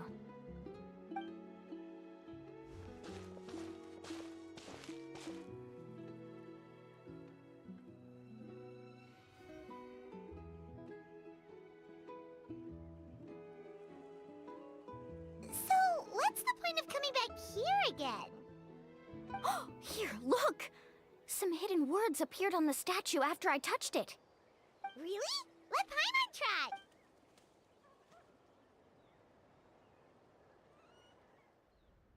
Congratulations, guide from the future. You have completed a challenge that even I found ambitious. And now, I finally have the chance to tell you my story. You may have heard legends describing me as the best guide in all of Natlan. But in the beginning, I was more like a treasure hunter. I chased results, facing countless dangers to prove myself. Time after time, I ventured where others didn't dare, never failing to bring back rare treasures. My fame was second to none. And yet, I never felt satisfied. So I found a new goal, a challenge that no one had ever achieved before. The legendary Mysterious Island. Another chance to prove myself. Unfortunately, my friends who had traveled with me all this time had grown tired of my nonsense. Instead of praise, they now showered me with words of caution. Perhaps this journey was one that I had to complete alone. But luckily, they decided to once again put up with my antics. Just as before, they came up with ingenious ways to help me move forward. They never let me down, even when I had to place my life in their hands. And they always trusted my judgment, even when it took a lot of courage. In the end, just as ever, we found the result we came for. But that golden glow was baiting me towards death. It was the glow of a rare ore, but it was also the warning sign of an impending eruption. Maybe if I pressed on and put my life on the line, I could get the result I wanted. And yet, there was a chance I'd lose something even more precious. But don't worry. In the end, I made the same choice as you. Everyone was disappointed that their illustrious guide had, for once, returned empty-handed. But seeing everyone survive, I felt satisfied for the first time in my life. Perhaps the treasure I had really been searching for had been right here with me, all along. So, I decided to end my long journey and find a safe place for my hard-earned treasure. To me, this is the real Mysterious Island.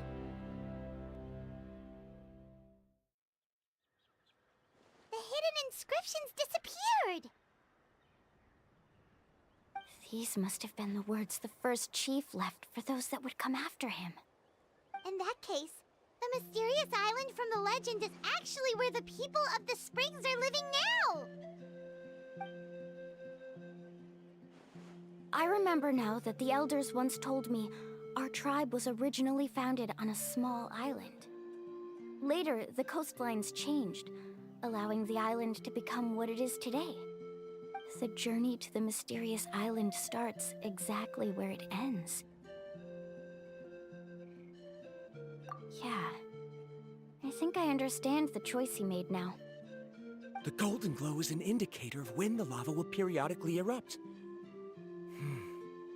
If that's the case, The principle of vulcanite formation implies that it will only appear at the start of fierce lava activity, and the flowing lava will quickly swallow it and make it all disappear without a trace.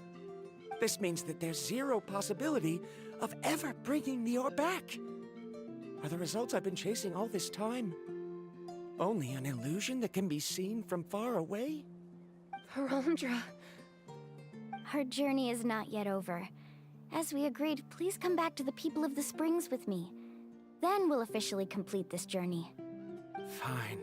I suppose that would also count as some kind of result. Don't be so down. I have a feeling that the next answer I'm looking for will also be useful. I don't remember, Sal. There's still something important we need to ask Mualani's teacher about.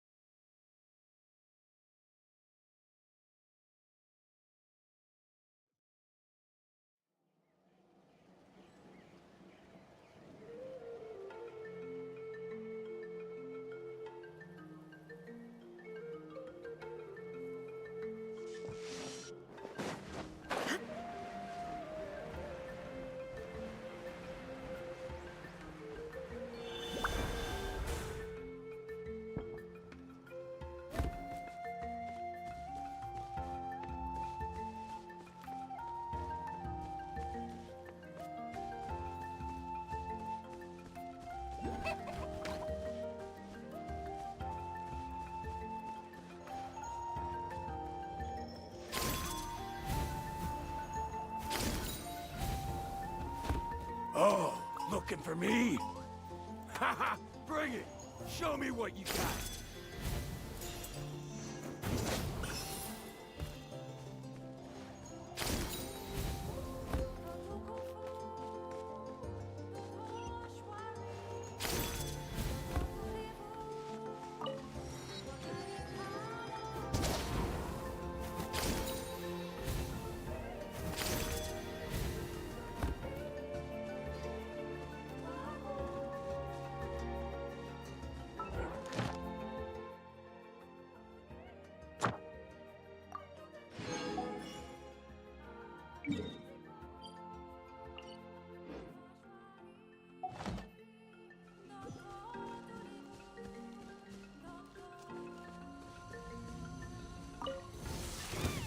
Let's hope you put up a good fight. Oh my, you asked for it.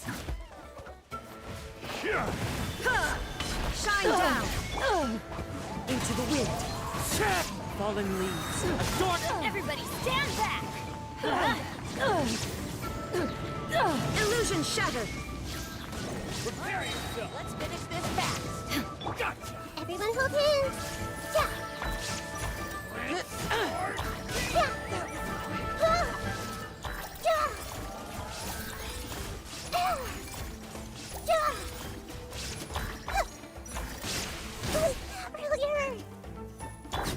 Let's light it up!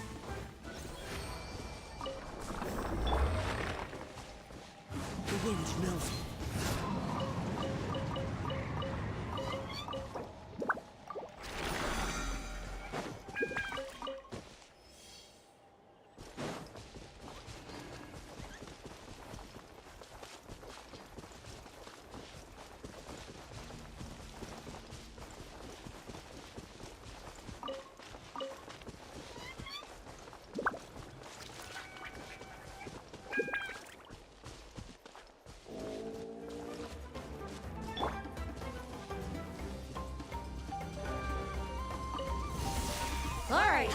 finish this fast. There is no escape. One with nature. Hey! Shine down. The Temple of Wisdom! Torn to oblivion.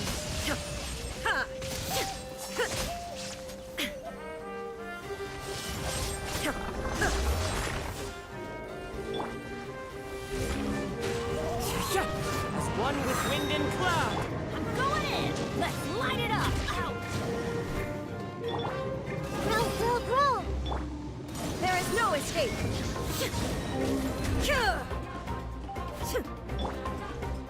The wind knows it. Sharing my knowledge! This place hurt a little. It's fine. Into the wind.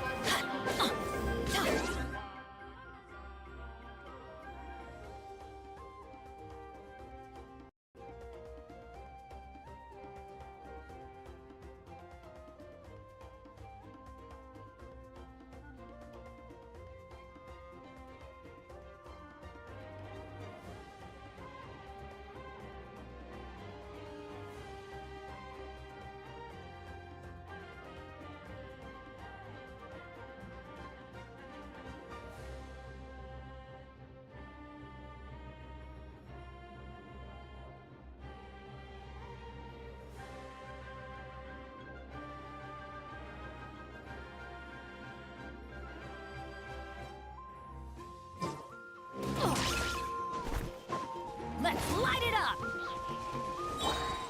One with nature. Clouds high. The birds. Teamwork is dream. Now you shall perish.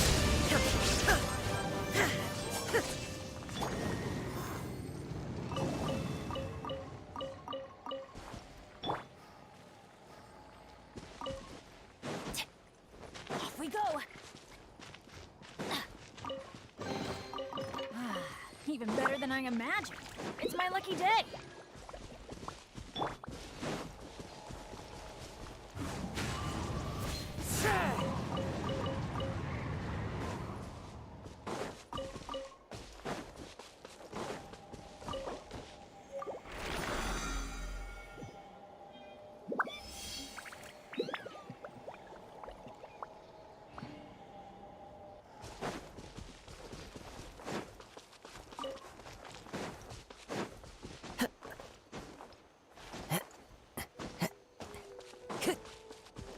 Time to go.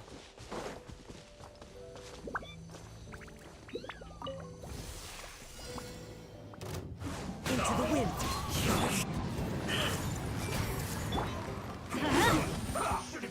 Illusion shattered. The wind knows it. That hurt! Grow!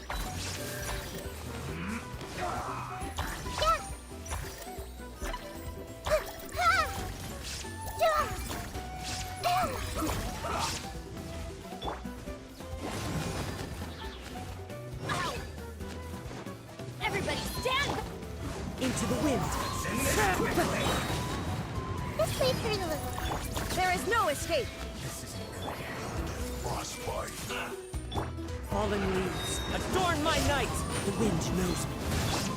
Torn to oblivion. Yes, this is it.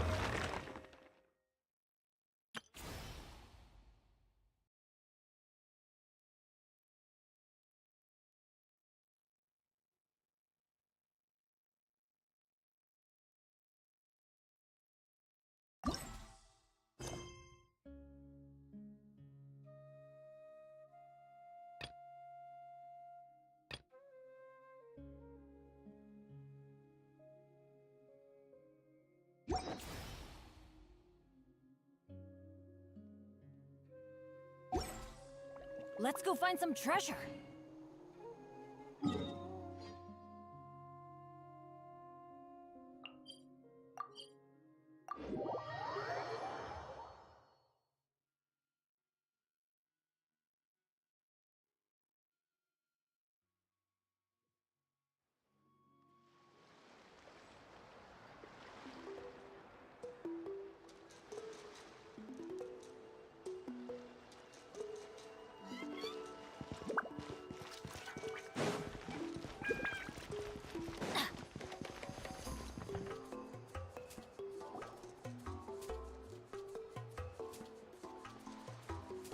Uncle New, we're back! Ah, Mualani, it's good to see you again. I always knew you'd return safe and sound. Uncle, I've completed the journey to the mysterious island. I'm here to return the talisman. But you still have a question you wish to ask me, right? Yes. You've been there before, haven't you? Yes, I have. If that's the case, then you've gone on the same journey. But why didn't you tell anyone? Because I made a choice. A choice? Did you notice that the hidden inscriptions on the stone tablet disappeared as soon as you finished reading them? Oh yeah, you're right. There's a special paint on the statue that would change color when it comes into contact with volcanic dust. Only those who have been to that underground space will be contaminated by the dust and be able to see the hidden message. But once the dust starts to wear off, the hidden inscription will disappear again. And this is the choice that the first chief left to us. If you choose to boast about your deeds, you will receive the highest honor, but the legend of the mysterious island would be destroyed as well. If you choose to remain silent, then the mysterious island will remain a legend and continue to attract the next generation of young guides to rise to the challenge. In the end, my companions and I all chose the latter. Oh, I get it now. But not being able to tell anyone after accomplishing such a feat. People like Ko'olo will still look down on you. Are you really okay with that? But have you noticed that Ko'olo, who claims to have been to the island, hasn't actually completed the trip? What? Right. Paimon remembers that Ko'olo said that he went to the mysterious island alone. But there's no way he could have been able to use the spirit ways! He deliberately recommended the client to find Mualani, probably because he thought she wouldn't be able to reach the mysterious island. That way, Mualani wouldn't be able to expose him. As guides, we are not adventurers, let alone treasure hunters. The greatest responsibility of a guide is to take the client to their destination safely. But in the process, we also gain much skill and experience at overcoming danger. This allows us to go to places that no one else can reach, and even find treasures that no one else can find. Many guides gradually lose sight of their true beliefs and intentions in the process, and end up becoming like Ko'olo. They end up becoming more like thieves who would rush to the other side of the lava lake, regardless of the consequences, rather than good guides who would turn around and save their friends. This is why the first chief left behind the legend and the map. To lure younger generations into taking up the challenge, thereby teaching them everything he had learned. Aside from me, many other tribe members have also traveled to the mysterious island. And just like me, they understood the first chief's intentions.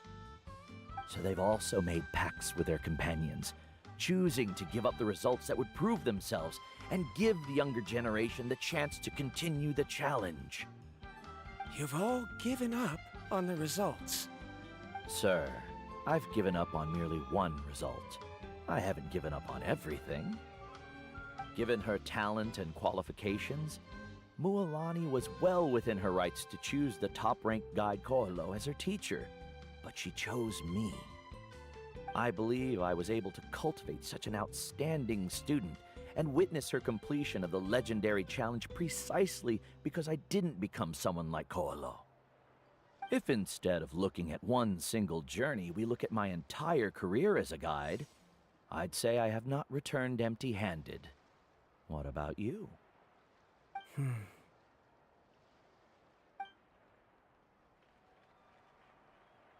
Karya? I've come up with a new research topic. Would you like to continue working as my assistant?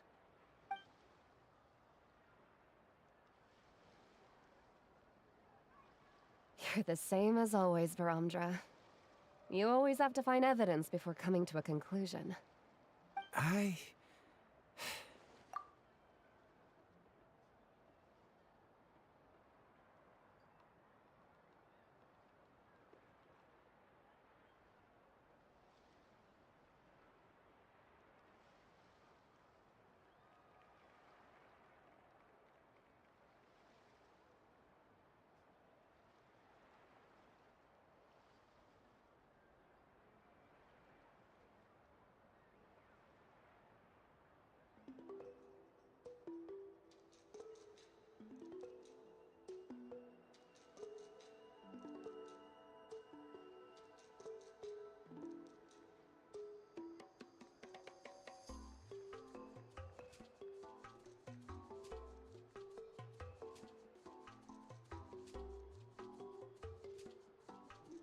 In any case, I can't give you an answer right now.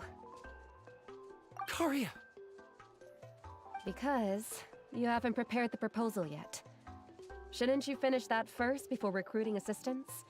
How could you forget? Yes, of course. I'll certainly prepare all the necessary details. But I've always found your proposals fascinating, so I'm sure I won't be able to turn you down this time either.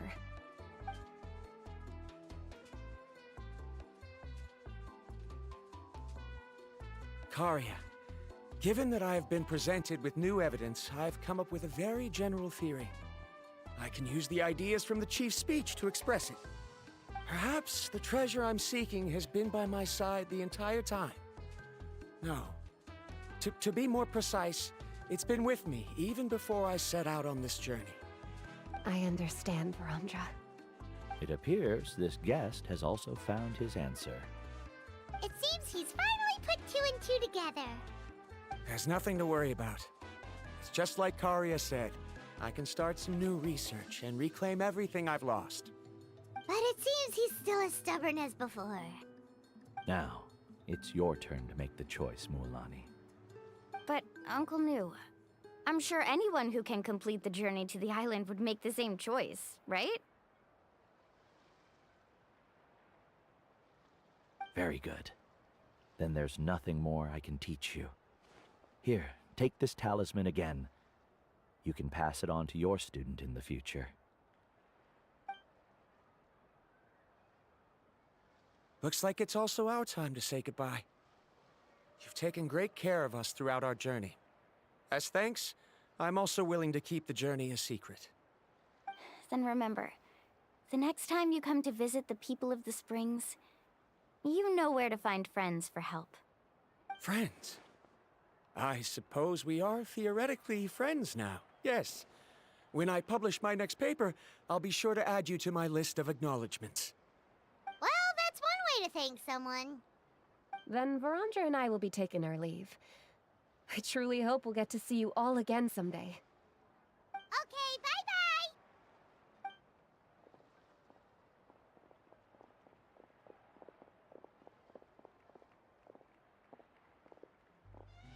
You're back already. So, as news student, did you manage to find the mysterious island? What are you doing here all of a sudden? Well, I found something even more precious than the island. 2 friends that I can trust with my life. You... Seems you really learned a lot from New about how to make yourself feel better. I knew it. How could anyone ever reach the island with so many hindrances? Mm-hmm.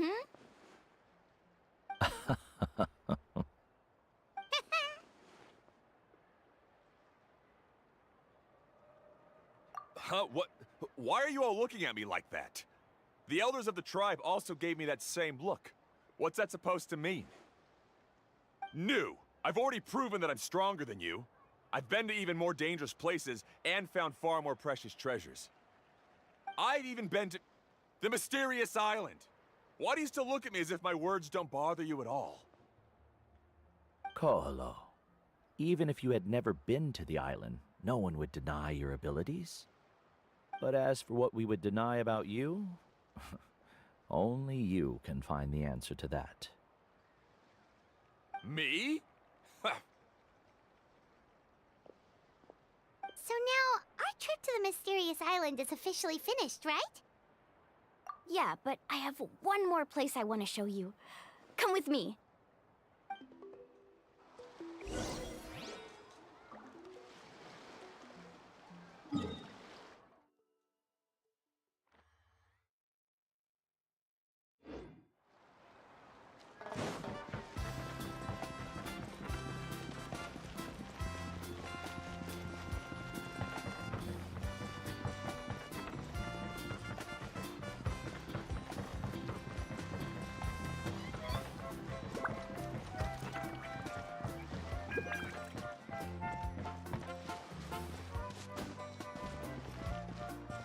Adventure time!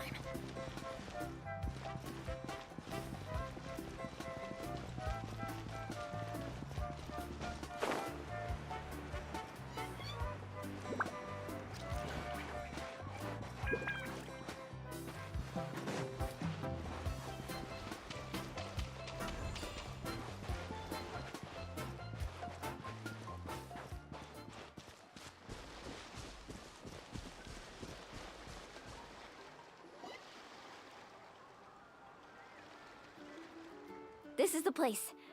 From what I've heard, if we take a group photo here, it'll bring us good luck. I'm sure of it. What made you think of taking a group photo? Well, we completed our trip to the mysterious island together, so of course we need a memento to keep. You've earned the greatest honor for a guide. Yet, you can only walk away with a photo of your friends. You're pretty amazing, Mualani. You really sacrificed a lot for your tribe. Would you call it a sacrifice? I don't really think so. Actually, after hearing Uncle New's answer, I have this vague feeling that after all that we've been through together, the results don't matter anymore. Oh, it's kind of... No, I get it.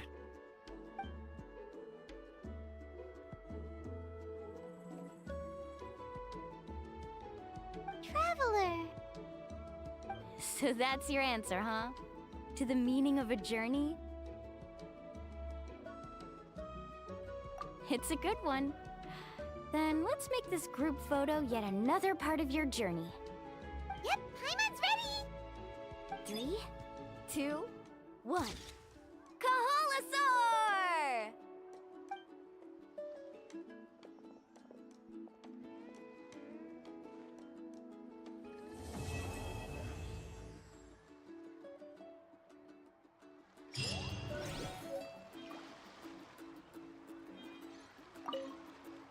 I wonder when the next journey will begin.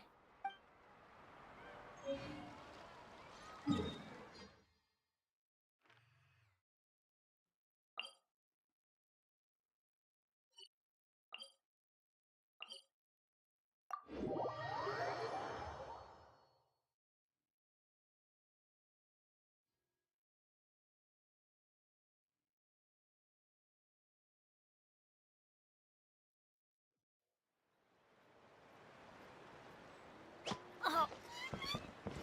Off we go!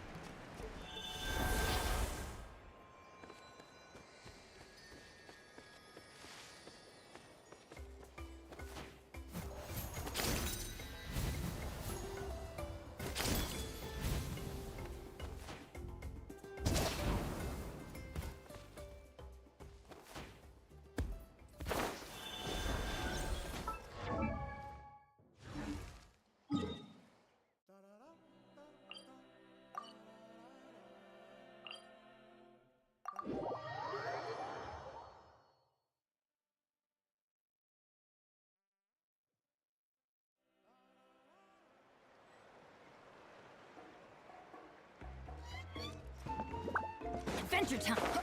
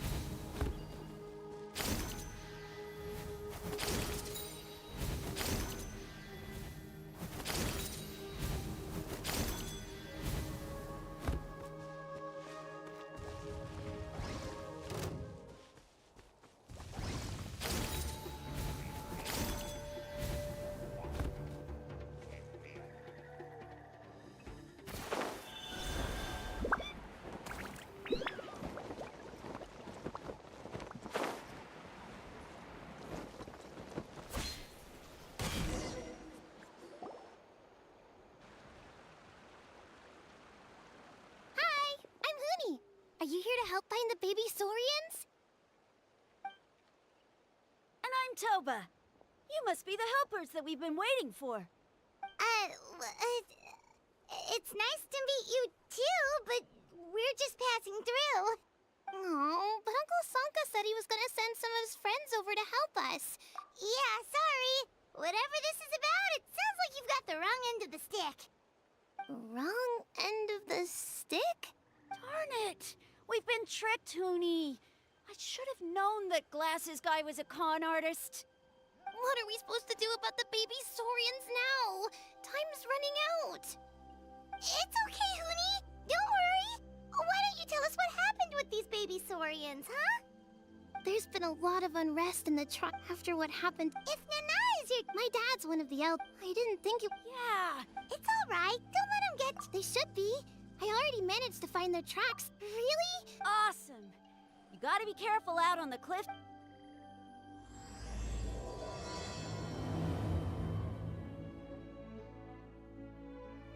Goonie said the baby Saurians are on the cliff, so let's find it.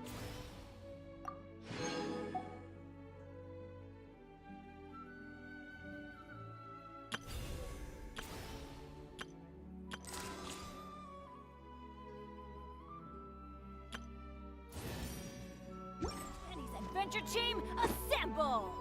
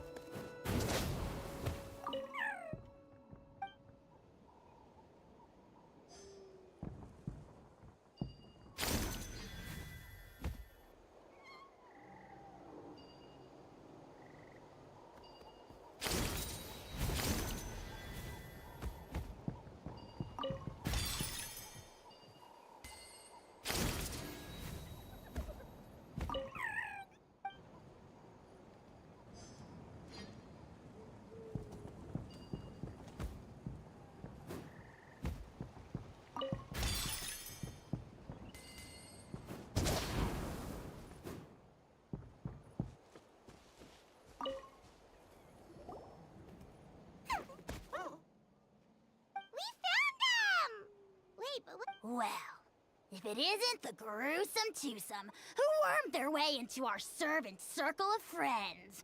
Very well. Wait, aren't you like Kenichi's sidekick? What the heck are you going on about? You're somehow... Silence! Who are you calling sidekick? We are the dragons. We shall have you know that last time Oh, come on. You talk big, but Kenichi clearly has you under lock and key.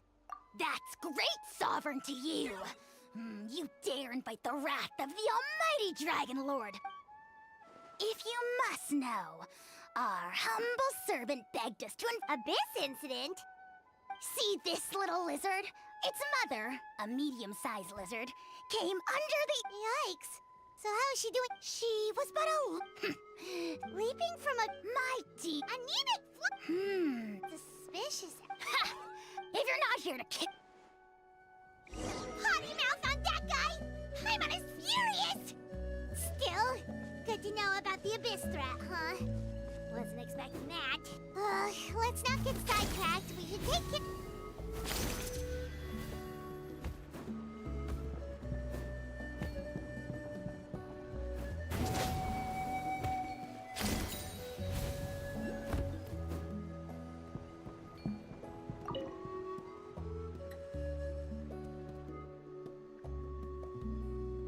Wow, you're back already? That was... I'm so glad that the babies are all right. You're welcome. Piece of cake. You're not from Natlan, right? Because your clothes look different than ours. Hey, you must be tired after all that climbing. Yeah, please. By the sound of it. What, really? Maybe he was the suspicious outlander that Ahau mentioned. Sure, if you're interested. Oh, let me think. Oh, please, mister. I've told you so many stories already. Just one more story. I heard that there was... Oh, you mean... Oh, wow. There's a story. Turnfire is different. Why? As soon as you turn... Well, good God. Right? How nasty. Yes. Good guess. He didn't like Ho, and that's how our ants... But Ochcon wasn't. A split second late... All it took was a... The question is... Nobody knows. And then... The grown-ups say that it's like a final look... I don't know. Either way. Sure has. Yeah, and now... Kinich. All right, Uncle. Tell me more about this Kinich guy. No? Careful, Toba. You look dangerously... Uncle, you'd better not be How would it get me if I'm... Huh? Wait. All right, kiddo. Work them like Really? We met at the... Serious? If you don't believe me, turn around and see for yourselves. Huh? Where? Oh, wait! Yeah, definitely. Yeah. And all he got out of us was some stories, though. Huh? You know Kinich? No. Oh, man. Me neither. Oh, the creep. Exactly. Uh-oh. Oni, look how... Oh, yikes. If there's anything... We gotta run. Bye for now.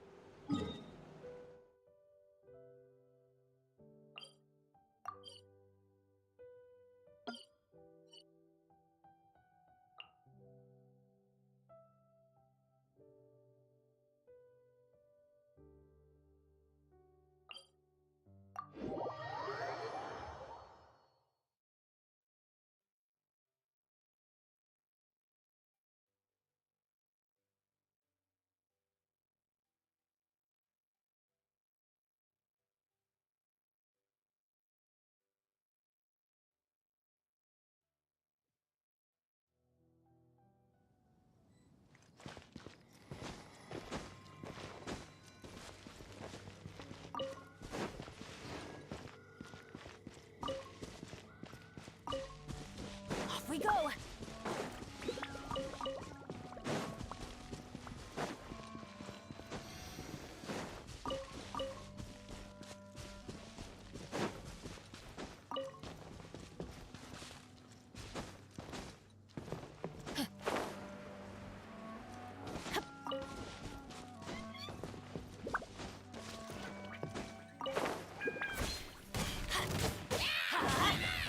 Wind Strider!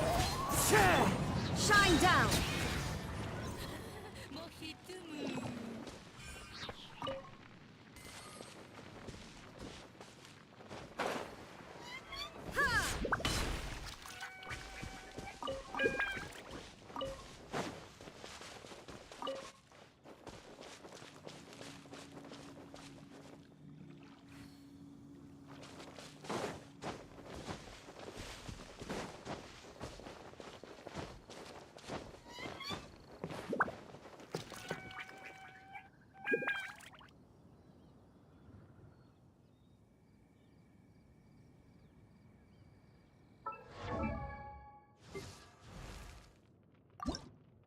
Oh, ow!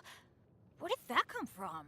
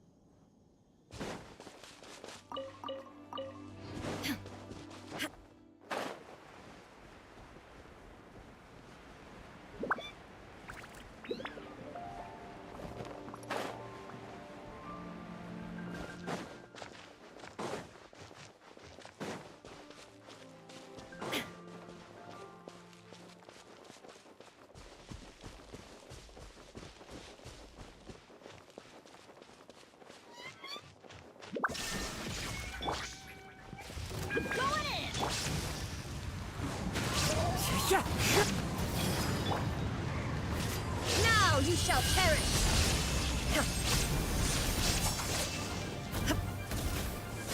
Illusion shattered!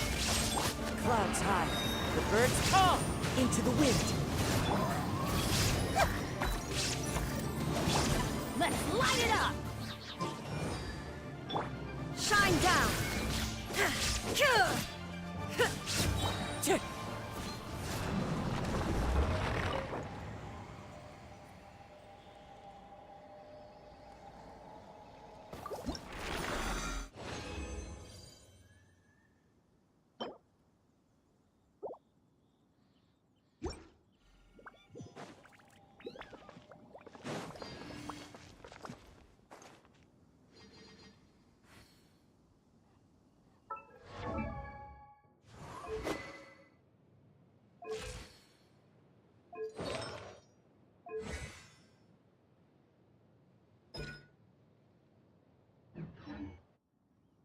Time to go.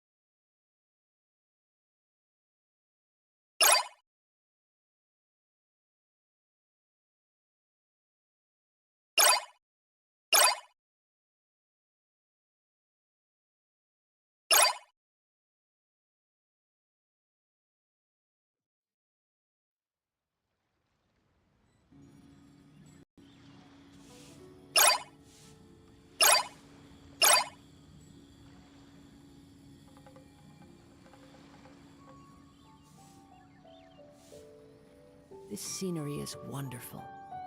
Surely enough to convince anyone to become a wanderer.